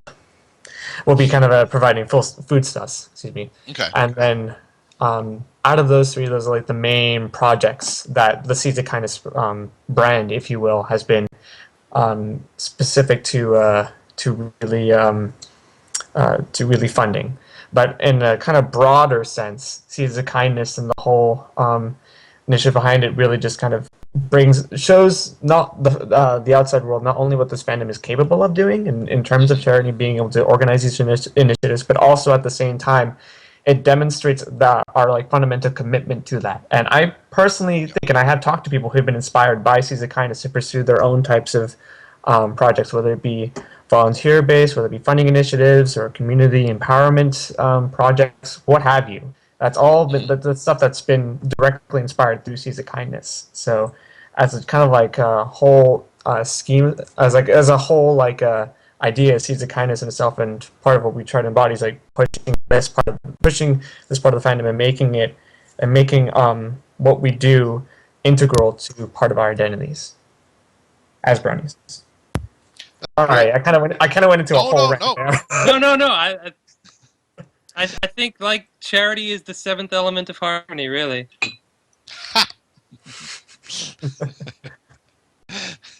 All right, guys, we need an OC character for just charity. And rarity is the element of generosity. I hope that's true. That's true. Yes. True, darling. True, darling. Very true. I mean, I don't have a mustache, but if I ever lose part of a mustache, should I choose to grow one? She's the one I want to turn to. You just want a little piece of rarity on your upper lip. Oh, dude. Oh, jeez. Come on, guys. PG. I'm sorry, I just come in and ruin everything. It's just... You're a terrible person. I'm going to get coal in my stocking from Rommel. It's going to be great. Oh, that was bad. That was bad, guys. Just bad. Spike's going to come after you. Yeah, he will. And as we have seen, Spike is now a lighter. Yeah, actually, I saw that. First thing I said is, now I want a Spike lighter. Yeah. I don't see Hasbro making lighters. Just Toys R Us lighters. But yeah, that was really cool. I often wondered why they didn't. There were some occasions before where it's like, well, they could use Spike's fire and they didn't. And so it's good to see him used as a lighter. Yeah. I think that'd be great. The question is, suggested a good thing for Hot Topic. The question is, the stuff did he light? Did pieces of it that ignited get sent to Celestia? I think only things that have become ash would get sent to her. So she's just got like all this. She's got like an ash room full of letters. Well, in previous episode, he was able to heat up Rainbow Dash's popcorn, and I don't think the popcorn was sent to Celestia. We don't know that. That's true. Yeah, she might have gotten a bunch of popcorn hit her. All right. So at this moment, I'd like to thank Forrest and Sprocket for coming on, because we're going to be now having Sibsy on shortly. So thank you guys very much for your contributions. Yes, thank you for having us on. Indeed, it was a pleasure. Not a problem at all. Thank you for letting me screw up everything for you. Oh. Nah, you're not screwing up anything. You're my favorite little musician. Yeah. I'll give you a good Christmas present in return to make up for everything. I'll give you one too. I love you, Rommel. I want a Christmas present. I want a Christmas present. Okay, fine. I'll get you something. Can I have one? Both of you something. Yay! Yeah. Okay. This is draft. All right, and let me just say this right now. Sibsy is an angry type of person. If I don't get her in this call in time, I am liable to suffer great wrath. Okay. Great wrath. Good. But I did want to delay her some more. So but I did want to say this. I did want to say. Hold on. Listen, Desert Wind. Okay. Let's get something straight here, Tundra Snow. People don't know about that background. We've got a lot of fake drama between us. Yeah. We fake hate each other. With each other. We fake hate each other. Yeah. Oh. It's because we need, there needs to be fake drama in this fandom. So that rough draft kid doesn't play because we don't have enough as a radio station. Yeah. No. You know what? Whatever, rainforest drizzle. Was there something you needed, Draft? Yeah, I'm supposed to be hosting this like Sibsy segment here, so I'm actually add her here. Yeah, okay. Do it. Forrest and Sprocket, thank you very much for joining us. We do appreciate it. Yes, thank you very much. Yep. Okay, and I think that take it easy. Rich, if you're see you, dude. It was good to talk to you again. All right, cool. I think somebody has to press like the connect button, like to make her. Yeah. No, okay. You just tried to add her. I just did, but you have to call. No, she didn't answer. No. By the way, the Crebers are ready to go in 27 minutes. Excellent. Well, and I should let everybody know on the stream that I have just confirmed in the last couple of minutes, through back and forth, that after following Saturday Night Songs, which will be right after this quick little segment with Sibsy, we are going to have Lauren Faust live. Woo! Yay! Woo! Thank you, Final, for arranging that. We owe you tons of That's loads of fun, but it's gonna be loads of. Why isn't she answering? Sabby! Oh, she says her internet's having issues. Give her a moment. Tell if you someone can in get a the quick chat- update on how much. Yes. Yeah. What are we at right now? We are checking that now. Meanwhile, Please someone turn was it off also and on asking again. whether or not- Meanwhile, at the Justice League. Meanwhile, at the Justice League, someone was asking in the chat whether or not we were still having Dave Polsky on. We're trying to arrange it. We're trying to make Yeah, that. we're trying to arrange it. We're trying to Juggling the schedule a bit. It's like, let's just put it this way. When you get tweeted by Lauren Faust and all these amazing people just out of nowhere, you have to make sure that things happen. And it's not to the expense of Dave Polsky, of course, but we're trying to just make the schedule work functionally for everyone. And we will. 652 euros have been donated so far. That's Beautiful. amazing, guys. That's like $200,000 or $300,000. That's like a couple trillion Canadian dollars. It's like 50 billion yen. I know that. The number in Zimbabwe currency is somewhere akin to the number of stars in the universe. It's a lot. Yeah. It's a lot. Tons. It's. So are you adding Sabby again, Draft? Are you trying I again? can add her again, but I don't know that. Try it. Do it. Trying. Do it, She's Philly. already in. You have to Do it, press Philly. the call. Oh, do it. Who is actually hosting Hey, this call? Because surely they have to do the invitation. Yeah, Everfree broadcast. Tell her, no, I'm not hosting the call. Well, I'm hosting the call, but not the actual chat. It doesn't matter. The point is someone needs to tell her to click join call. You have to click the No, call tell button. her to Yeah. click join call. All right, let me type. I'm gonna say click. I would say join Three Stooges, call. but nobody's smart enough to be Mo on here. If you're troubled by this lack of professionalism, by all means donate and save us from ourselves. Now, Yes, for every donation, we will be more professional. Yes. Yes. Okay, If we reach 4,000 euros, then we will be as professional as can possibly be. when Absolutely. I signed on to this call, I didn't realize that I was going to, that Full Papers was still going to be around. And this worries me because he's a non-believer in the superiority of Byzantine history. And I don't really know how to address that right now. Draft. Yes. My thesis advisor is in Rome right now. I was going to ask him to bring me back some lemon soda. I was going to ask him to bring back 2 bottles so that I could send you one. But if you continue with this wrong-headed nonsense about the Byzantines being better than late Republic, early Empire Rome, Guys, we have a I'm guest. not going to get you any lemon soda. We have a guest. We have a We have a guest. guest. We have a guest. Excellent. Hello. Sabby! Hello! Sabby! Hi there. All right, Welcome. everybody. Hi, Sibsy. Sorry, I had to switch my laptop. I don't know what's going on. My computer. Oh, that happens. How are you doing? I'm good. How are you? I'm swamped. It's like when it rains, it pours. For most people, for me, when it rains, like the hydraulic dam breaks and it drowns. That's the way it is. Yeah. But anyway, so everybody say hi to Sibsy if you're in the chat. Sibsy, first of all, just huge congratulations on today's episode. I know you storyboarded it. It was amazing. Everyone loved it. Dave, yeah. I'm glad most people seem to like it. I was worried it would have been a bit boring. I think a lot of Applejack fans were really happy. Like, Yeah. We actually were able to talk to Cindy Morrow for a bit over there, and so we're getting both halves. We're getting the writing and the art. Yay! Oh, nice. What a great day! Right on. It was an amazing episode, and I like some of the personal touches you threw in there. One thing, I'm just going to say it right off the bat. The 2 stars you had go through the sky, I know that was your input, Yeah. and that's awesome that you got that in there. Yeah, it's just kind of when I got the script and I read through the script, I'm like, Apple family reunion. How come there's no mention of a family or like her parents in this? It's a little bit weird. And I felt that, you know, if there's going to be a point that we were going to do it or say something about it in, you know, a roundabout way, this should have been the episode to do it. And when I read that line of dialogue about Granny Smith, I can't remember exactly how it goes, but how she says, you know, how everyone, this might be the last time everyone can make it, and not everyone can make it before. As soon as I heard that, in my mind, it kind of spoke volumes, and I thought that was the right moment to try and subtly throw that idea in. Because she does see two sets of two shooting stars, right? Once Granny Smith says that, and then once again at the end.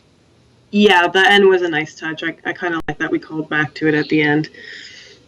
Yeah, I mean, and I like that. Kind of like watching down over her, you know, that type of idea.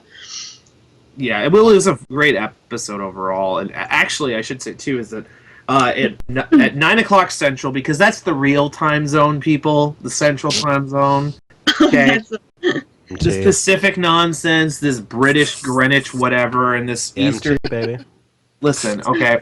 At 9 o'clock Central, which is in about 21 minutes, we're going to be doing Saturday Night Songs as per usual with Michelle Creber and Monique Creber.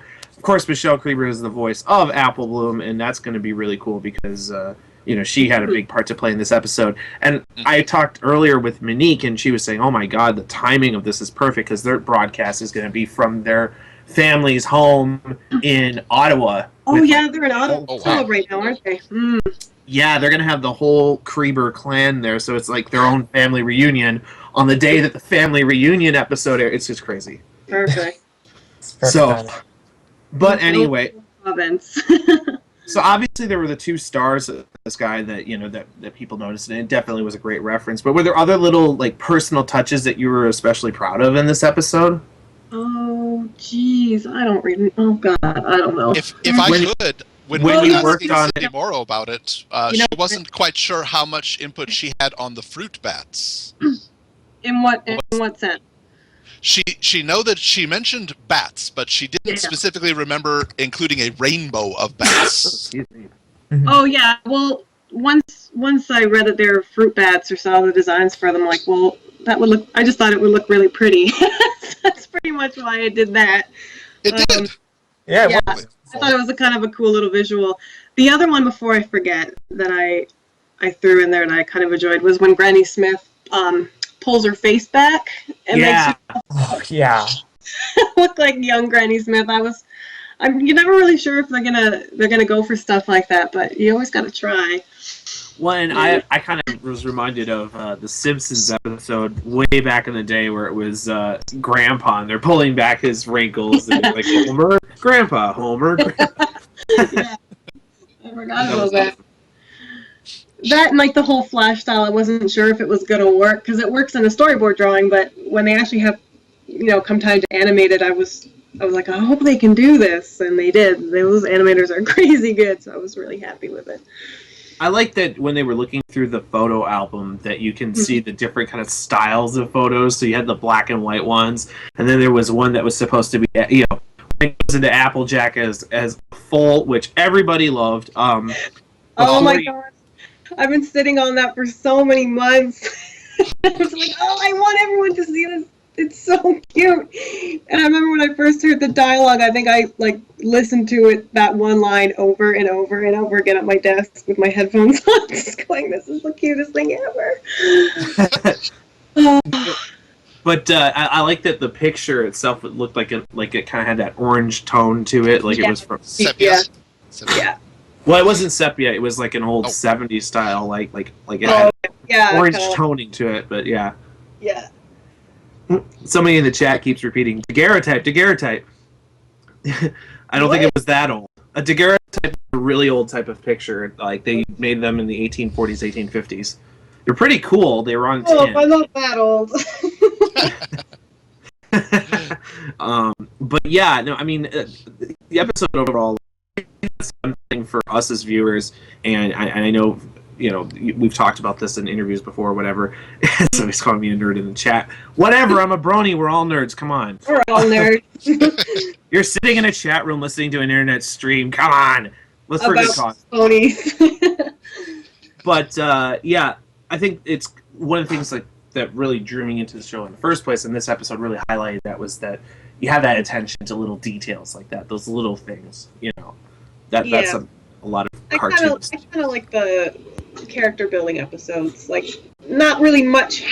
Stuff happens in the episode, but there's no real central, plot to follow. There's nothing really at risk. Is there nothing at stake in a sense? It was just Applejack, just trying to do her best and just losing sight of what was important.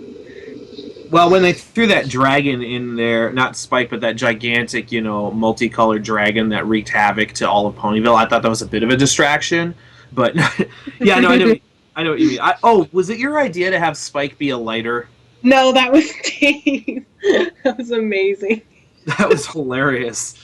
That was beautiful. Yeah. Oh, yeah, that part was... I'm glad that kind of stuff went through, too, but I guess because kids can't technically emulate it, that stuff like that gets through, which is nice. Oh, is that a concern sometimes? When you sometimes, yeah, standards and practices always call strange things. Like, you'd be surprised. But I'm glad it went through. I thought it was a funny visual gag. Did you have to research how to make a fritter before you did this, or did you know? I leave that to Cindy. She's the one that wrote the directions in the script. Okay. What is it? I can't remember what the words were exactly, but was making pinch and lift and fold and pass. Yeah, fold like to the left or something. Yeah. So we just kind of followed what she had written visually for that part. Overall, it was just a fun episode. I like that you had the sewing machines going. It just became this industrial quilt making complex, and it's such an Applejack thing too. Overdo it and work too hard. Yeah, she is a hard worker. I really like the three old pony, like Granny Smith and her cousins or whatever. I could watch a whole show just on those three alone, just their banter, poking fun at each other. I really like those three.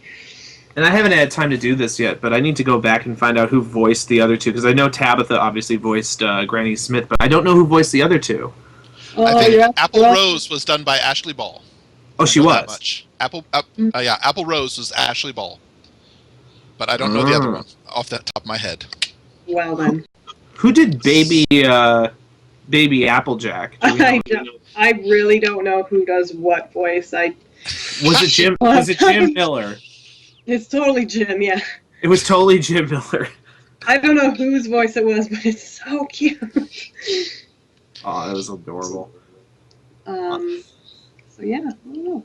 I'm glad it went over fairly well from what I've been reading online. Can't please everybody, but... Well, I didn't really hear any complaints on this one. I'll be honest, there were some complaints on a couple episodes earlier this season, but this one didn't really get any so far that I've seen. But then again, I haven't really been hunting for complaints because the only thing I've seen is that some people didn't like the song, but that's because they don't understand the awesomeness of Square Dance. Oh, the song's so catchy. It is. I like it, but I understand Square Dance, so that's why. Yeah. You know what? The song was an Applejack song, so I know a lot of people were waiting on that. It's country, so it'll have to be forgiven for that. But no, it wasn't necessarily country as much as it was Square Dance, which has face in the same. Kind of country. Oh, come on. No, Square Dance is a different genre than country. I'm sorry. If you live down here in the South, they are two completely different genres. All I know aside is from that the North Morrow specifically said it's not country, it's Square Dance. All I know is that the North won the Civil War, so we're always right. I'm just saying. That's just how it is. Conversation. And Canada's like, lol, whatever. Yeah. Sure. You guys can fight it out. There was one little part in that song that me and Dave were just giggling like children at. It was the pig and I can't remember dancing. Like a pig and a rooster. A rooster, chicken or something, and the pig was ham boning. That was kind of our little nod to regular show ham boning line, and I just thought it was funny that the pig was ham boning. He totally was. He was totally body percussioning as well. Yeah, just so stupid. It was amazing. It was Great. Stuff like that, like just the little things that we try and put in just to give ourselves a giggle. Last week I was at a Hot Topic and I was looking at the Brony stuff, of course, but then they had this regular show area with the sweatshirt, and it had was it Mordecai and oh my god, Rigby. His name is Rigby. All right, listen, okay, Mordecai's a cool name. I'm pretty sure I own that sweater draft. I know you do. I almost took a picture of it and I was gonna send it to you, and I thought, and Dave was there, and Dave goes, no, Sabby already has that. I'm like, oh, okay. Yeah. The regular show is the best show ever. Wait. I don't know if it's the best show ever. You've got about 162 Bronies it's in very the chat. good. It's comparable to MLP, in my opinion. I love regular show. I watch it all the time. I record all the episodes. It's apples and oranges, but I like regular. I love regular show. I've got like 10 shirts. It's terrible. It's great. I need to go back. It's so ridiculous. It's awesome. It is. It's just like, what is this? I don't even care what it is. I love every second of it. It seems like animation's kind of made a good jump in the past couple years. I mean, you get regular show, obviously Pony, then you have, Gravity Falls. What's happened is the people that grew up with the golden age of animation in the late 80s, early 90s are now actually in the business and doing it again. So How is that the golden age of it's just weird to me to think of it in those terms, because I just remember Saturday morning cartoons, early 90s is the best. Yeah, I mean, come on, you had the Animaniacs, you had all those... Disney Afternoon. Yeah, exactly. Tailspin, you had all those shows. Batman, the Batman cartoon. So Cowboy Dave was over at my place last week, and we were playing Legos because that's the adult thing to do, and and he totally made the Tailspin airplane. I know. Oh my god, I wanted to come over and steal it. I have it right here. I've got it still right here. Go to hell, draft. I just want you to hear this right here. That's the sound of a Lego Tailspin plane. Okay. I have to blame Sibsy, actually, because when I was in Vancouver last month, I got to see her Lego collection, and it reignited my addiction to Legos, which had been dormant. I warned you. You were for us, and I said, draft, don't do it. It's a slippery slope. And what did we do? We go to Toys R Us. So what did I do the whole time? Just all you did was, like, ogle at the Legos. I ogled at the Legos. We went over to the pony aisle very briefly, and I'm like, okay, let's go back to the Legos. The pony aisle doesn't have very much in Canada. Yeah. It was kind of lackluster. They didn't really keep that place. It's gotten slightly better after you left, I hate to say. Oh, great. Things tend to. By comparison. Silence, Full. Oh, wait. Full has access to lemon soda. Full, you're absolutely right. Exactly. That's what I like to hear. How are we doing on donations, just to cut in and ask the... Yes. How For anyone who missed it, Full Papers did sing Kittens in Bags at the 400 euro level. And he did a fabulous job. Yes. Sorry, I missed will be the next EFN. I'm still stewing from that. I think we need to do a produced version of that and put that on the EFN stream. It's amazing how much we don't need to do that. Hey, Full, how's the 20 scholars coming along? Quiet, you. It's coming along brilliantly. It'll be ready for you in 2015. Now, how are we doing on donations? I think Telefoy is looking at it now. Donation now. We're taking a look. No, Nash, I will not do a produced version with you. You should. It's okay, everyone who's listening. The previous version has been recorded and will be up on YouTube. Yay! Yay! Hey.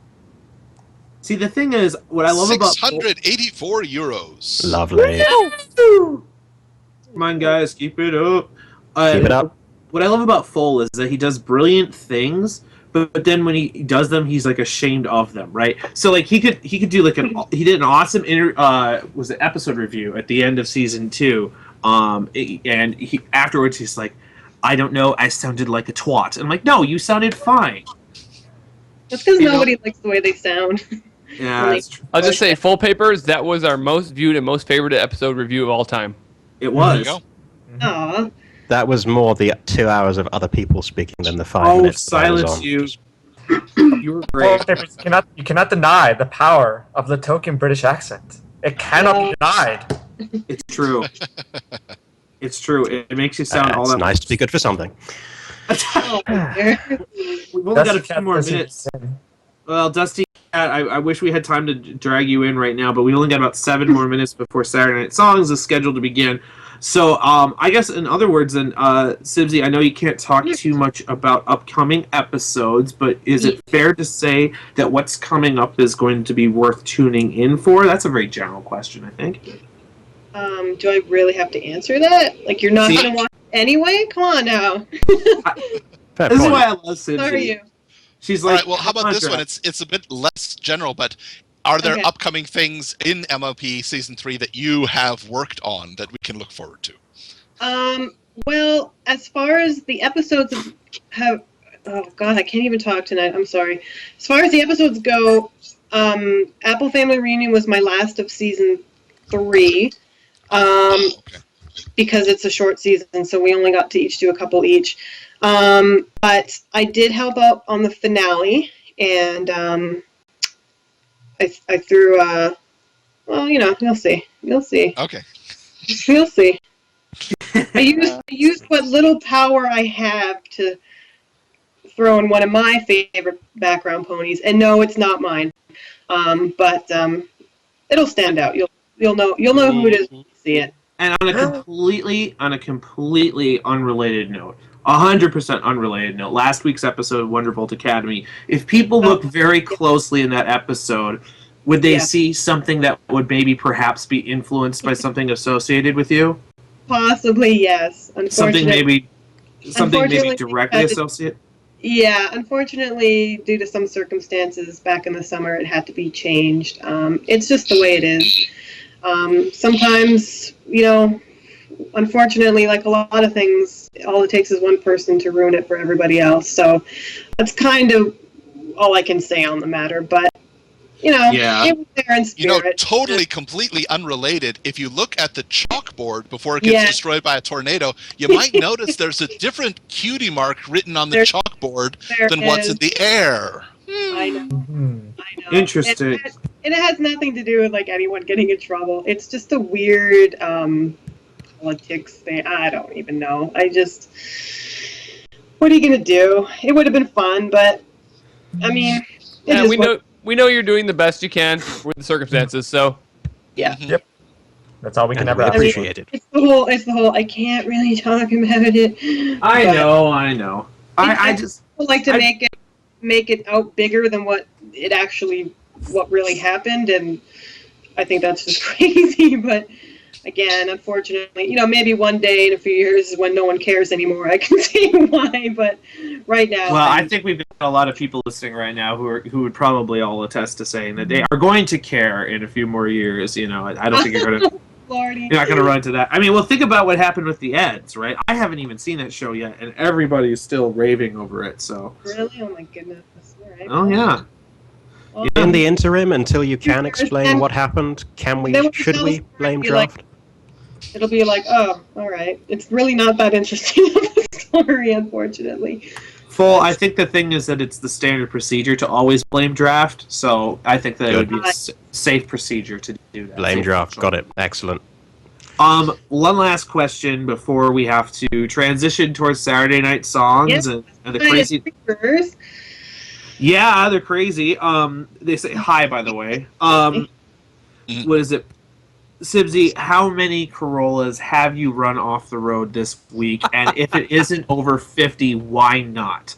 I haven't run any off the road. I've honked at quite a handful of them, but I don't think I'm technically allowed to run anybody off the road. It's not worth it. I love my car too much to put it in, even get it close to a Corolla. I imagine that at some point you could, like... I don't even park next to them, because I just know it's going to be a ding. You ever see like Ben-Hur, and you've got those chariots with like the things on the wheels to cut people in half or whatever? Like, you should have those things spring out of your wheels, right, when you need to, and just like deal with the Corollas that way. Guys, I've been in the car with Sibsy, and I've seen her driving. She's an amazing driver, by the way, and she's just an inspiration. I have relearned the art of road rage from her. No, She's that's not to be inspired from. It is an absolute and total inspiration. It's only here. It's only here in this province. I just lose my mind. As soon as I cross over into the States, I feel like I'm in heaven. I'm just like, wow, everybody knows how to drive here. It's brilliant. It's brilliant, honestly. It is. Well, okay. Well, Sibsy, thanks so much for. Thanks for having Thank you for coming. Of course. We'll have to talk again soon. And yes, I know I'm owed punches. Not yet, but I'm sure soon. Oh, and can I do one last thing for Sibsy? Inside joke. Everybody ready? Are you ready for this, Sibsy? I'm ready. There we go. Draft. Kick can. Did it. Okay. Don't ask. Don't even ask. That's All for right. our close friends. All right. Well, thanks so much, and Thank yeah, you guys. we'll talk to you soon. Yeah, you guys have a Merry Christmas and holidays and all that jazz. Likewise. Okay. Yes, have a good care. one. Thank you for coming on. Thank you. Good night. Farewell. Everybody, as Saturday Night Songs is about to start, please don't forget Seeds of Kindness 2, link right down there. Donate what you can or spread the word around. Please, get us some more.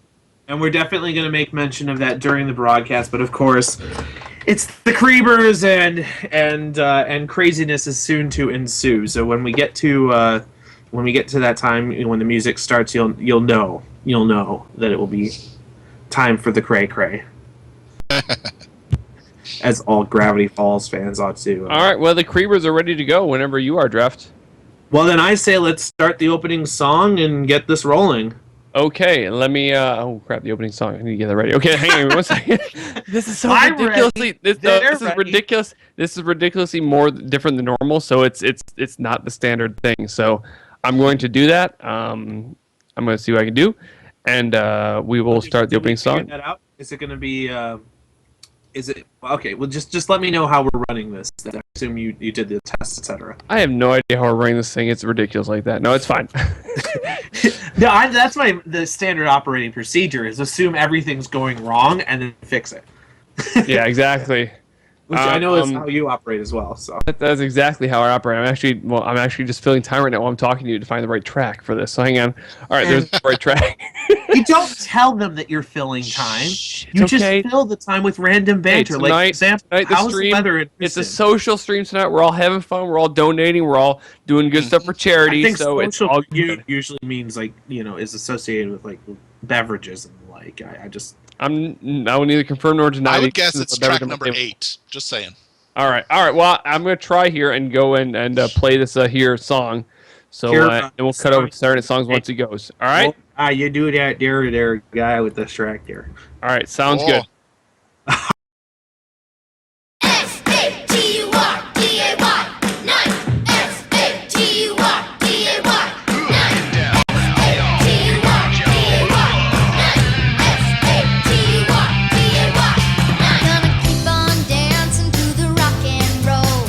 Saturday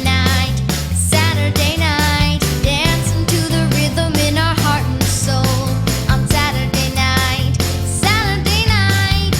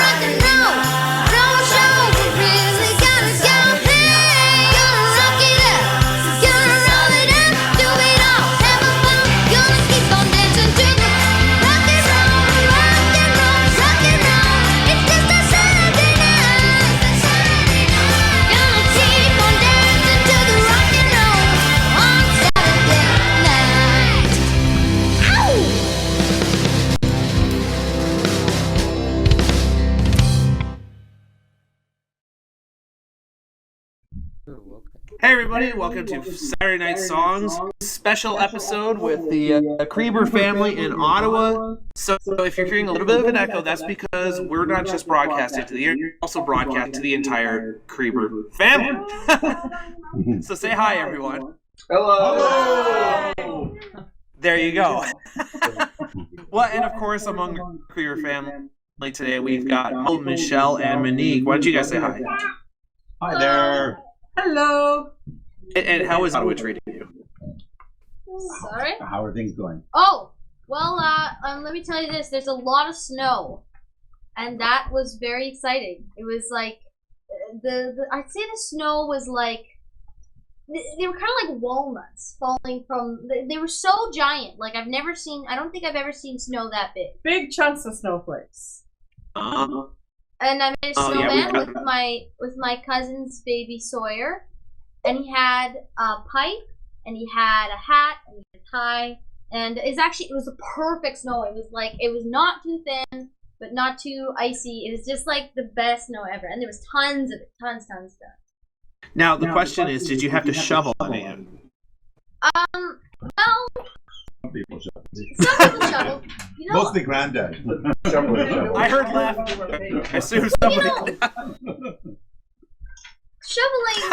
See, I actually do like shoveling, but I didn't really do it this time. But I kind of feel guilty now. She's a good shoveler. But I can get down in the depths of the white stuff. Okay, why the snowman? Exactly. That was my thing, you know. I think I did my part, you know. Well, you know, that is an important role to play. I should say too, while we begin here, that who are listening right now, be sure to go tweet that you are listening to Saturday Night Songs. Go tweet and use the hashtag Saturday Night Songs. We're actually using a logical hashtag this week. What's going on? Sorry, say that again, Mike? I said logical hashtag. This is weird to me. Instead of jungle ducks, you mean? Yeah, instead of jungle ducks or undisclosed jazz hands or. Wait, did we make that one a hashtag? I don't think we've done that yet. Oh, we're gonna have to do that. And Danny's already made Rock the Coat. Rock the Coat, or just Coat, as you said. Yeah, Just Coat. well, that's his name. Just Coat. I think we need to start undisclosed jazz hands, though. We need to My get fear that is going. that people are gonna spell it all wrong. Yeah. I don't know that they've disclosed how to spell that properly yet. It's a secret. It's a terrible, terrible joke. Well, and I should say, too, that this stream has a lot of people who are joining from the Bronies for Good stream, so everybody out there who's been listening all day, we just had Sibsy on, and who's been donating towards Bronies for Good and what they've been doing. They've already raised well over 680 euros today, which is a great, great job for everybody. Welcome to the show. Congratulations. Good work on that. Well, so, obviously, I mentioned a moment ago that Michael Creber is there, but you also have a few other Crebers that we haven't met before. Why don't you introduce? Well, why don't you go, Mom? Why don't you go around the circle? I think you should introduce your own family. Just go around the circle. Start with your fuzzy dog Max there. Okay, and we have work around. We have Maxie Boy, who is familiar. You know, he puts his little tidbits in around the radio show. You know, the few little barks, few little rustles. You know, just in there. Collar jangling. Exactly. So first we have my cousin Doug, who is actually a really great musical theater performer, and then we have my Aunt Kathy. And then we have, my dad there. And then we have Ook, who actually has a credit on my album. He's my part-time chauffeur. Right, Ook? Found my place. Yes. And you might recognize him from the Spies in the Night video. Well, we actually released the whole thing yet? What's his name? Malivio? No, Nefario. January 12th, we're premiering Speedy and Stretch, so the whole some of them will have seen it like on the Everfree Northwest broadcast and that kind of thing. And no, I think he's also in the trailer, aren't you? Isn't there a scene with you in the trailer? Yeah. So, but they will see much more of the evil side when we release the entire thing. Yes. And then we have my Uncle Ernie. And I think I talked about his famous duck one time on the show. I think we she did. She described your jungle whole. duck? I think I talked the Peking duck that he makes. Peking duck. Oh, better. More tasty than duck. And then we have my cousin Jeff. And then we have... Otherwise known as the father of Sawyer. Yes. Your new role. That's always classified. When Jeff was telling the story how someone sent a letter to Jeff and his wife Courtney's and Sawyer's house, and it just said Sawyer on it. And it said, so what did it say, Jeff? Say hello to those old people that look after you once in a while. Those old people that are in their 20s. But then, you see, now Jeff knows how it feels when we had you, Michelle, then it was no longer Monique and Michael, and we're not, musicians anymore, performers. We're just Michelle's parents. We're drivers. Yeah. And just like Chris, now he's Michelle's driver. Oh, he's also a great percussionist. He does he's kind of a one-trick pony, but there you go. Right, ready? Go ahead. Now, there was a pause. You heard the summer dolphin, but this is a winter dolphin. If anybody can guess how he does that, I don't know. Maybe we should give them a digital download if they can guess. You should come and do it closer to the mic. And this is going to be a bonus contest on the spot here. And if there's anybody who can guess how he creates this dolphin sound, then we will give you a digital download of a Creber Christmas. Awesome. Here we go, Uncle Chris. Okay, here we go. Hear it. Me and my dolphin.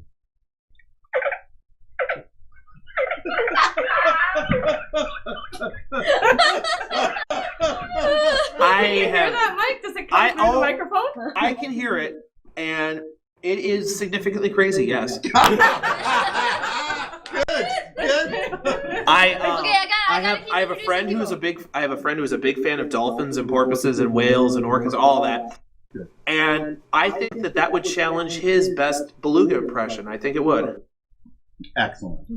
So congratulations. Yeah.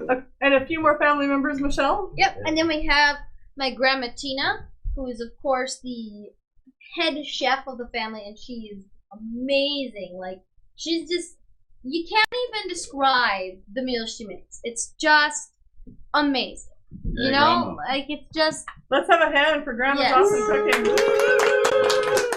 And, of course, Grandma and Granddad are always the hosts of Christmas, and they look after all of us and make sure we don't get out of hand. Well, if you can even... If that's possible. If you can just... don't always succeed either. Yes. And then, of course, we have my granddad, and he is actually...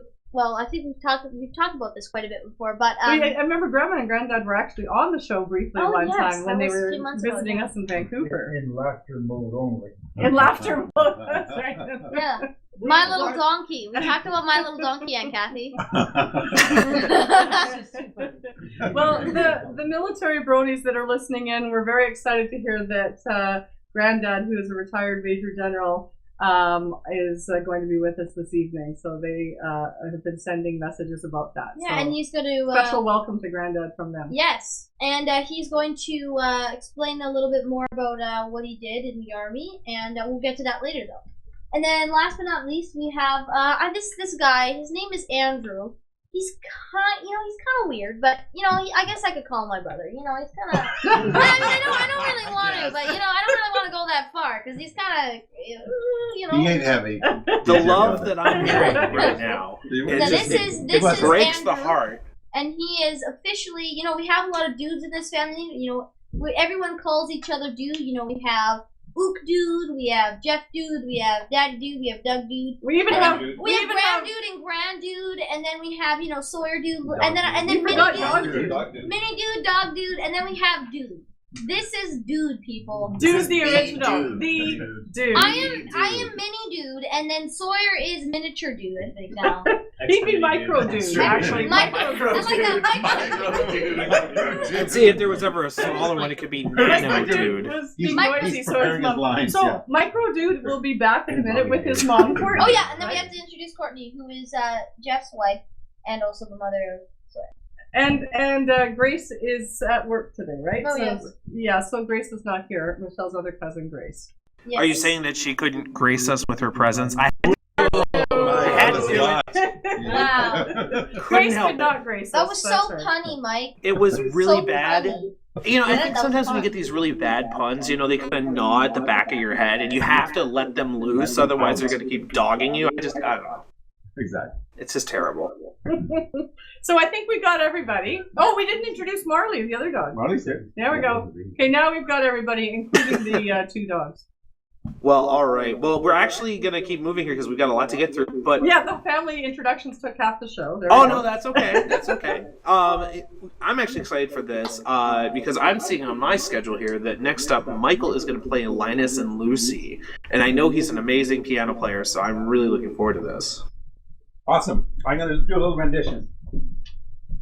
Are you ready? All right, is everybody ready out there? Yeah, here we go.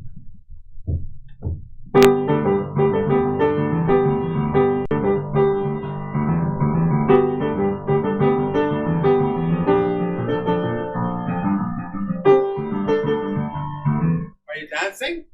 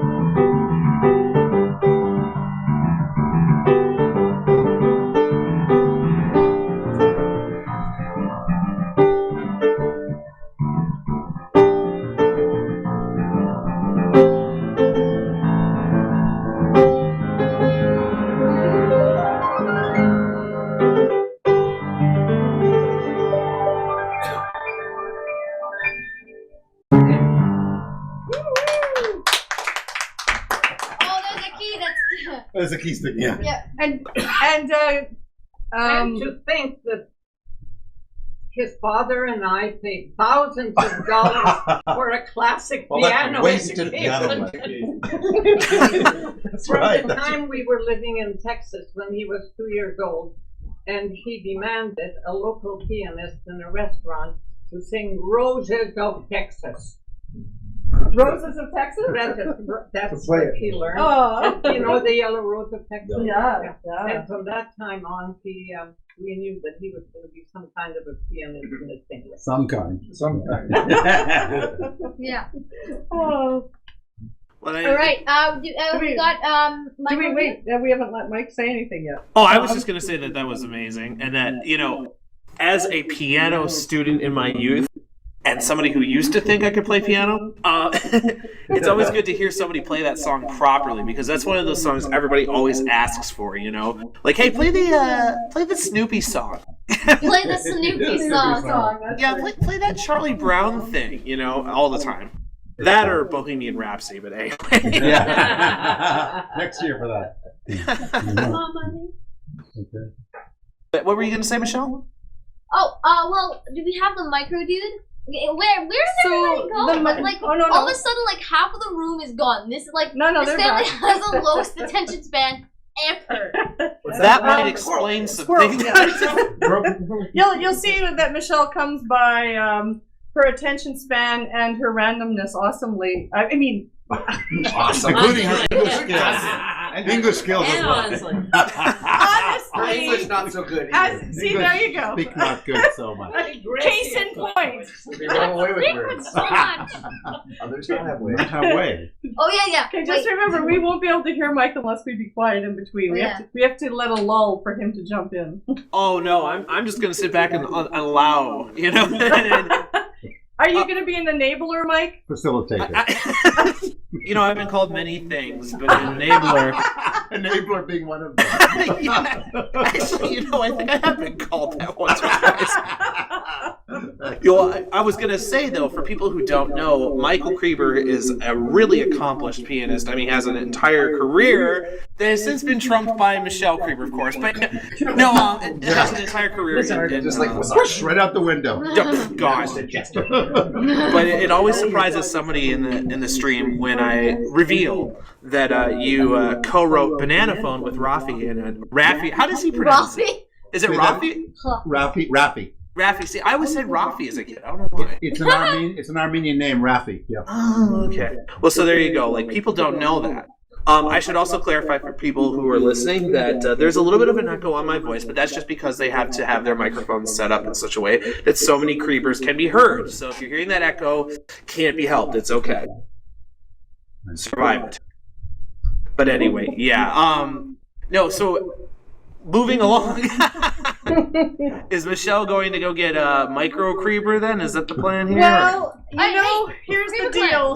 Have like a whistle where everyone comes into the room. His dad, Jeff, is going to check to see if Micro Dude willing. Well, it's not a willing thing. It's just so far past his bedtime. It's more like, did he survive it through this long, or has he crashed and fallen asleep? So they're just going to check. If Michelle hasn't made it to the next province already, we could ask her a few questions about, you know, today's episode that was aired. That's a great idea. I will see how far she made it. Michelle?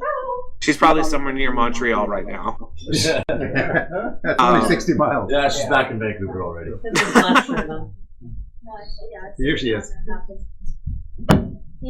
She's back for questions. All right.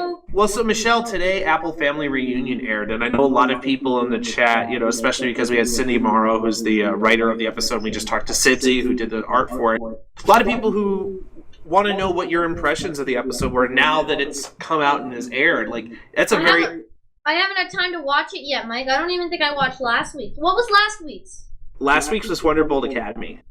Oh, I didn't watch that either. Oh, I wanted to watch that. That's a good episode. Well, you did some singing in this episode today. Yeah, I did. I had that recording session with Ashley about a year ago. Well, I was talking with your mom a little bit earlier before the program, and it just seemed kind of appropriate that, you know, the episode is all about this Apple family getting together, and, you know, you've got the grandparents and the cousins and all that, and that whole storyline. And here you are on this program with all of your family there. It just seemed like an interesting parallel. It was really coincidental. I couldn't believe it because I actually did watch it this morning when I realized which episode it was, because I remembered reading the script when she recorded it, and it really was so appropriate for the show that we're doing today. And there's actually a little piece at the end that was particularly appropriate that we can share later on. Yeah, absolutely.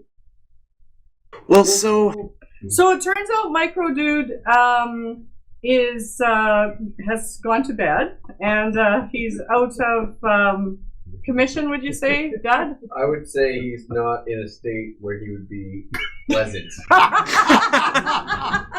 Now, keeping in mind that Micro Dude is only turning 3 next week, this is way past his bedtime, so they gave it the old college try to see if we could keep him up to 10 Eastern. So we will proceed with the story, and, you know, anybody who has the album A Priestly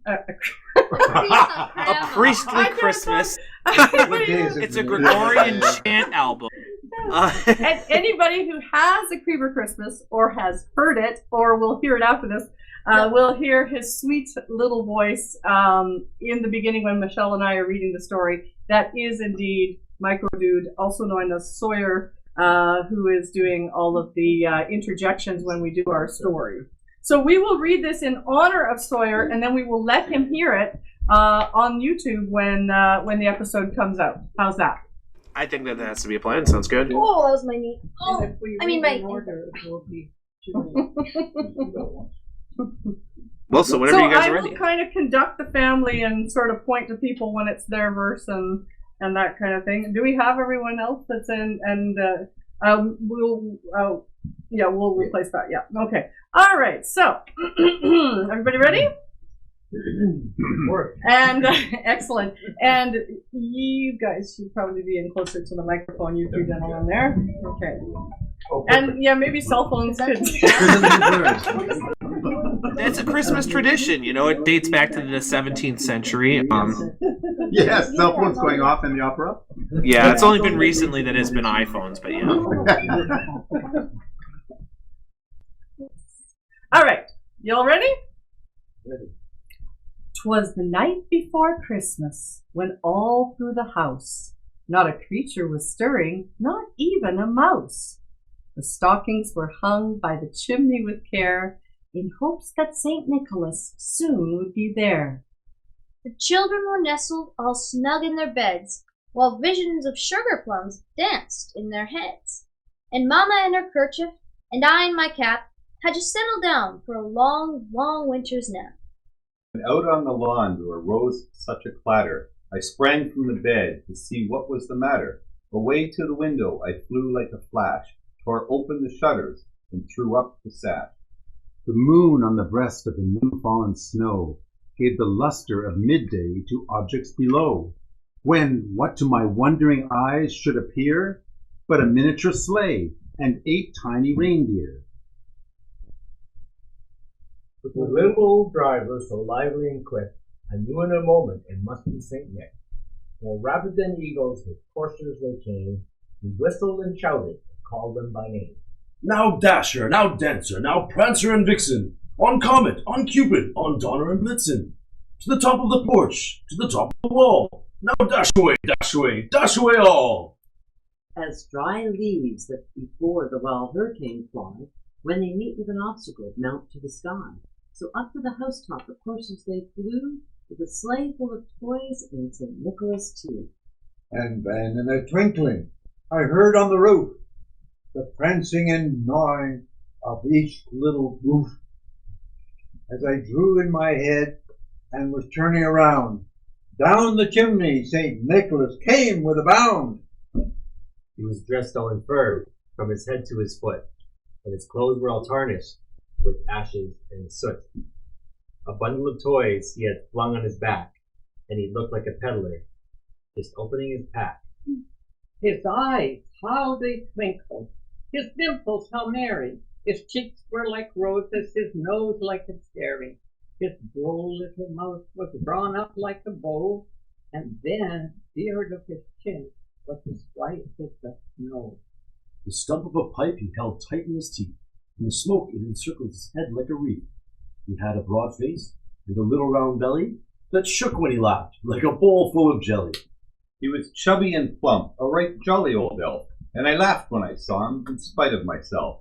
A wink of his eye and a twist of his head soon gave me to know I had nothing to dread. He spoke not a word, but went straight to his work, and filled all the stockings, then turned with a jerk, and laying his finger aside of his nose, and giving a nod, up the chimney he rose. He sprang to his sleigh, to his team gave a whistle, and away they all flew like the down of a thistle. But I heard him exclaim, ere he drove out of sight, Happy Christmas to all, and to all a good night. Congratulations. You can't applaud and do a push to talk. I'm applauding. Hey, I'm applauding right here. There we go. Is it gone to song? What's that? Are we clear? We can. I don't think we've started the song yet. I think we were going to introduce it first. I thought I heard Rich's voice in there. No, we haven't gone to song yet. No. No, he just decided to interject. Everybody, 8-track. Hello. Hi, Rich. Hello. Oh, that was good. Some people in the chat are seeing, they're feeling so cozy, and then you just see zzz, you know. Well, okay, so we've got the song "The Night Before Christmas," and it's off of the album. Again, at Creber Christmas, it's available on CD Baby. It's not available elsewhere, but of course, it's available at michellekreber.com. And so, if you have not gone and gotten it, now is the time. But Rich, if you're there, yep. Maybe we should play the track. All right, we're ready to go. Here we go. The Night Before Christmas.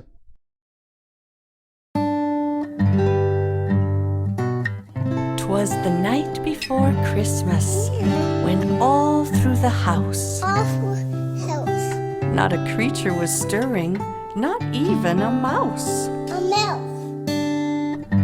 The children were nestled all snug in their beds, while visions of sugar plums danced in their heads. Now Dasher, now Dancer, now Prancer and Vixen, on Comet, on Cupid, on Donner and Blitzen. To the top of the porch, to the top of the wall. Now dash away, dash away, dash away all. Dash away all. But I heard him exclaim, ere he drove out of sight, Merry Christmas! Happy Christmas to all, and to all a good night.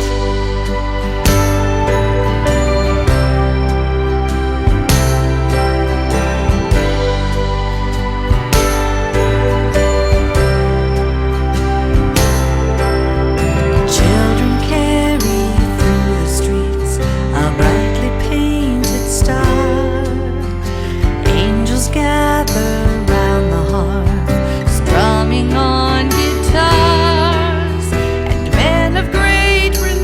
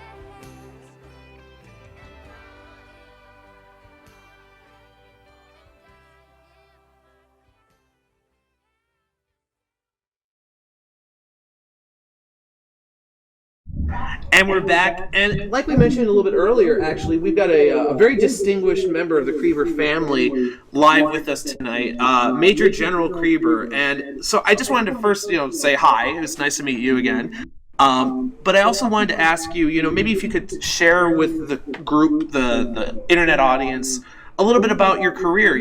Being a Major General, it's a very high rank. Yes, I was very fortunate. I had a very long career of 34 years, but I started off as an electrical engineer with a specialization in things like radar and fire control systems. So my background was technical, and I stayed that way for about the first 15 years. And then over time, I became more involved in managing what I was doing with a lot of other people. So that's my background generally. But my service took me in many places into the United States to study guided weapons, into the United Kingdom to study more and deeper into fire control systems, and then ultimately I was not ultimately, but long ago, 1966, I was posted into Egypt, where I had an interesting experience. What was that experience, Granddad? The experience in Egypt was I was thrown out. Along with 10,000 other people. Oh, so you were in good company? In 1966, the United Nations Emergency Force was still there after 10 years. And in 1967, Colonel Abdel Nasser of Egypt, the president of Egypt at the time, decided that he was going to tell the United Nations that he no longer wanted them in his country. So under the charter we had, we were obliged to leave. And that was a very interesting time because we were given a month's notice to leave, and ultimately we were only given 10 days to actually get out. So my job was to get my group together, repair all the equipment of the United Nations, and make sure that all the equipment of the various nations that were there got back to them. And fortunately, in the case of Canada, we didn't lose any troops. We got all of our own Canadian equipment back to Canada, and some of it we diverted to Cyprus, where we also had a big action going as well. So that was a very interesting experience to be there in Egypt over that whole year. It had not a very good side effect. I didn't see my family for a whole year, whereas nowadays those postings are only about 6 months. So times changed. Oh, did we cut out there for a second? Sorry. No, I think that was the end. He said times change. Oh, okay. We wrapped up with that. A little slow there, Mike. No, I'm sorry. We've been getting a lot of questions. A couple people in the chat were saying that they were not distinguished enough to speak with you, General. they were commenting. They were saying that, wow, Major General. I had at one time I had something like 10,000 people in my own organization. That was the Electrical Mechanical Engineers, and I had no hesitation about speaking to my private soldiers who were craftsmen and very, very good ones at that. So I don't have any difficulty talking to anybody. So we can vouch for that. We can vouch for that. He's a very personable, down-to-earth person. Well, and one thing I'll just mention really quickly is you mentioned that you were removed from Egypt. I've actually been thrown out of a country myself in a much less glorious way. Tell us, Mike. This is a true story. In 2005, I was thrown out of the Vatican City because I was wearing shorts, and they require that you wear long pants there, so they wouldn't let me in. But that's not nearly as interesting. Really? Did it really? Did you hear that, Mike? Same thing happened to I was in my first time in Rome, and I was just walking around the city in my shorts and t-shirt, and I wandered into the Vatican and was asked to leave and come back when I had suitable attire. Yep, they're very strict about it. Yeah, well, and Michael, you got kicked out of a country. Yeah, but I don't even want to tell that story right now.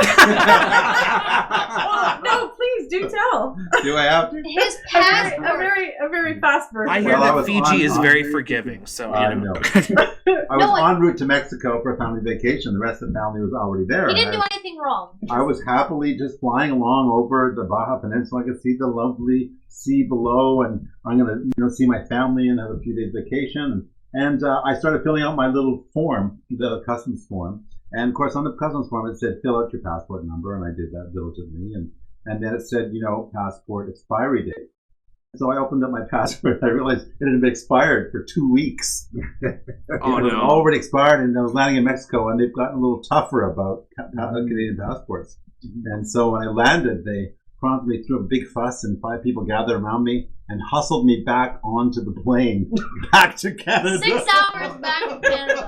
And he had to fly all the way from Mazatlan back to Vancouver. And actually, the scary thing about that is that he passed through about 6 passport checks before he even left Canada, and then went through LA, and they looked at his passport a few more times. Yeah. And no one at any passport check noticed that his passport had expired until he landed in Mazatlan. Well, because he took 2 flights, right? He took one from Vancouver to LA and then left right away. So that means that he had to fill out 2 customs forms. And the first one they didn't there's only one form, but it was still. Michelle, you might not know this, but your grandmother and I arrived. We were in England for a year, 2 years, in fact. And one time we decided to go over to Europe, and we got on a boat, got to Holland, and while we were on the boat, they looked at our passports, and they said to my wife, Tina, your passport is out of date. And of course, we thought we both had equivalent passports because we got them at the same time. So we ended up then, in about 3 days, in The Hague, in Holland, looking to get a new passport for Tina before we could start our holiday. Wow. And it was very interesting because on the first day we wanted to get our pictures taken. Well, the photographers were all closed on Monday. Oh. So it went on like that. But ultimately we did get our passports on similar our way. So it runs in the family. It's expired passport. And At least even- one side of the family. And there was an even more ignominious experience. When we first moved from Vancouver to Ontario, we went by ship across Lake, what lake was it? Over to the States, down, not Erie. Lake Champlain? No, the one. Not Lake Ontario. Superior. Oh no, it was on Lake Ontario. And the U.S. wouldn't allow me to get in because my passport was out of date. In those days, we had to have passports. Wow, we're very diligent. So not only randomness, but also kicking out of countries. I guess we all the fish rots at the head. What's that expression? It all filters down. So we're ready to play a Name That Song contest if you want, Do Mike. we have the right Changing passport the to do subject. that? Do we have the right passport? I mean, yeah, well, we've got to name the song contest, exactly. And how do we want to do this? So Michael's ready at the piano, and we'll do it like last week, where he's going to play 2 notes with no rhythm, just 2 melody notes from this song, and we'll wait, a minute or less than a minute around there, and we will watch Twitter, and it's the same hashtag Jungle Ducks. All right. And then he'll do 3 notes. He'll play the first 2 and add a 3rd note to it, and just keep doing that with quarter notes to see who can guess what the song title is. And winner will receive a digital download from a Creber Christmas. Can we guess as well? No, the people in the room cannot guess. Keep your mouths zipped. It'll be hard, but it will be hard. That's not good. Monique, am I allowed to guess?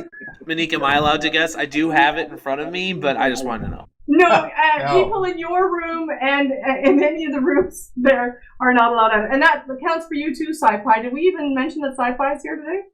I thought we had, but if we haven't, hi. No, I maybe we did and I missed it. Okay, so you guys all set for the first 2 notes? Okay, Michael? Yep, I'm ready. Can Go I just for it. try 1 note? I think they'll need at least 2. Oh, 2. Yeah. Oh, okay. Okay, I'm Okay. La la. That's the first 2 notes. Okay, loading. Loading. Checking Not Twitter. doing anything.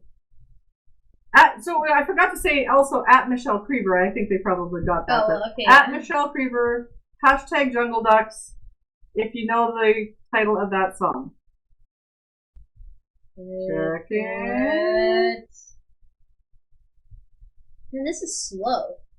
I wonder if it's because we're using the internet for the Well, you gotta give them a second to guess. I mean, maybe play those two notes again.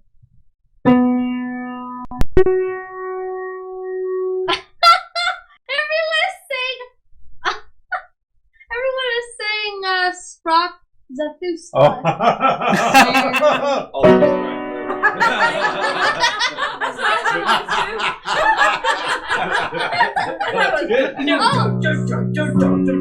Someone says epic spaceship song from Apollo 11. Wait a second. Apollo 11. It's Apollo 13. Oh! No, it's not that. Epic spaceship song from Apollo 11. I think it's safe to say that this is a holiday song, that this is a seasonal song. Oh, yeah, and- Perhaps I forgot to mention that it is a Christmas song. Yeah, it's totally not thus spoke Zarathustra. Thus Sprocket Zarathustra. Okay, guys, how about we add a third note? it's a song on the album. Ooh, big hint. Oh, Okay, 3 notes, quarter notes. Here we go.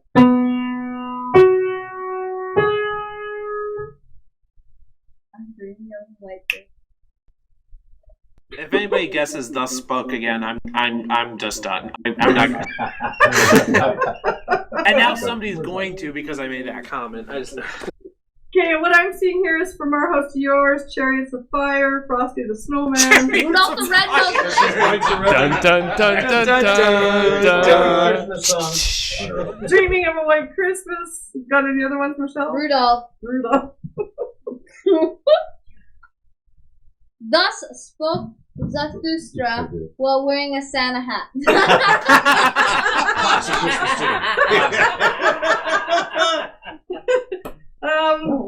There's another one there, Michelle.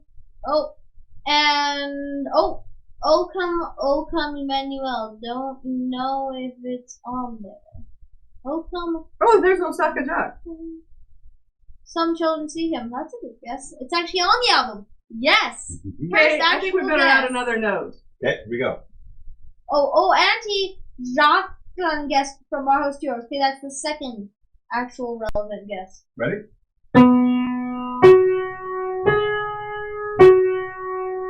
Somebody got it. Oh, it's Violet Wisp again. Oh my gosh. Violet Wisp, you are beating out all the other guessers. All the other Timmies and all the other Osakas. Yes, Tim couldn't be here And today. the Jacks. And Osaka. Okay, I love how people are changing their names. I have Osaka Jack Frost. Now this is my favorite. Instead of Tim Gropner, Chris Timus Gropner. except the TIM is in big letters, so it looks like CHRISTIMAS, and then it's like Chris Timus. I'm gonna see if there's me on one. Dusty is now Dusty Claus. Oh yeah. Oh, what's Sabby's again? Oh, Sabby Claus? yeah, I think it is. That makes sense. Oh my gosh. So Violet Wisp, we're running out of prizes that I can think of to send you, so maybe you could suggest something to me this time. Actually, no, it is a digital download code. That is the prize for this one, so maybe that could be a Christmas gift you give to somebody else There because you I know go. you already have it. So. It's a gift that keeps on giving at least once. There you go. There you go. So it was indeed Someday at Christmas. Yep. All right. And from what I'm reading, you guys are actually going to perform that song live. That's right. Well, whenever you're ready. Michelle and Michael are going to perform it right now. There we go. Alrighty then. I'll give you a little intro. Here we go.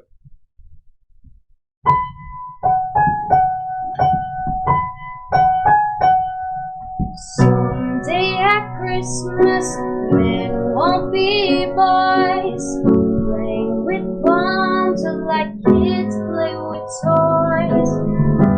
One December, our hearts will see a world free.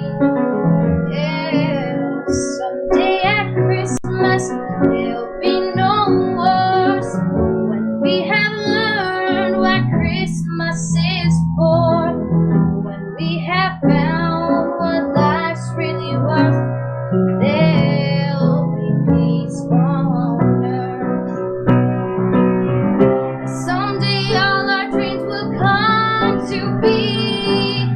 Someday in a world where men are free.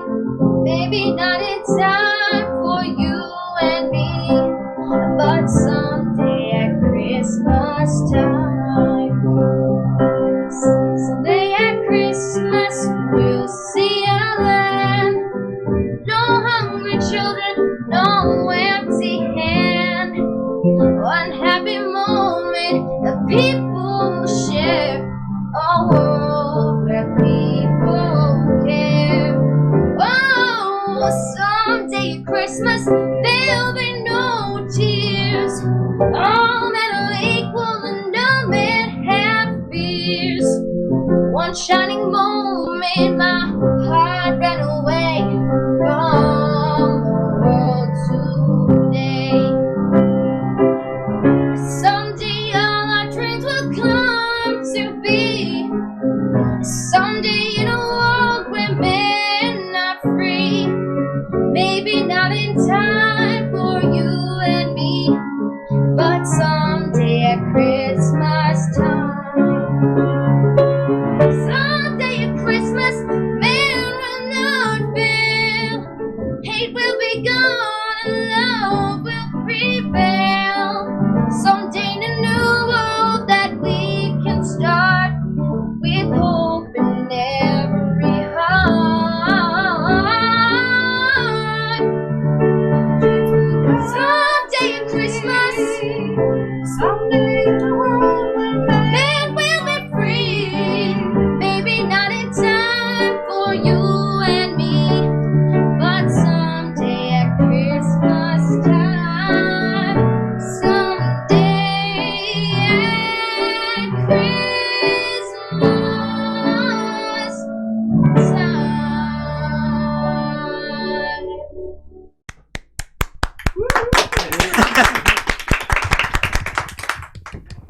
Now, 8-track, did you get the applause covered there that time? Yeah, I got it. It's cool. Okay, just making sure, because I can only do like this kind of like weird, noise if I try. That was amazing, guys. You guys are awesome. Some people in the chat were saying, "Draft, you should sing," and I said, "No." No. That's a bad idea. This is a really bad idea. No, that was really good. Well, so we've already named the contest winners. I think really quick, I would like to remind everybody who are listening that this is also, this is, aside from being a special Saturday Night Songs with the whole Creber family, it also is part of the larger Bronies for Good charity stream that's been going on. So if you guys haven't, please go and donate to Bronies for Good. They are doing some amazing work. I don't know what they're at right now, but I know it's well over 680 euros, which is quite a bit of money. And then furthermore, for those of you who are tuned in about 40 minutes or so, we are going to have Lauren Faust on the line. So it's going to be pretty cool. So stay tuned for that as well.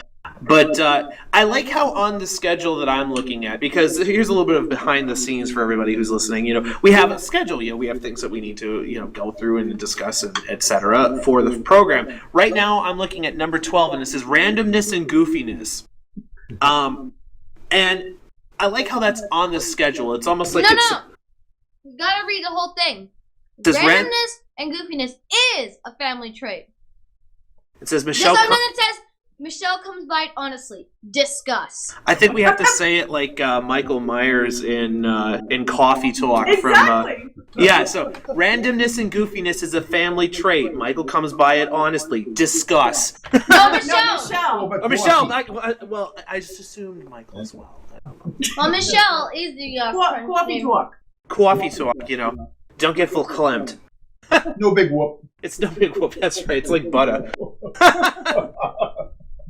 Well, but so this is on there. Discuss. Please explain.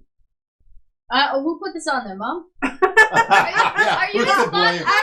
to be honest, it's Sci-Fi who noticed that as he was helping me create the agendas, he noticed that there was enough randomness that happens in every episode that he deemed it wise to actually schedule some randomness to try to keep things on track. Planned randomness. Planned randomness. So no. It never works. It doesn't work. No. Wrong. Okay, everybody, let's be goofy. Be random. Let us be random. And action. Be normal. Well, the rest of the family was thinking that maybe they would plan one of the family board games at the table beside us, which would have meant that Couldn't hear anything. which would have meant you would have never heard You haven't heard? anything. No, that's a problem. No, it's great. No, okay, well, it's in the middle. You can't really tell. No. I think you guys We should always put the lines on the Cluedo. No, we always put the lines. No. Wait, no, shut your mouth. It's a Sexo sketch. That's not a... What are you doing? It's not in the Oxford English Dictionary. It's not a word. You can't it's in the Scrabble use it dictionary. in Scrabble. Fine. No, there's no way. I am a Scrabble hound. This I am a happens in a game. Don't bring me into this. That's ridiculous. That's not a word. I'm above all What is that. that? Random. What is that? Now, That's actually controlled chaos. It is barely controlled. I'm Spider trying National How is Spider National Gallery funny? How is that funny? How is that not funny? That's amazing. Explain. How is this not funny? We have a giant spider in front of our National Gallery. Yeah. I saw a picture of it. Yeah, it's a National Gallery of Spiders. I saw a picture of it on the net. I thought, well, it must be the National Spider Gallery. Everybody loves spiders. Everyone loves arachnids. 20-foot spider.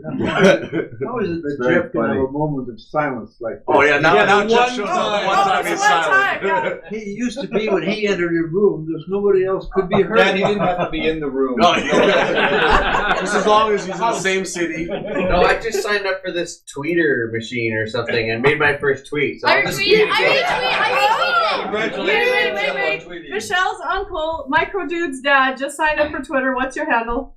Wong Jeff M. Oh, I see that. I mean, Michelle's cousin. Oh, That's the sorry. second time you've done that. He looks like me. I'm losing my mind. Okay, Michelle's cousin, Jeff, is now signed up for Twitter at Wong Jeff M. So WONGJEFF M. For Michael. M for Michael. Go follow Jeff Wong on Twitter. Well, Jeff used to throw me out. Like, he used to go... Throw you out? Michelle for one day. Well, we used to take turns throwing Right out. We don't need another one. We already have That is right. Well, no, he used to throw me up in the air. He does this with Sawyer now, in the front foyer of my grandparents' house, which is like 5 feet away from us right now. So it's like, it's kind of like an uncle, you know, that type of. It's kind of like casual more funner parents. Like an uncle. It's basically Taking like no a blame, no better parent, responsibility. you know. Yeah, better. That's not my kid. I'm just the cool uncle. Sorry, Mike, were you trying to say anything in there? I don't think that if I... Wait, are we still on? Yes. Yes. Now we're just being. It's like Dad's first sheet. Testing. Is this thing on? And Keenan's checkbook of randomness Sorry, check. Mike is trying to say something. What, Mike? No, that time it was Rich. What checkbook there? I was gonna say Keenan's random checkbook of randomness check. There we go. Well, I was going to say, people have been linking that spider that you guys were talking about. Apparently, it's been around the world. It's been at the Tate Modern. It's been at the National Gallery, of course, but it's been at the Hermitage Museum in St. Petersburg, the Guggenheim in Bilbao in Spain. It's been everywhere. Oh, I guess it's sort of like Flat Stanley. It's the Flat Stanley of the spider world. And apparently, I love Flat Stanley. I made a Flat Stanley. I made a laminated Flat Stanley in grade 3. That was fun. I still have them. Where is that? Where's Michael? He could slide under doors and he flew away. That's pretty amazing. Every hour show he goes around. I like when he said, I like what you've done with the place.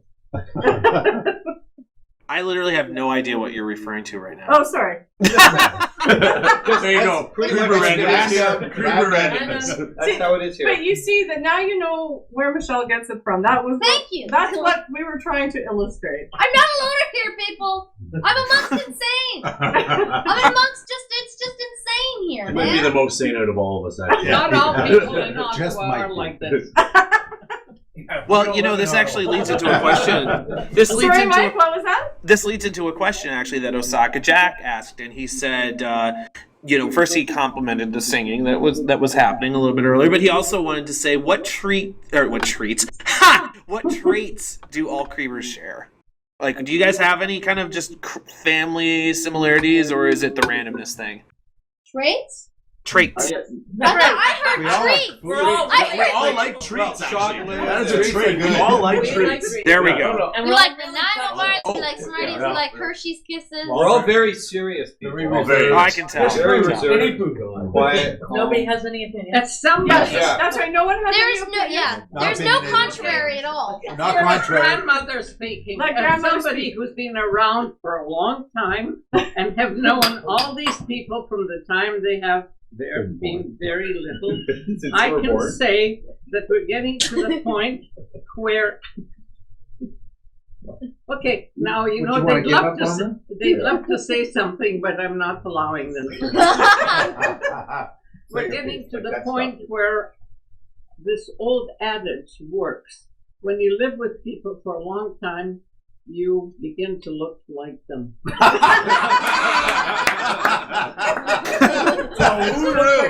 That's true. And another thing, all this technology with Twittering and with U-Face and... You twit-faced. That's right. Well, let her finish her sentence. Hold on. Yeah. My little donkeys. Yeah, okay, carry on. They're a real mystery, and I'm trying very, very hard to keep up. And I can say that getting a master's degree in Russian and getting and studying languages was far easier than this time. No, that's right. Did you know that Mike is Russian. Is that right? Tina Yeah, has a master's degree in Russian. Oh, yeah, I just heard that. Yeah, I'm half Russian actually. On my dad's side. Я не говорю по-русски хорошо. Хорошо? Нет, очень плохо. Well, хорошо. Не хорошо. Okay, so people who wondered what we just said there, she asked if I spoke Russian, and I said not very well, or at least I tried to say not very well, but I said not very well, not very well.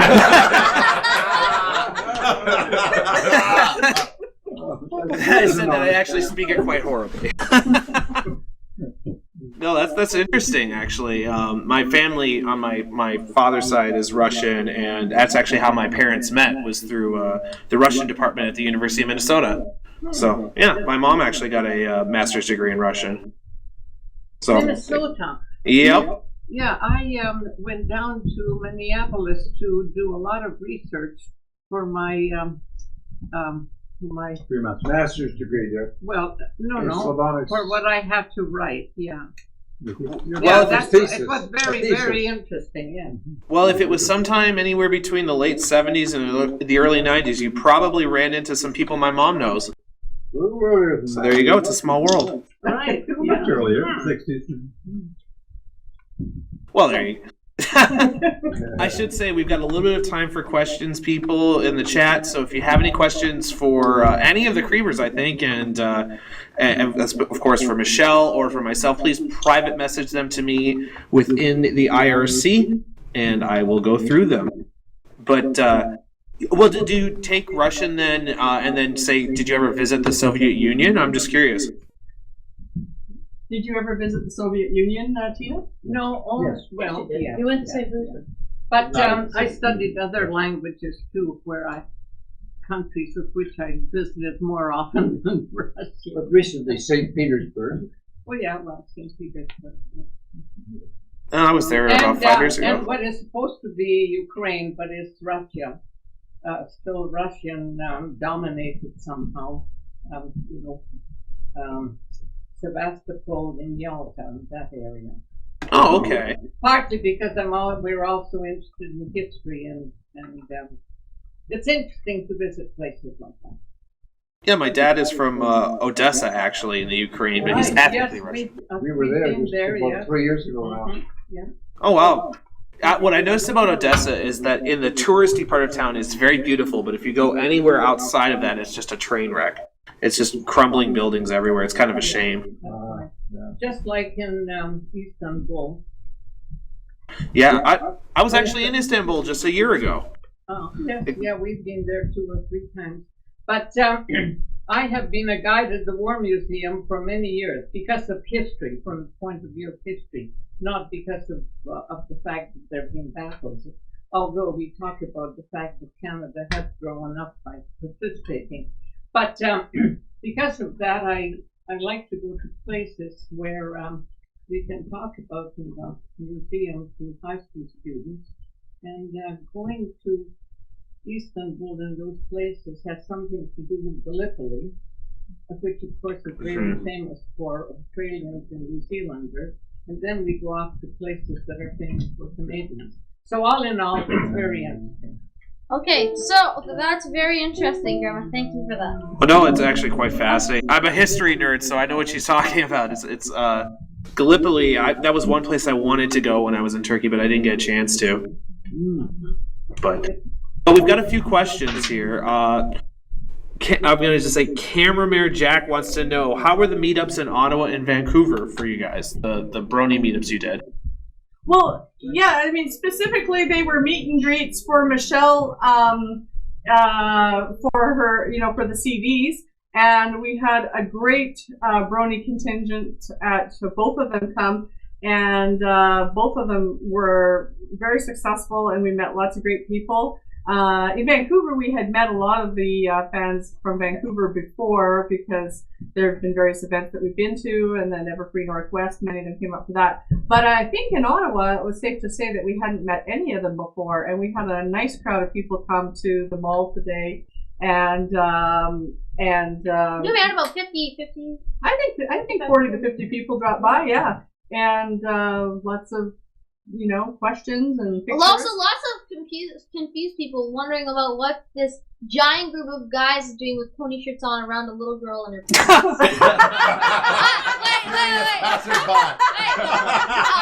At a Blend's coffee shop. No, Second cup. Well, hopefully you clarified that. Anyway, no, it was great. They were awesome. All right, so right now, Mike, were you going to say something? Well, I got another very important question. This is from Abian47, and they ask a question for all the Crebers. How did you guys spend the apocalypse yesterday? Eating. Having our last meal. Talking as usual. Time is food. Dim sum and ragu. Yes, nice. High five. Wait, both said ragu. It's a rewrite of the Christmas song. Yeah. We created our own food apocalypse. I'm surprised we didn't ask for the amount of food that we ate. What's the word about too much? We discovered this word that the English language needs is shamama jamo. I think it's I believe it's Danish or Finnish, and it means eating to the point past in which you're full, eating just because it tastes good. The Creber Christmas is shamama jamo. We're gonna write a song about it. If you guys do follow that philosophy often, the Romans had a special area of their villas, called the vomitorium, where they could clear the palate, as it were, so they could keep eating. You don't go quite that far. Oh no. Yes, we try to. We just go, oh. Yeah. We eat too much, then we whine. We eat a lot and have a good wine. Yes, with good wine. With good That's wine. right. Having a good wine. Okay, so are we gonna sing a song now? You can if you'd like to, yes. Okay. We have. Oh yes, that's right. We do have a song. Or we can talk about C223 Corporation's tax return, No, which is no, the no, other no, no. side of the lyric sheet we have here. Now hold on. Don't talk about that, Michelle. Could you sing about it? I won't put any undisclosed information. Oh, okay. What? Singing tax returns. Sorry. Okay. What? What do I do? I was just joking around. I was saying if you're going to read off that form, you should sing it. We're going to do Silent Night. There we go. And we don't have Natalie and we don't have Mando Pony with us here today. So instead of that, we have Monique and Michelle's cousin Doug, who's also a great singer. And we have the entire family chorus. So what we're going to do, I actually haven't told them this yet. Honestly, that's the way we run a really tight ship around here. And so the way it's going to work is Michelle will sing the way she normally does. And then I will, Douglas and I will take over for some of it. We're going to do the 3 verses anyway, the 3 of us. And then we're going to repeat verse 1 in a new key, just like on the CD, where the whole family can join in if they're so inclined. Yeah. And I know we a very tight ship. Well, we use that analogy, very loose. You say, We use the tight ship loosely. Yeah, like that. But we're not ironic or anything. But listen, we do have to sing well so we can sing at the Christmas evening. Extravaganza. Yes, we want to sing along with the choirs on Christmas Eve, so we have to practice for that. They're great choirs here. Yes. Yeah, in A and then 1 in B. Oh, 3 A. Just 2 and then 1 B. No, it's 3 in A. Oh, I see. It's 2 in A and then 2 in B. Okay. Right. 2, 2. All right. Yeah.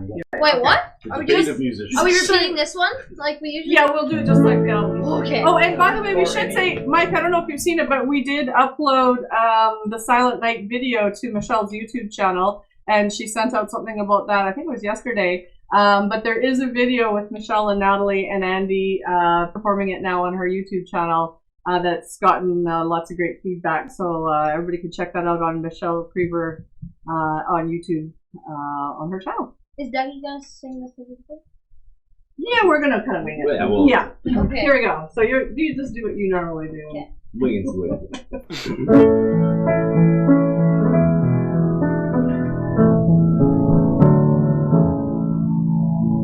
Silent night, holy night, all is calm, all is bright, round yon virgin mother and child, holy infant soul, tender and mild, sleep in heavenly peace,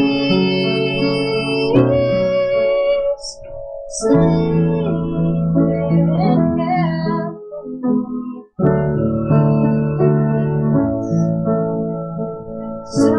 Silent night, holy night, shepherds wait at the sight, glory stream from heaven afar, heavenly hosts sing Alleluia. Christ the Savior is born. Christ the Savior is born.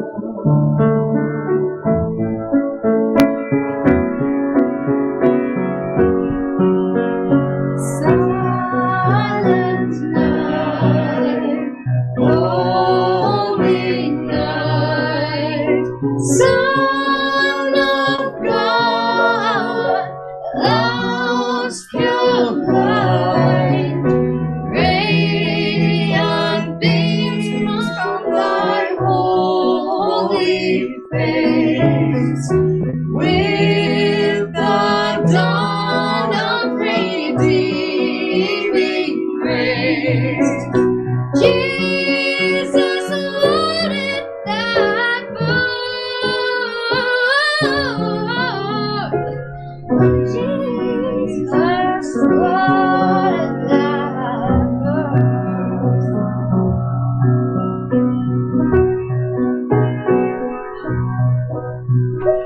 Silent night, holy night, all is calm, all is bright, round yon virgin mother and child.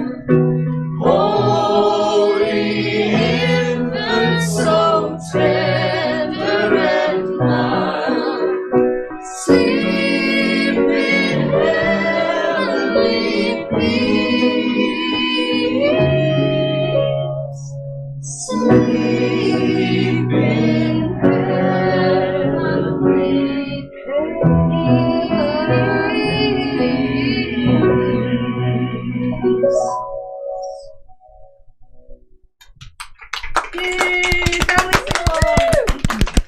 And as per usual, Rich has the I applause have covered. to chime in. Well, no, you do. No, it's good. It's good. I mean, that was really. Wait, chime in? Okay, never mind.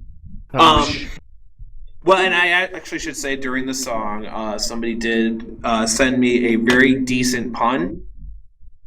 He wanted me to make sure to tell everyone over there in Ottawa a Merry Crebermas. And he wanted me to make sure that I could draft that into the. I'm just whatever. But anyway, well, I think we're gonna get this pretty much wrapped up here. Once again, I want to thank all of you guys for joining us today. It looks like I should say it sounds like you guys are having a great time over there. I know a lot of people are envious of having your entire gathering there. So, I hope you guys have a great holiday. Thank you. Thank you. Thank you. Help, I'm trapped in this crazy house. Love you. It's like in the producers Get me when. out. Did I hear somebody say "Get me out"? Call the Humane Society. Yeah, it's well, we're online, so from one crazy assemblage of people to another, happy Crebermas, and for all of you guys who are tuned in online, be sure, if you haven't done this already, to go and get a copy of A Creber Christmas, because a portion of the proceeds is going to go towards Plan International's Because I Am a Girl campaign. Also, of course, today we're doing a large live stream for Bronies for Good, so go and help them out as well if you can.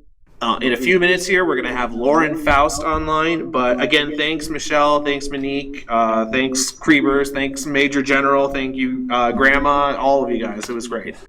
And thank you to everyone at Everfree and everyone out there in the listening audience. It's been fabulous, and we're going to take a little break for a couple of weeks for Christmas, and then are very excited to be resuming, planning to resume on January the 12th. If you're available, Mike, I didn't actually... I think that I will be. Okay. And we're going to premiere our first, the goal is to premiere our first Speedy and Stretch episode on that show. Which will be great. I mean, well, maybe we could even call that the Speedy and Stretch episode number 1, Let's do it. Without the pressure, it's not going to happen. So I'm just there. I put it out there in the digital universe, and now I have to do it. But that's January. That's like next year or something. That's a million. It is next year. Just and way out. Michelle was going to actually close off too with the little piece from today's episode, just since it was so apropos for the show that we're doing right now. But I'll let her get in the last word. So everybody else, Merry Christmas! Merry Christmas! And then the music will go dee dee dee dee dee dee. Dear Princess Celestia. Okay, here we go. Dear Princess Celestia, today I learned a great lesson about family, which, if you think about it, is really the first group of friends you ever meet. Turns out that when you're with folks you care about, you don't have to do much to make that time memorable. even the simplest of activities can take a whole lot of meaning. And you'll find that you'll remember the who long after you've forgotten the what. Yours truly, Apple. Merry Christmas!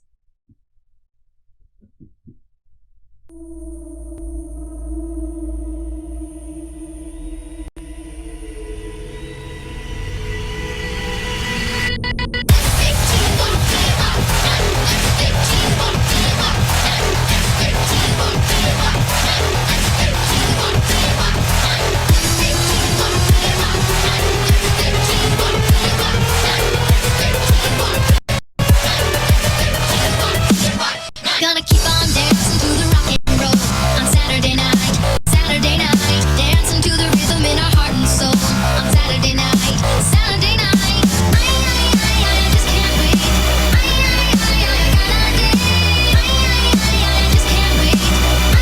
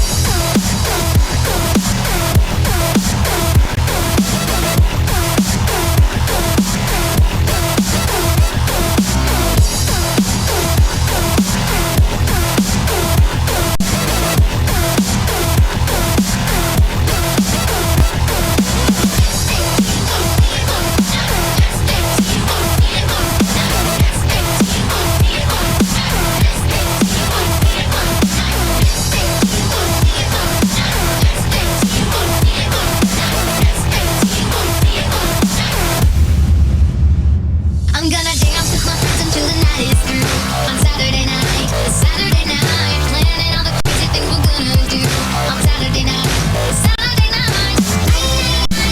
it so, I'm gonna let them know, I love it so, I'm gonna let them know.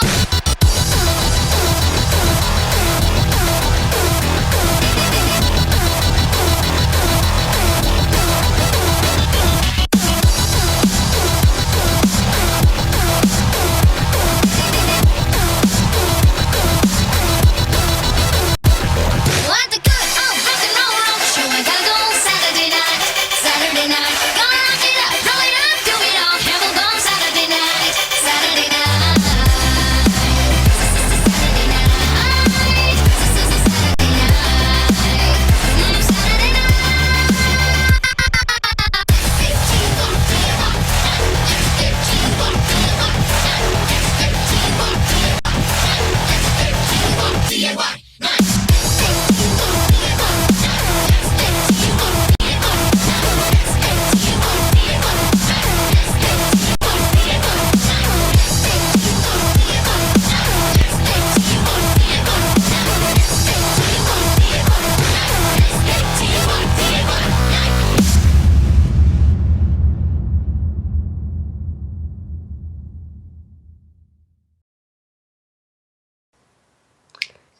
And hello, everyone. We are back. Guys, What's up? did everybody enjoy Michelle Creber and the Creber clan during Saturday Night Songs? Yes. I It hope was so. fun. It's fun. They were good people. Good times. Good times. So, since we have been gone a while, we're going to take a moment to remind everyone why we are all here, why we are doing what we are doing now. And that is for Seeds of Kindness 2, Faithful and Strong charity album fundraiser. We are raising money to fully fund and operate an orphanage in Uganda. And in addition, we will be putting more funds towards towards Engineers Without Borders and a water supply and sanitation project in Uganda that they're trying to currently fund. So please donate. These are important causes. We're really trying to help out the kids, and we're really trying to help out those people within Uganda who do not have access to or do not have access to a secure source of water. Yeah. So please donate. Yes, if you guys have a few dollars, that's great. If you have $1, that's wonderful. If you don't have any money, we understand. Times are difficult, but if you can pass the message on, that would be great. And I can tell you before you guys freak out, Lauren Faust will be coming in very soon. Yep, Yes. we're just waiting on her to get set up and everything like that. We're getting that set up. We are the fillers. Yep. So we are the cream part of the Twinkie, if you will. Cream. Indeed. Come on, I've been doing this for about 5 hours. My puns are low at this point. Well, it could have been a worse pun. Yes, true. Yes, I do believe everybody, in a week, we should toast to the end of Twinkies. It was a good run, but... Aren't they back? I heard they were back in manufacturing more. Yeah, it's under a different brand now. I think it's... I don't think it's going to be the same. I'm just going to say it right now. I think it's going to be... No. I think it's going to be I think it's going to be like G 3.5. Technically, the name's going to be the same, but it's just not going to have the same flavor to it. Well, to be fair, they sowed the seeds of their own destruction, so... Whatever's... Speaking of seeds, everybody, this is for the seeds of kindness, too. How'd you like that segue? How was that? Oh yeah, that was a brilliant segue. I should bro hip you over the internet for that. I'm bro hipping my screen right now. Ow, dude, too high. Oh, sad face. But yeah, there's and we should mention that when you donate to this thing, it isn't just a donation. You do get an album. Actually, 3 albums. 3 albums. Yep, 3 albums. you get if you haven't had the other albums previously, namely the first Seeds of Kindness album or the Smile charity album fundraiser, you get those as part of the whole package.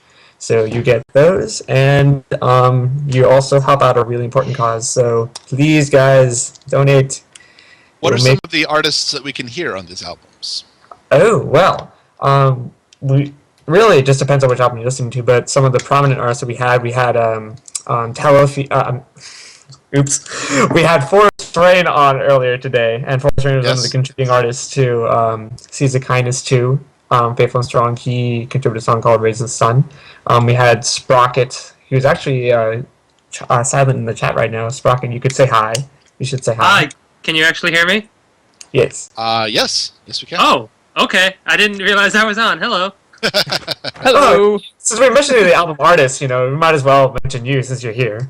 Yes, I am in fact here. This is true. Yes.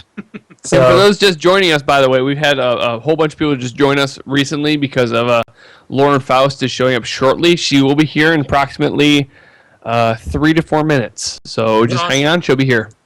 Yep. Lauren Faust will be here. In the meantime, one of the reasons she is coming is to help raise funds for Seeds of Kindness 2. So the link is here. You guys can see it in the chat.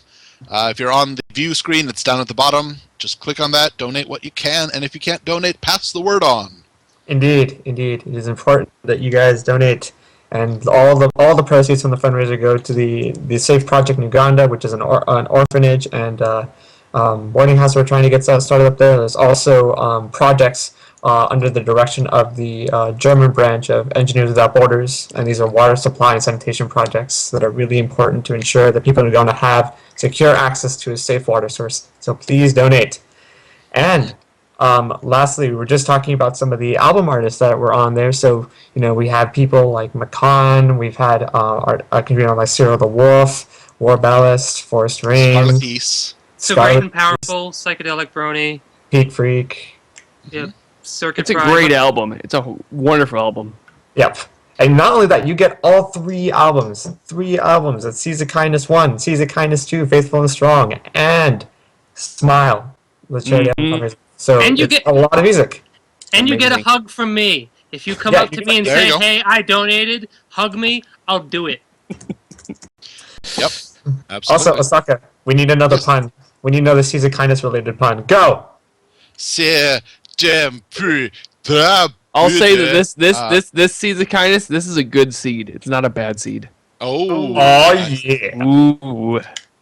Best I was able to come up with is that since it does have some happening tunes, you could call it a poppy seed.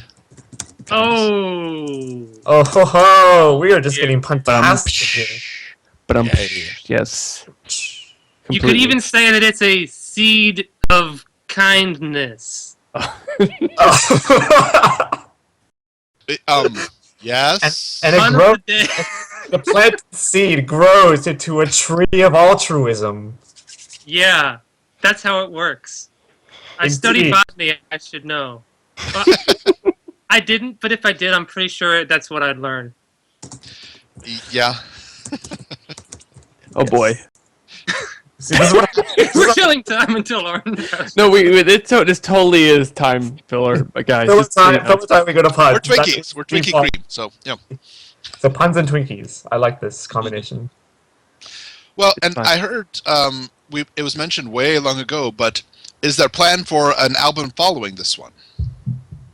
Someone asked how they might be able to get in touch with you regarding a possible future collaboration. Oh, yes. So for any artists that are interested in potentially collaborating on the next Seeds of Kindness album, which we have not released details for, we will be putting out a release and a call for submissions through all of the major press sites, Equestria Daily, W Who's News, the Round Stable, everywhere, basically. So it'll be around. A little remix as usual.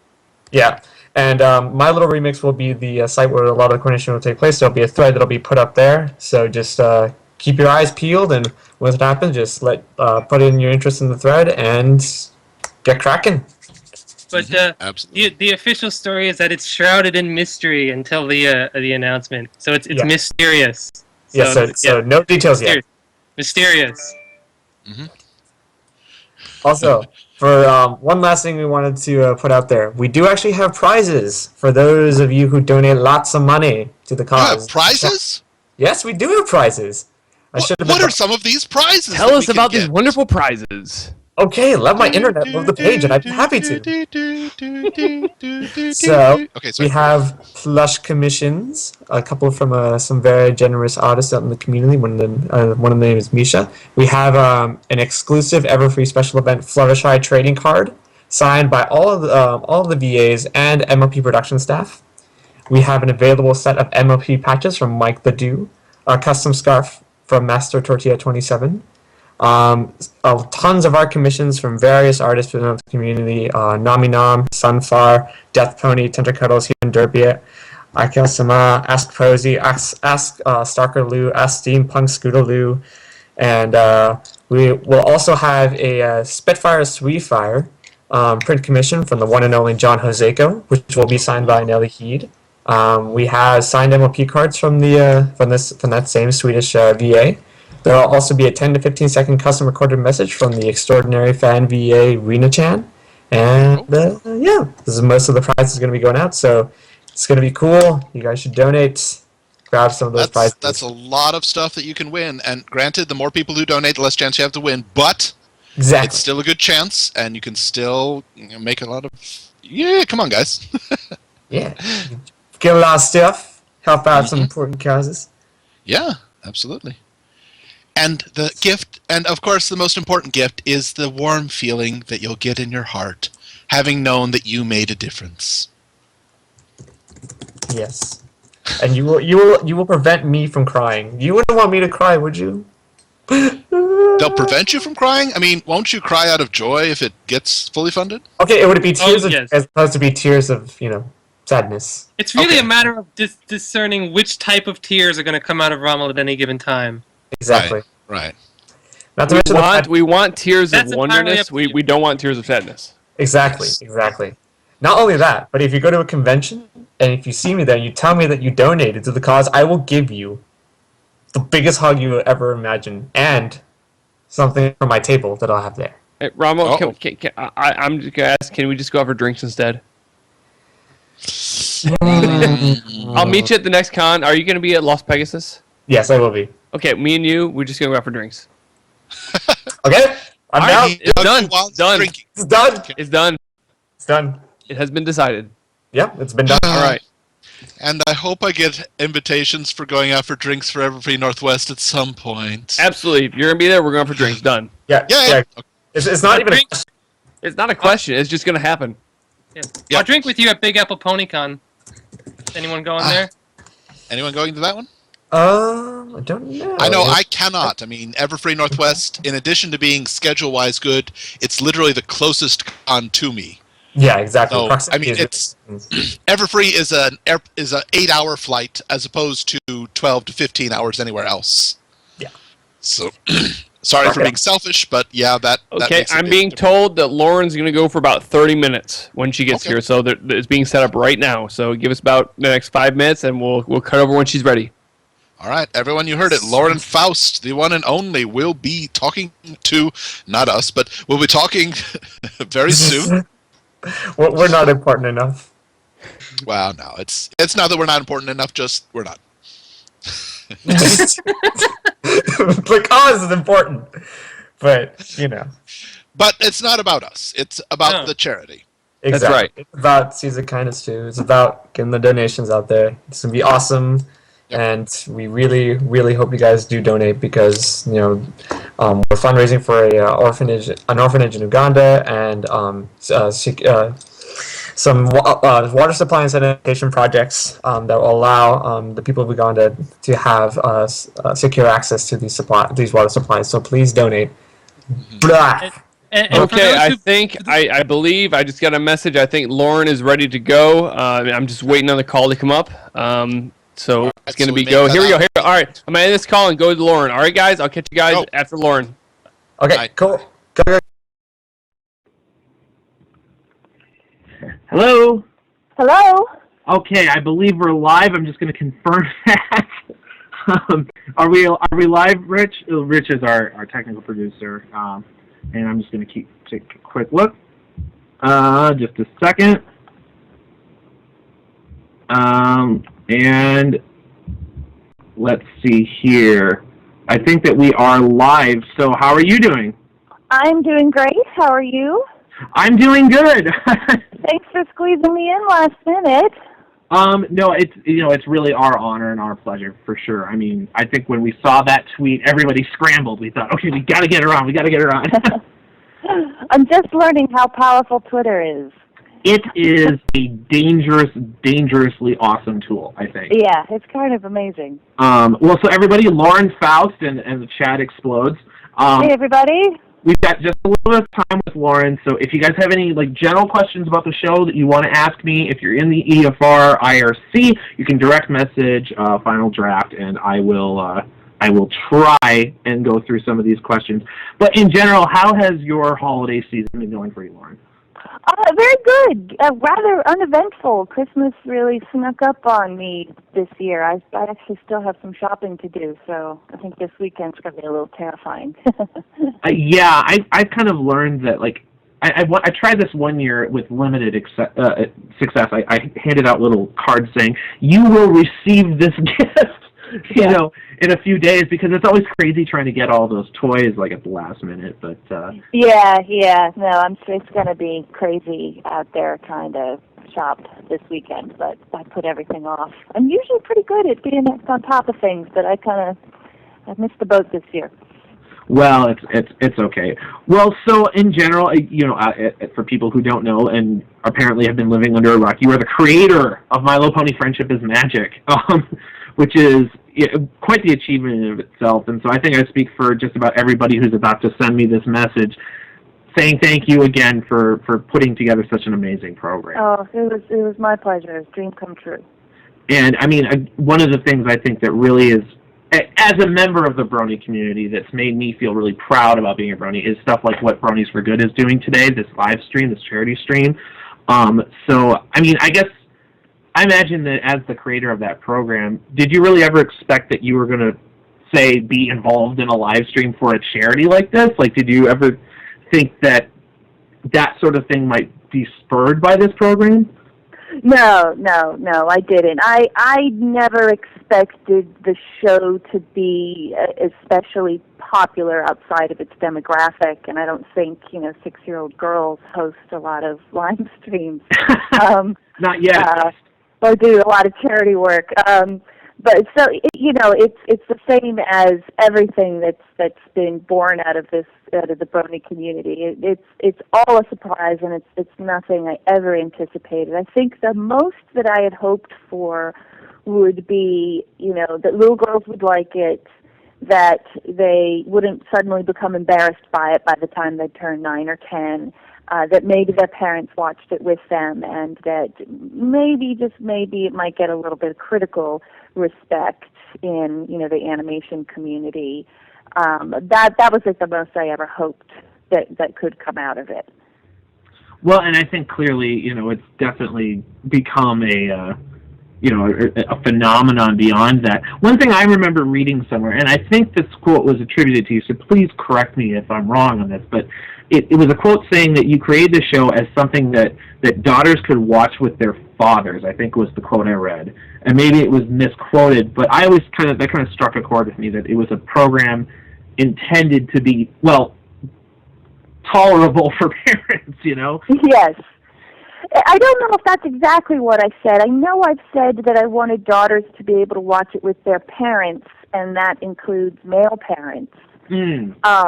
I think I might have said something more to that extent, but you know, I remember when I was pitching it and I was talking about the target demographic and stuff, I was telling my bosses at Hasbro that it would be girls and their mothers, and I remember even specifically pointing out that, you know, mothers today, you know, are my age and played with these ponies when they were little girls, and they might be interested in watching it for nostalgic reasons. And I don't think I could even have said at that time that boys or dads might be interested in watching it, because I think people would have just thought I was, you know, I was crazy, you know, and that I was shooting in the wrong direction, you know, I was taking it in the wrong direction, or I'd be a little less credible if I was saying I was targeting that. But I know that, you know, I think there was one time on DeviantArt somebody made some sort of comment about, you know, adults liking the show, and I think they said it, or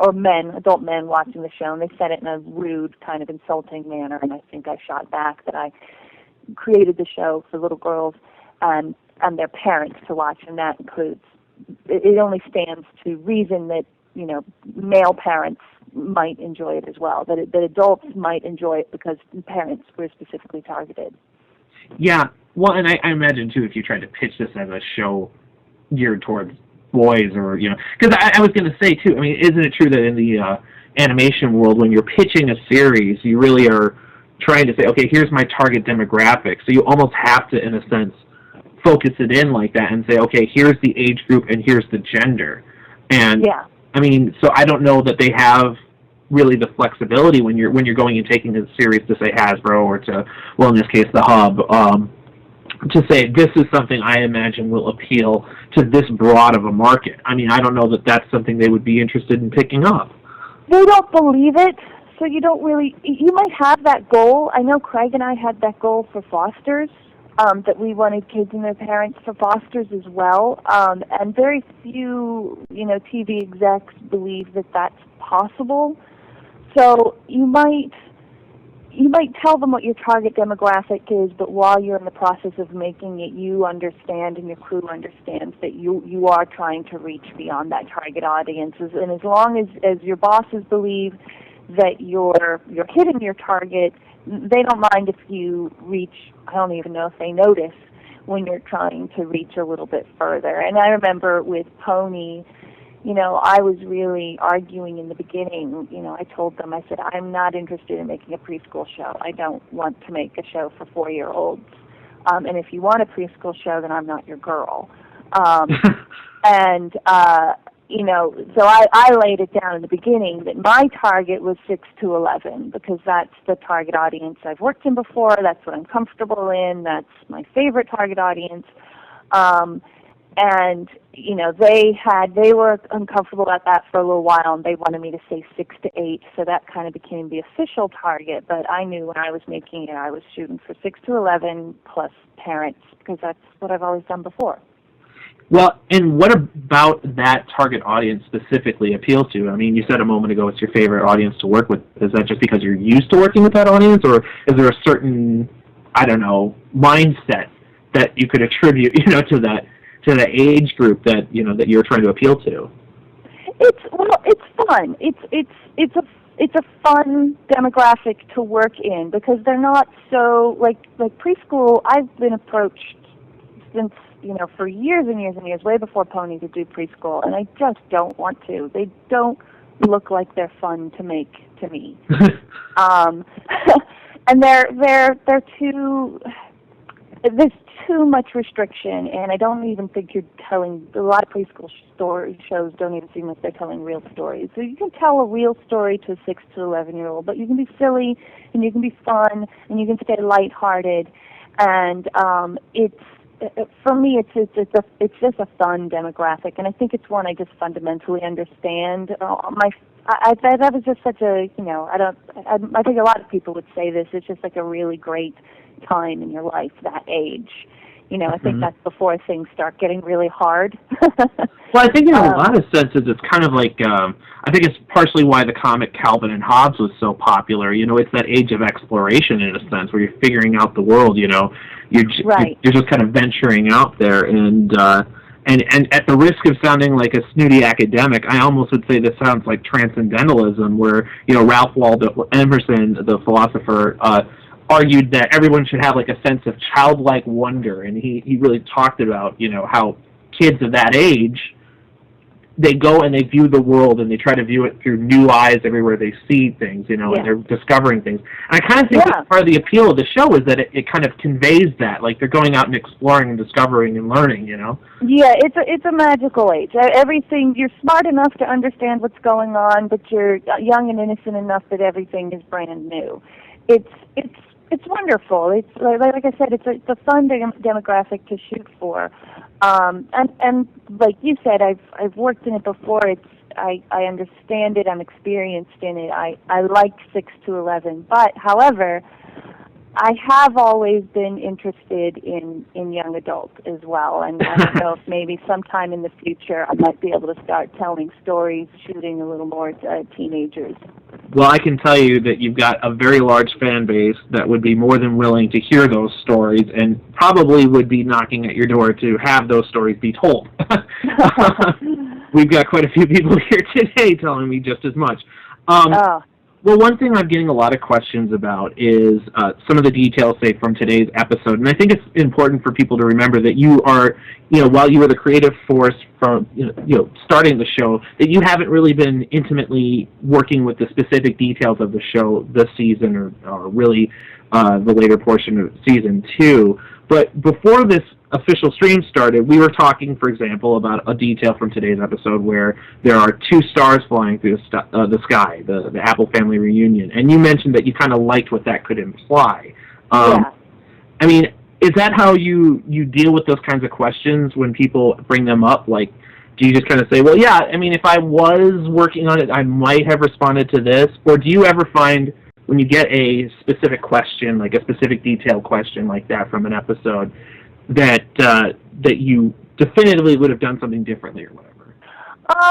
Well, I don't feel it's fair for me to answer if there was something different that I wanted, because I don't want to undermine what Megan and Jason are doing now. So if there is something that I hear about or that if I see, and I should be clear, I have not watched any of season 3 so far, but I'll catch things online or people ask me questions or point me towards something, and I've seen bits and pieces. And if there's something I see that I don't necessarily agree with or veers away from what where I wanted to take the show, I think it would be unfair for me to point that out. However, I did hear about today's episode involved the Apple family a reunion, and that there was some sort of a subtle nod to the possibility of Applejack, Big Macs, and Apple Bloom's parents had passed away, in the symbolism of 2 little falling stars, and that actually, that is one thing that I was kind of happy to see, because I had always in my head imagined that Applejack's parents had passed away, but it was, it was never something that I even brought to the table as, can we talk about this? Because, you know, the restrictions that we were working under for season 1, I knew it was going to be too touchy a subject. I knew that there were going to be people who felt like that's too heavy for kids or too upsetting for kids or weird or negative or whatever. So I always wanted to skirt the issue, never define it, because I always thought that would have been the appropriate answer. I think, you know, when there were educational consultants involved in the show, and you know, everybody was so focused on that 6 to 8 demographic, it might not have gone through if it was mentioned explicitly. And in fact, I wonder, because it sounds like it wasn't in the script, and I'm totally guessing here, and that Sabrina put it in herself. I wonder if anybody caught that. I wonder if that information made it under the radar. But I am completely guessing. I have no idea. That was what I had envisioned. She was actually on the stream earlier this evening, and I talked to her about it as well, that it was something she threw in as a little nod, to, you know, just as a possible reference, because in the episode the parents don't appear, so it's a family reunion. I think that she was trying to, you know, throw that in there as a nice little touch. So yeah, that was Sibsy. That was Sabrina. Yeah, and that would have been, you know, that would have been like a dream subject if I did have the freedom to say that sort of thing explicitly. Here's a little bit of, you know, personal information about me, but my father died of cancer when I was 7, and you know, there's kids out there who lose their parents, and I don't think that it's inappropriate or upsetting to acknowledge that. And, you know, it would be really nice to be able to tell a sweet story about how, you know, it's sad and you love people forever and ever and they're always with you, but, you know, that life goes on and you can continue to find happiness, like, beyond loss. But it's such a touchy subject. Yeah. I would hate, usually subjects like that, they bring in experts that want to hold your hand, and I think the story gets demeaned sometimes when that happens, unfortunately. So yeah, it's better to stay away from it. And I think part of this too is that when you're looking at the Brony community as a community of, you know, a lot of adults, a lot of late high school students, you know, teenagers, etc. You know, when you're in that age group, that sort of a subject is something that isn't going to faze you, or at least not, you know, be considered inappropriate or whatever. But it is important to remember that the show was pitched as a, you know, a target demographic aimed program, and I think that's something that forget, because I'm getting a lot of questions. Personally, I don't feel that would be a bad story to tell a 6 or 7 or 8-year-old, as long as you were sensitive about it, you know. Well, when I was a kid too, I had a book, like, my parents divorced when I was very young. My parents divorced when I was 5 years old, and I had a book I still remember called, you know, Mommy and Daddy Are Getting Divorced. I mean, it's a sort of hard subject that, you know, that some kids do need to process, and I think that part of growing up is learning about that kind of a thing and you know, growing from it. And I still remember that book because I remembered it being so honest and real or whatever when I was younger. Yeah. So, but for example, now, I mean, I think this is the kind of interesting phenomenon. I'm getting a lot of questions sent to me about, okay, who are Rainbow Dash's parents? You know, who are Sulu's parents? I mean, there are a lot of details like that. And I know in the past when I've done panels with you at Equestria LA as well as at BronyCon, you've said that when you set up the show and when you developed the Bible for the show, that your intention was for the show to grow organically, so that you didn't necessarily have all of those answers planned out at the beginning. And that you had kind of a general overarching storyline that you were going to follow, but that some of those details would kind of, arise organically to, you know, as the show needed. Yeah, and it's like I don't have any specific ideas for either of those characters' parents. I think it would be kind of over the top to have too many characters with, you know, deceased parents. So I can't imagine. I imagine both of those characters would probably parents are still alive, but I didn't have any specific definition of who those parents were, and I don't think it would have come up unless it was needed in a story. Like, we didn't define Rarity's parents until it seemed appropriate to do so. Like, oh, we need to bring her parents in this story. Well, let's figure out who they are. or Twilight's parents. The only thing I think I can say is if I could have gotten away with it, I would have really liked to have made Firefly's mother, or see, I just feel Linda Dash's mother Firefly. Oh, that would have been cool. Yeah, I don't know if I would have been able to swing that. We kind of, in the character design for Twilight's mother, there's a little bit of nods towards the G1 Twilight and like her coloring and in her cutie mark. You know, I thought that kind of stuff was appropriate and kind of fun. Well, yeah, there are lots of little references like that too. That I mean, not just yourself, but also the writers and the storyboard artists, etc. Everybody's had a hand in putting in those little references. Yeah. Some people in the chat are saying, "I smell the fanfics coming." And I think it's kind of really the power of this community. I've gotten a lot of questions during this, during just the past half hour about Derpy, as a character, and I think in a lot of ways Derpy is representative of what this community is because she's really a fan-created character. I mean, she was an animated error that, the fans created a canon around and, developed their own culture around. And I think that's really the power of the show. Yes. Oh, yes, definitely. So, well, I mean, in general, though, I guess now that you have seen the community, say about a year ago, if we were having this call, I'd say, are you surprised by the Brony community? But see, now it's been a solid year of this community being around. What do you think it is about this show that has appealed specifically to the teen to mid-20s to early 30s to even 40s and beyond, demographic? I mean, what elements of the show do you think have done that? I have a couple of theories. And they're all, like I said, they're just all guesses. I think, I think if you look around kind of at pop culture right now, there seems to be a window open for things like unicorns and rainbows. I think mostly in a jokey, ironic sort of way. But because people like things like what was that Adult Swim thing? Was it Real Robot Unicorn? What was that? Yeah, there was something like that. There have been a few. I can't remember what it was called, but I think Robot Chicken, maybe. No, Robot Chicken was the show. There was like a video game. Oh, Robot Unicorn Attack. Yep. Okay, Robot Unicorn Attack. I think things like that may have opened up some acceptance for those ideas, albeit it started very ironically. But, I look at things like shows like Adventure Time are so popular right now, and when I try to tell people who haven't seen Adventure Time what it's about, and I say it's about a little boy and his dog, and they have adventures in the land of Ooh with their friend Princess Bubblegum. They're like, it's a baby show, right? Like, no, really, it's not. Teenagers like it. And I think that just seems to be sort of I don't want to say trend, but I think like 5-10 years ago that sort of subject matter brought a lot of eye rolling and spite and even like aggression. and now I think people are more open to that. And I think another thing is,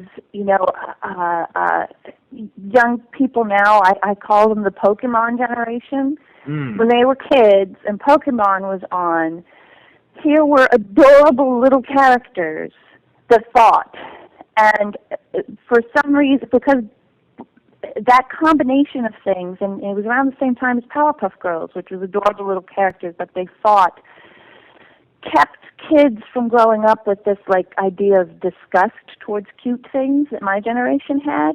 Because, we had, specials like the Strawberry Shortcake specials and stuff like that just all left such a bad taste in our mouth that we kind of grew to, resent and be disgusted by those things. And I don't think the current generation quite feels so much that way, and I point to Pokemon for that. And then the last thing is like my husband's theory on the whole thing is just that, for so many years, I think a lot of cartoons, especially like animation and stuff, has been kind of cynical and maybe even a little hateful in a weird sort of way. Characters, finding humor out of characters being mean to each other or torturing each other or being a little cruel to each other. And maybe just a well-done show about characters who genuinely cared about each other and who are kind and respectful and nice to each other was just refreshing and desperately needed. So those are all just theories, though. At the end of the day, I really don't know. Well, it could be, what answer D, all of the above. I think, from my perspective at least, I really agree with what your husband was saying there, and what you were just describing there. The idea that it's a reaction to cynicism, because I think, and this is a cliche phrase for anybody over 20 years old, but after 9/11, I mean, a lot of stuff became cynical and sarcastic, and the trend was everything had to have this kind of negative twinge to it. And I definitely feel like, or at least I felt like when I first saw this show as well, that this show, in a sense, and the attitude you imbued in it, really is an exact antithesis to that. The idea that it's a show that doesn't need cynicism to be entertaining. It doesn't need sarcasm or judgment or rudeness or that sort of stuff to function. The show is about these guys, these ponies, figuring out their way through the world, and just this raw, honest, moral structure. I think that's something that was really lacking for a while there in animation. But I think it was, and it might be a generational thing, because I've been thinking a lot and reading up a lot on the difference between like Generation X and millennials. And I think, I'm Gen X, and we're a pretty bitter generation. I think a lot of that cynicism that you saw came from us. We were kind of a shortchanged generation, and we were really contemptuous. We had a lot of contempt for our parents, and I think a lot of Gen Xers have a little bit of contempt for their kids, even. And they love them. They love them, of course. But you'll see pictures. People kind of, like putting pictures of their kids crying, like on Facebook and stuff. It's like a weird. It's only Gen X would do that, and I think millennials are. I don't think you guys got the short end of the stick like we did, and I don't think you find that amusing the way we did. Well, I think part of it too, though, and I mean, it's the medium we're working with right now. I mean, the internet has really, in a sense, allowed people not only to form communities, but to grow communities based around their own individual interests, and it doesn't matter what other people think, because you'll find other people. I've really attributed the Brony community's growth to the rise of high-speed internet. This idea that you can post music and you can watch. And it's just, you can watch shows, you can do all this stuff, instantly, and in any little niche that you want to. And I think that's something that the Gen Xers didn't have until later on, No, we didn't. Well, like, my husband's always commenting on how, like the internet was just still a baby when Powerpuff Girls came out. We would make shows, and we wouldn't get any feedback on Powerpuff until we got the ratings reports. But, now when we make stuff, we just go on the internet and we just see directly what people think. We don't even have to look at the ratings. We don't even care about the ratings. We get to see people's direct responses, and that just didn't happen back in those days. It wasn't available. It didn't exist. And the crazy thing is now, for example, shows like Powerpuff Girls or even those old Disney afternoon shows, they're all available online. People can go and watch them. So it's funny to me when I go into, say, a Hot Topic or into a, any kind of trendy store, and I see, these like Legend of Zelda T-shirts or these, Tailspin shirts. I'm thinking to myself, yeah, I'm old enough. I'm about to turn 28. I'm old enough to remember when that was on TV, and it was just like that. You didn't have that kind of ability to just go and interact about that stuff. But it's kind of having its own renaissance online now. I mean, I especially like those old Disney afternoon shows and stuff like that. I think it's become a huge cultural influence because of the internet. Yeah, and I think that places like Hot Topic can thrive because they have their direct. They don't have to do market research. They go online. They see they don't have to convince anybody. People will buy a Tailspin T-shirt because they see it online and they know it's going to happen. They don't have like big wigs they have to sell it to, or they might not have even gotten the idea in the first place. So I remember, even like with Powerpuff Girls, how hard it was for us to try to convince people that if you made the toys like action figure style, that boys might buy it, and they were like, nope, they won't. So they just never made them, and we never know if it would have worked or not. Well, I think but now if they saw people making, if they saw that people were making those toys and selling them on eBay to people who wanted them really bad, they'd go like, oh my gosh, they're right. They do want this stuff. Let's make it ourselves and, let's manufacture it and sell it. Yeah, and I think that's actually kind of, excuse me, what the internet has done is it's broken that top-down model. Nowadays, if you want to go and pitch an idea or you want to say, suggest making the toys or whatever, you don't have to go and appeal to someone else to do it. You just go online, you find someone to do it, and you just do it. And this is this ties into a lot of stuff that I've been working on lately with Lee Toker or whatever about fan build, etc. But it's something you see on Reddit or on Imgur, all these different websites. It's this. It looks like we had a little bit of an audio, as the internet would say, a little audio derpish. Okay, we're back. It's basically this. The internet has kind of reversed the pyramid or whatever, right? That now it's a more democratic process, and things like communities like the Bronies can erupt from the internet and have their T-shirts and have their conventions and have their their toys, etc.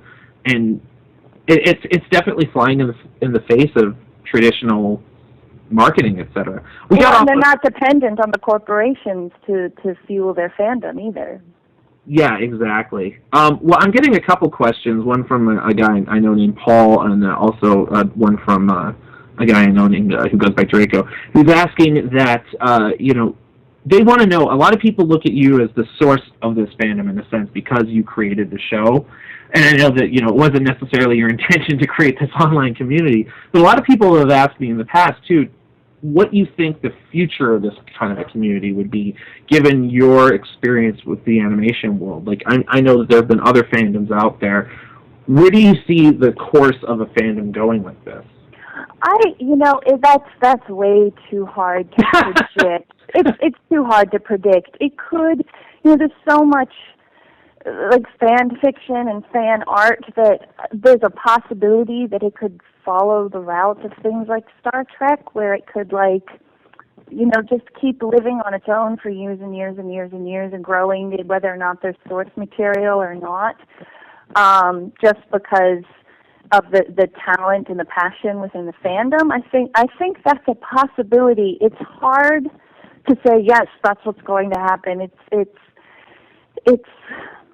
I mean, for me, it's hard to say that because it just simply sounds too egotistical to assume anything would ever grow to that extent, or compare something I created to something as amazing as Star Trek. But I think I wonder, because I remember, around the time I was really mulling through my head whether or not I wanted to leave the show, and knowing that this fandom was growing, there was like, it's My Little Pony, it's for little girls, there's no way this is going to last. People just don't have, people just don't have respect for this kind of stuff. And boy, was I wrong. I was wrong. And I'm dying to see where it goes from here. Yeah, I think that it's like you said. I mean, it's almost impossible to predict the future, right? But I think that as long as there's, in my opinion, people have asked me in the past what I think the best part of the community is, and I think it's the creative drive. I mean, I look at it like that the community has supported the growth of, things as diverse and varying as music composition to fanfic writing to artwork, and I know you've seen a lot of that stuff. And it's making plushies, making customs, going to making these conventions, doing these podcasts. I really strongly believe that what the show has done is inspired people and created a positive, encouraging, I don't know if that's the right word, community to inspire further creative growth. And I think as long as the community continues to do that, it's going to continue to grow. That's the way I look at it, at least. Yeah. Because in the sense, people love loving it, and as long as they do, they'll keep it going. Well, yeah, I mean, exactly. Well, I know we need to get going here, and I'm sorry for everybody who sent me. There were a lot of questions, so I tried to cover as much material as I could. But there is one last question that I got from Brony Jim that I really want to ask, because this is just a fun question, which is, he asked, can I ask you if your favorite pony really is Firefly? Oh, Yes, he is.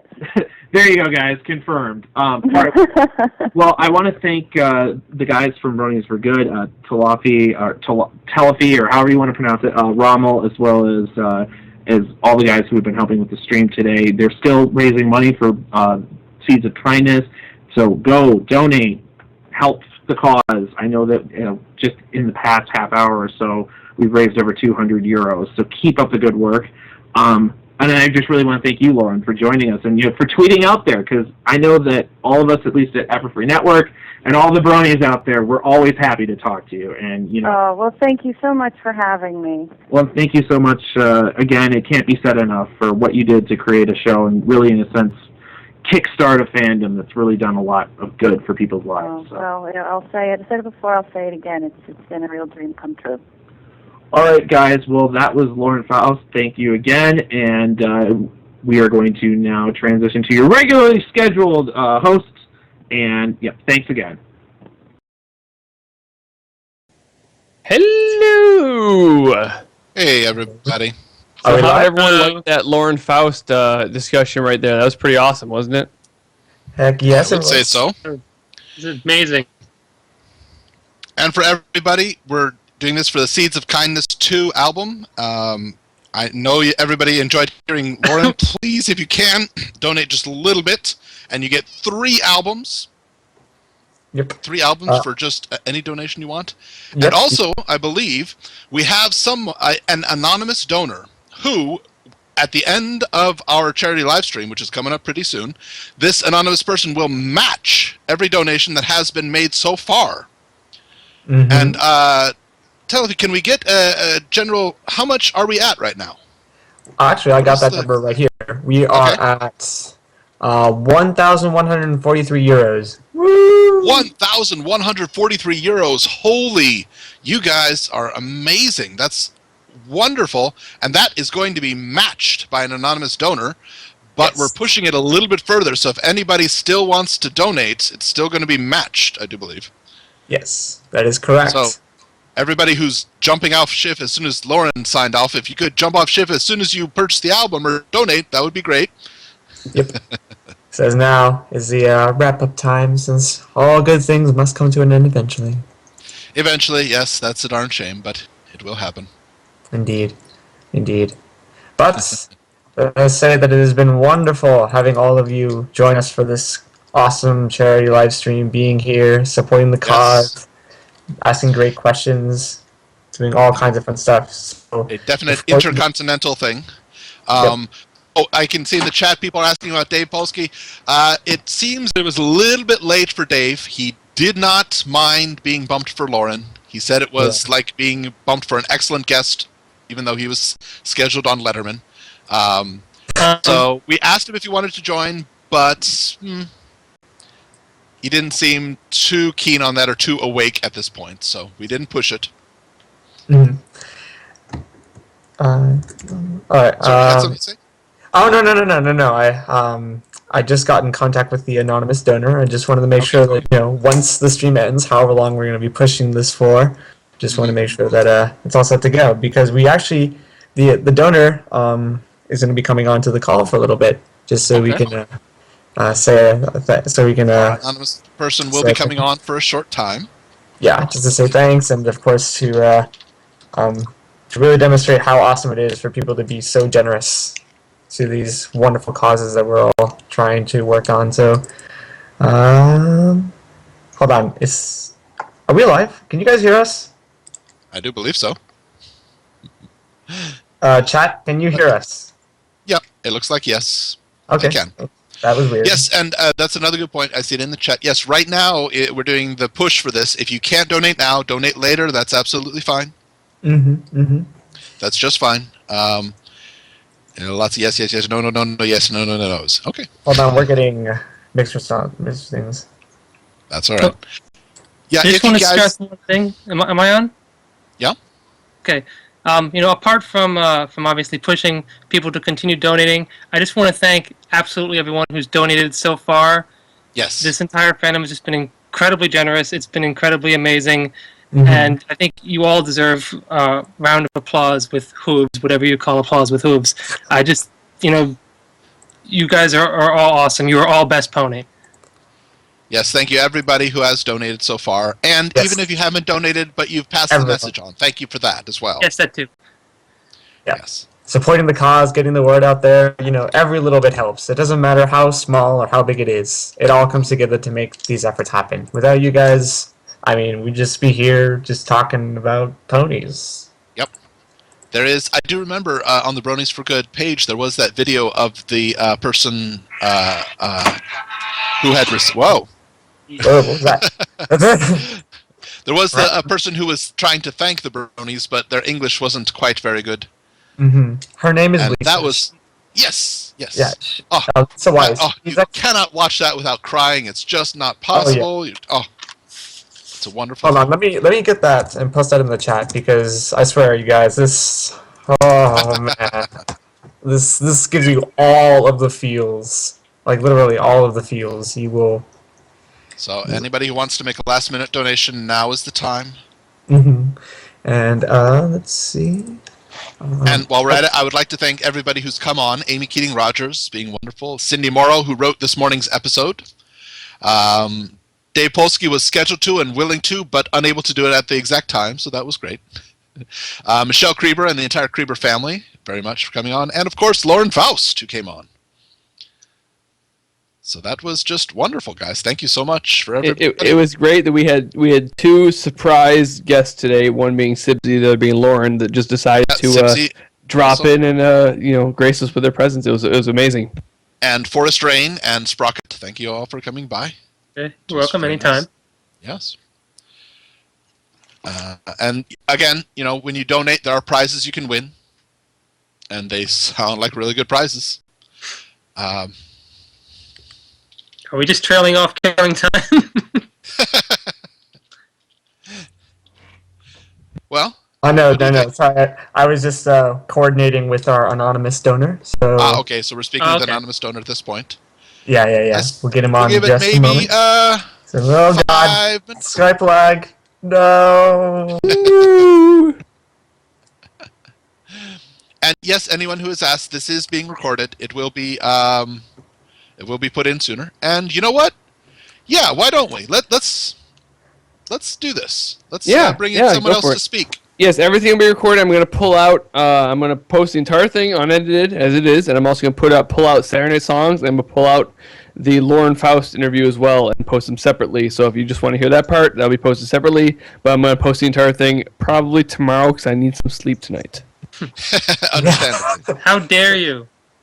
How dare I? No sleep. You are a slave. There ain't no rest for the wicked. Money don't grow on trees. Oh, sorry. I got bills to pay. All right. I love that song, and I discovered that song through a PMV. Really? Yeah. So that's another great thing that there's lots of music non-pony music I would never been exposed to if not for PMVs that just happen to have like a great song in it. Everyone, we have a special guest joining us. It's hello, sir. Oh, I can't hear. I think we hear him. Dusty, are you present, Dusty? I am here. Dustykatt is in the house. Dustykatt is in the house. Woo-hoo! Yeah, baby. How are you doing, Dusty? I'm doing awesome. That's great. Doing awesome. Putting the last final touches on the Christmas Eve episode, which is coming up in 2 days. Yes. Yes. Somebody asked if Dusty was the anonymous donor. Dusty, are you the anonymous donor? No, I don't got that kind of scratch. Are you kidding me? Whoever that anonymous donor is has got some scratch, because I don't got that kind of scratch.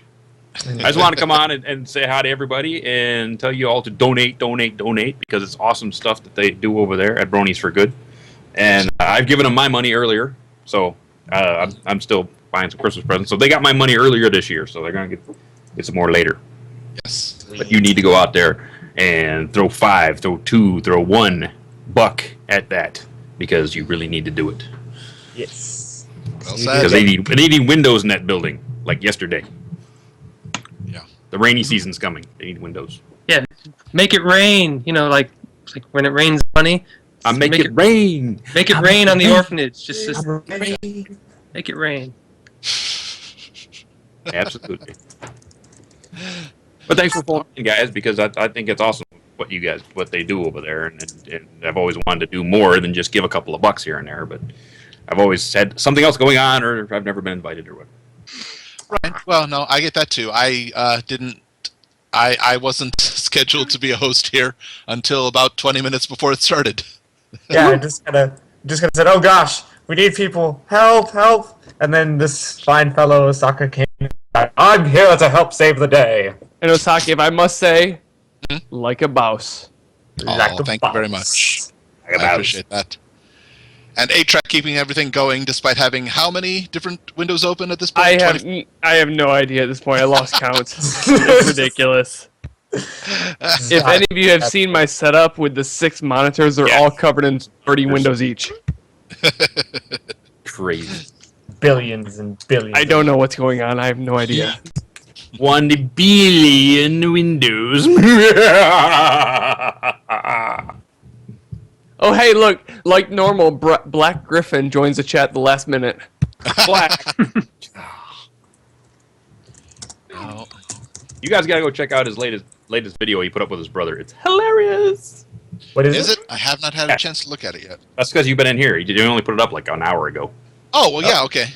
Yeah, so anything that's been going on the last hour, I'm completely clueless about.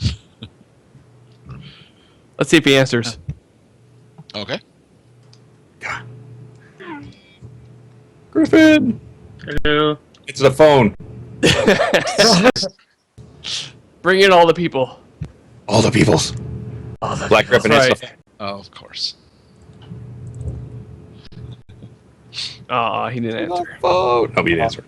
Black Griffin, answer your phone. Well, to be honest, I mean, he's not at his usual phone, is he? I mean, he's in America right now. He's in America, so he might not be able to answer that one. Yeah. That's probably Him and Saber can hang out all they want. They need to answer the phone.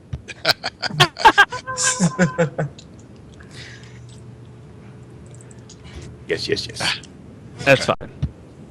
Oh, well. And to Joy the artist, I love my cheerly. Isn't that so cute? Isn't that so cute? God. Yes. You guys should check out the pictures. Awesome. Joy the artist will actually be on my show Into the Spotlight this Wednesday, 9 p.m. Central. Awesome. Yep. Dusty got a cheerly today. Cheerly today, yay! Yep. For all you who want to tune in, the show will be in the exact same spot you were watching this: everfree.net/channels/viewer or viewer.everfree.net. Yes. All right. I think we're almost at the end. So if anybody has any last-minute donations, please give them right now. I'm trying to see who else we can just pull in as this ridiculous end of stream group here. End of stream. We should all sing "We Are the World." We are the world. No, that's a horrible song to sing. Yeah. It's what you do when there's lots of people who don't know each other very well, all kind of talking together. Actually, that song is immensely popular for Japanese people to select at karaoke when they see a foreigner is in the audience. Because they think that we all love it for some reason. Oh, hate that. No.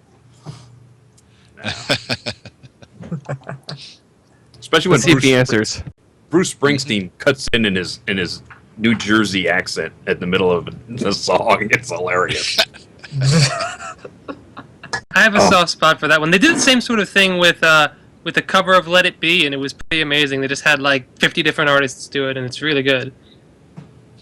Yep. Let it be, let it be. Let it be, let it be. Speaking words of wisdom, let it be. Yay! There he is. We have the world famous Robbob, creator of Epic Everything Time. Robbob, hello. Wait, co-creator. Don't forget, Evan helped out a lot. He's Right, the Evan, yes, co-creator. Well, yes, co-creator of Epic Everything Time. Rob, we're just about to wrap up the stream. We're just trying to drag everyone we can I into. think Griffin is here as well. Oh, I did. I just joined. There he is. Black Griffin's here, so we got Black Griffin, Dustykatt, and Robbob. We're just dragging everyone for the stream wrap. It's gonna be amazing. The ultimate irony. The ultimate irony is that Black Griffin and I have not spoken until this point when he's not in the same country as I am. Exactly. I'm in Alabama right now, but this is crazy. How you doing, Osaka? I'm doing well, thank you. Awesome! Remember you? I've never actually talked with you. I know, yeah, I know. It's I keep crazy. seeing you on Twitter all the time, but I've never actually spoken with you. I don't think I've spoken to any of you except maybe Dustykatt once. Yep. Well, there you go. Sadly, I was actually in the middle of another call, but oh, I'm sorry. No, I it's was something actually in the middle of going to bed, but I am. Oh, I'm sorry. This is more important. It is. That's why I'm in the garage now because my family's sleeping. Hey, go to work at the charity stream, and I guess is it over already or? No, we're wrapping up. You're on it right now. We're about to wrap up. We just wanted to bring everyone in we could to throw a final thing. Yeah, just trying to get those final donations in. 5 minutes. Throw all your money in. Final. Very money. All right. Did you guys hear the Lauren part of the stream? Yes. Oh yeah. No. Oh yes, I did. No, what? What? But good luck at this. Lauren Faust for a bit on the stream. Lauren Faust in the stream? Yes. You missed it. You missed it. Yeah, you missed it. It was just about half hour ago. It finished up. They spoke with Lauren for a good half hour. Yeah. Daggone it. To promote this Seeds of Kindness 2 album. Woo! Blast it all. Oh well. You were making an epic funny video. Yes, we were making a stupid video. Stupid And the epic video. comments on Yes. it, people were like, "Oh, that was beautiful." And I'm like, "Yeah, it's not supposed to be beautiful." But it was. Shut up. It was amazing. Oh, we lost Rob. Yeah, he dropped. Oh well, that's fine. That's okay. We'll survive without him. Yes, we will. Hey, you He's all guys saving know the world. Saberspark left a few hours ago. He was over.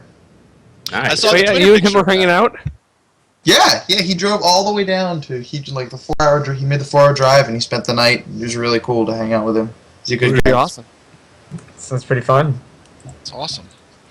I'm assuming much shenanigans were had. 1,463 euros in donations. My goodness, guys, that is amazing. And that is matched. That is being matched 100%. Yes, up until 2,000 euros, whatever is donated during the live stream will be matched by an anonymous donor who will bring in a little bit later and shower with a bunch of affection and bro hoofs and hugs and stuff. Yeah, Anonymous. Yeah, are we still bringing them in tonight? Confirmed, comrade. Working on that now. Excellent. Okay, better do it now. Comrade. It's cold in here. Gosh! Comes some random voices. How many people did you add to this call? Hold on, let me check. I'm trying to. I'm dragging everyone. Everyone's online. All of the bros. Of all the gin joints in all the bronies, world, all of the bronies. you had to walk into mine. Yes. I do believe now. Not to be. I don't know if you can bring him in on Skype, but Dusty, I think I saw you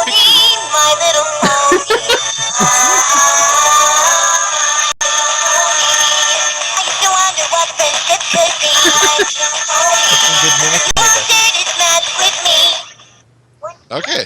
That was All right. Sure, why not?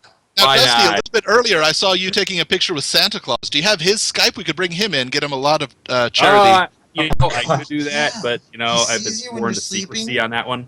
Oh, yeah, okay. I've only got the red phone for parts. He calls me for parts for the sleigh. Right. And that's the only thing I get. You know, it's like an 1842. So I've only got like one line on parts for that thing. Oh, yeah, it's pimp, dude. It is pimp. Candy apple red with brass sliders. Oh my God! You should. I got pictures I can't show. Pictures I can't show. It ticks me off. It ticks us off. He keeps sending me. He kept sending me these pictures, man. He had this guy come up and do like the pinstriping. You know, it's candy apple red with a nice green pinstriping on it, a little gold leaf. And it's like really, really cool, but I can't show it. Top secret. Top. I know how that is. So I put up that picture, and one of my followers said, "Do I get on the naughty list if I like your mustache more than Santa's?" Yeah, I said that Just earlier. don't tell Santa. Earlier in the stream, I said, you know what? I'm not even going to start a facial hair comparison thing here because it's not Christmas yet. I want presents. Spike's mustache wins. It does indeed. Yep. It's not I don't know. legitimate Trixie's was pretty good. I don't It know. was. It was. I love all She the cut it off. mustache humor in the show. It just It's there's a great. lot of it. Have you guys seen Cut. in You know the what? in between the episodes, like in the commercials, there's a part where Pinky says, "I'll put on this mustache," and Applejack's like, "No, I have yet to see where that's from. I'm sure that's from a future episode."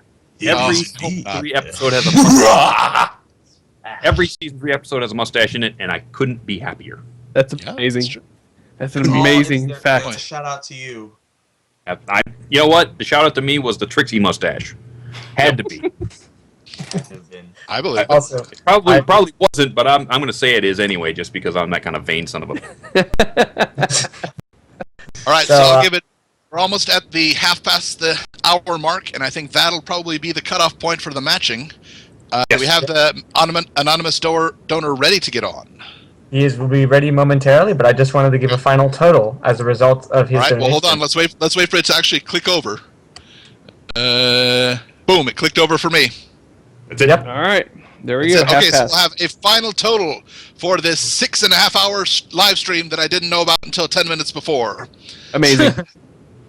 So basically, it was double of 1,463 euros, which multiplied by 2 is math. 29.26. Exactly. Stupid math smart people. 2,926 euros. My goodness, people. What's That the is conversion on that? phenomenal. Looking it up right now. Hold on. That sounds like almost What do you Conversion rate like would be almost between $3,000. $4,000 and $5,000, I think. Someone convert it to yen. Working on it. What's that? 27,000 yen, Something like that. or is that I don't know Okay, American so- money anymore. 3.5 billion yen? So We should raise everything in yen here so we that go, we can guys. just, 2,926 euros is approximately 3,855 American dollars. Awesome. All right. And for Black Griffin, just because I know he'll understand it, that would be, oh my god, 324,707 yen. Oh my gosh! Oh, I could get That- so much ramen with that. you could I buy know. Harley in What about Japan with that. pesos? Pesos? That's another huge Incentive. number. Okay, I but don't there want to break my computer. Okay. are multiple types of Broke the pesos. computer. All right. Hold on, I need to mute for just a second, guys. Oh, okay. Hello? Uh-oh. He just muted Uh-oh. for a second. He muted Dude, himself. that's fine. Yeah. He's talking So to hang on. Mr. Here's a quick question. Anonymous. Osaka Okay. Jack, yourself Yes. and Black Griffin are both in Japan. Well, generally, he's not right now, but you're both in Japan. Have you guys had a chance to meet up? No. No. Japan's No, bigger than you think. It's like someone from Africa saying, "You're both from America." That's not an African accent, but whatever. Have you ever had a chance to hang out? Like, no, I am from Florida, Is it and like- he's from is it like California. from the northern part of Japan to the southern part is sort of like from Michigan to Florida.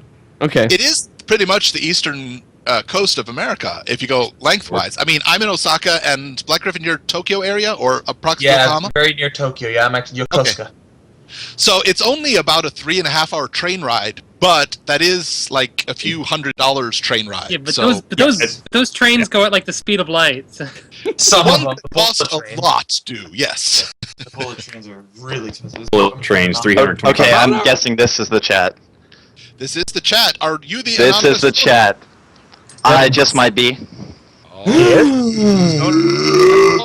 name? So what Just do you call call me whatever you want. It's no big deal. you? Okay, whatever you want. Today's I will call you Space Muffin. Space Muffin. Okay, Space Muffin. I'll I take like that that. back on the whatever you want. How about? Now, Space Muffin's fine. I don't care. Space muffin. Buttered space muffin. There you Space Muffin, you are like the blurst person ever for. Blurs. I love how you're bringing that back. That was like all the way at the beginning of the chat, and we're bringing back Blurs all the way. I can hear like pencil scratching right now for people to draw fan art with Derpy with Space Muffin, like right now as they're listening. Muffins. Space Muffin. The only people that are deserving of having any sort of fan art are you guys. Like, I am just another cog in the big brony machine. That's all I am. Have you been listening since the beginning of the stream? Yes. So you heard all the interviews. What did you think about all of them? What was your favorite? Well, my obvious favorite was the last. Well, I mean, it's tough because I liked the one with Sibsy. I've never actually heard from her, or I haven't actually been able to go to any cons like I've been trying to. But You need to go. Me neither. Military lifestyle not very easy to Hey, to dude, do that. wait, what branch you in? Navy, U.S. Me too. Yeah, me too. Are you serious? You're supposed to be anonymous. Double the action up in here. Yeah, man, I'm a MU. I'm an ET nuke. Dude, my best friend's an ET. He's stationed in Guam right now. And then another friend that actually made a Brony was a nuke as well. He was on the G-Dub. Which is... yeah. Yeah, no, the G-Dub's on Japan right now, isn't it? It's always home ported out there. Yeah, Yokosuka, which is where I'm stationed. But I'm on leave right now in Alabama. Yeah, I'm not yet on leave. I will get some holiday leave to enjoy. Not for Christmas. I'll be on duty for Christmas. Oh, that sucks, dude. Whatever. Somebody's got to be on duty, right? I know, but you got to be sure it's true. I'll tell you what, Space Muffin, you let any of us know at any con you're at, any con we're at, that you're at, everything's taken care of. Don't worry about it. Yeah, absolutely. You let me when you come out to Osaka area. I got you. Yep. I don't know if I'm going out to Osaka on the Navy time. I'm east. I'm freaking I'm at Atlantic Fleet, so I'm not gonna be out on Osaka the Navy's time. So well, Osaka and I have like the silent battle whenever Atlantic Fleet. That means you're out. You gotta be out of Norfolk.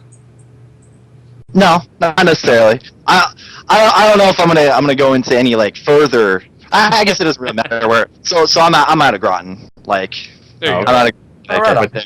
My twin brother was out in Norfolk. Yeah, no, not out of Norfolk. Thank God, because Norfolk I've heard is a hole. Yeah, giant hole. It is. I was I was actually in JEB Little Creek, which is very close to Norfolk, and yeah, most people there didn't really like it. So oh well. Yeah, I've never really heard good things except for people who may have lived somewhere near the area, and that's the only good thing they had to say about it was close to my family. Yeah, it was close to the water. Close to my escape from the Navy. Yes. Well, I have to say, thank you so much for matching this. This is a very, very charitable thing that you've done, man. I mean, Indeed. seriously. You're the best around. Well, and no one's ever gonna beat you down.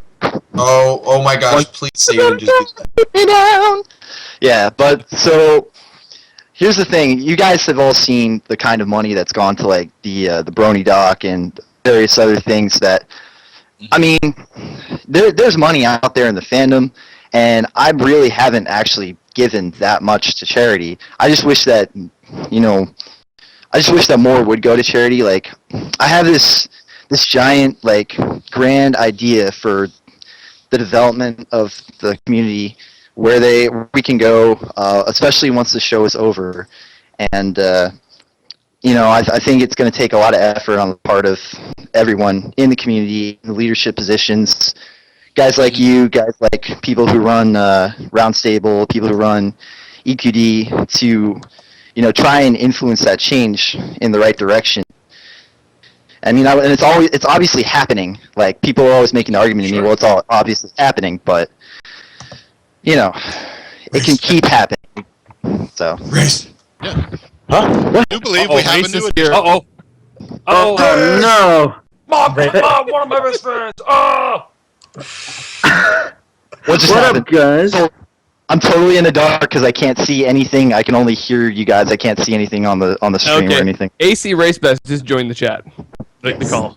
This is Dusty reacting to ACRacebest. Ah! This is RaceBest reacting to Dusty. What up? What's up? Gosh. Oh, nice. How did everything go tonight?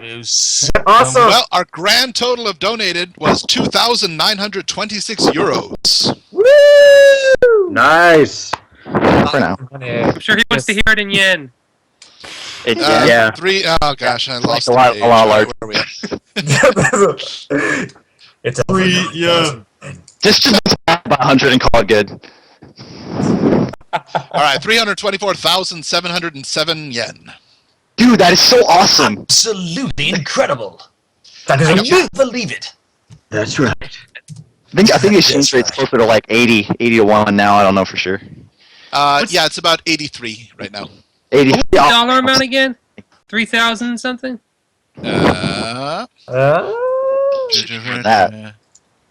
Yeah, it's in the 3,000, somewhere around there.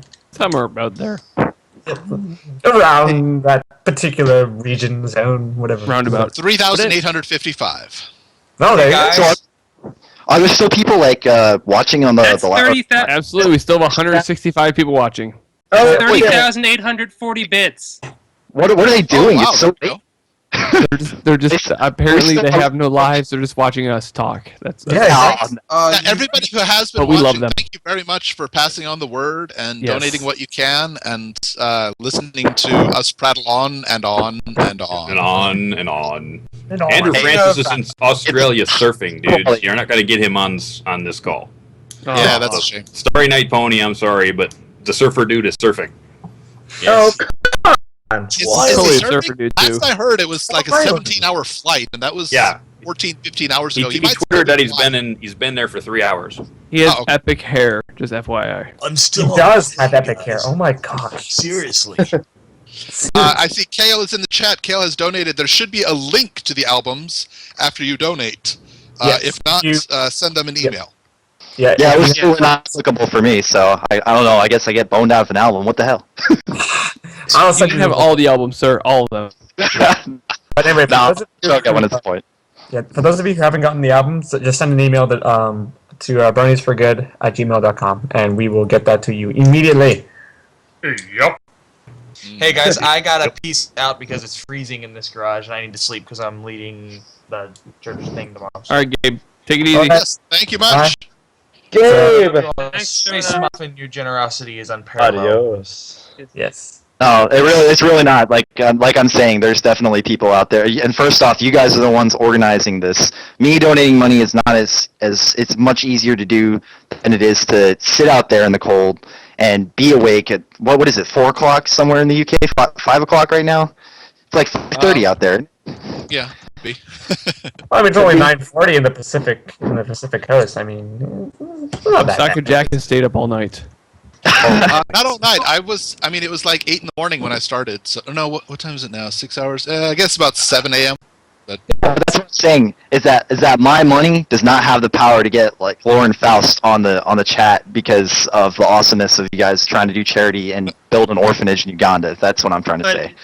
it's not about one thing or another. It's about everyone puts in their 2.5 wing power, and that's how you get a hurricane. oh, Very- well stated. Put it all together with an episode reference. I like it. Nice. It's a beautiful thing. It is. Well, Hopefully it'll be more beautiful. Indeed it will. Indeed it will. So, I guess now that we've reached that point, the final wrap-up point, I'd like to take this moment to thank everyone, and I mean everyone who has participated in this live stream. Guests, organizers, hosts, and users alike. You all did your part, we all made this happen, and from the bottom of our hearts here at Bronies for Good, we thank you. We thank you Thank you very so much for everybody. Thanks, guys. Thanks for all the donations. Live stream wrap up. Live stream wrap up. Oh God. Let's get our last word. For everyone's information, if you missed any part of this, it will be up on YouTube probably sometime tomorrow once I wake up and actually after he edit it and cut it and put it up. See, but are you gonna actually wake up tomorrow? Like, is that possible at this point? Maybe noonish. Wow, So that's in the interest of full I have disclosure, I have to be to work admit- at 9 a.m. and then I'll be off at 5 and then I get to do final prep for the show on Monday. Don't miss my show Monday, people. It's gonna be Watch awesome. your show. Yes, Take a show Final right here Wednesday. on Monday. Right here on Monday. Monday. Monday. Epic. Everyone, again, Eve even if you didn't get special. in time to get your donation match, donate to Bronies for Good. It's a wonderful, wonderful cause, and it's all going somewhere. Even if they surpass what they have hoped for, it's all going somewhere very nice. So give it a chance, please. Yep. Thank you all. Happy holidays, everybody. Happy holidays. Good night, everyone. Merry Christmas. Happy holidays. Good night. Night, sweetheart. Well, it's time to go.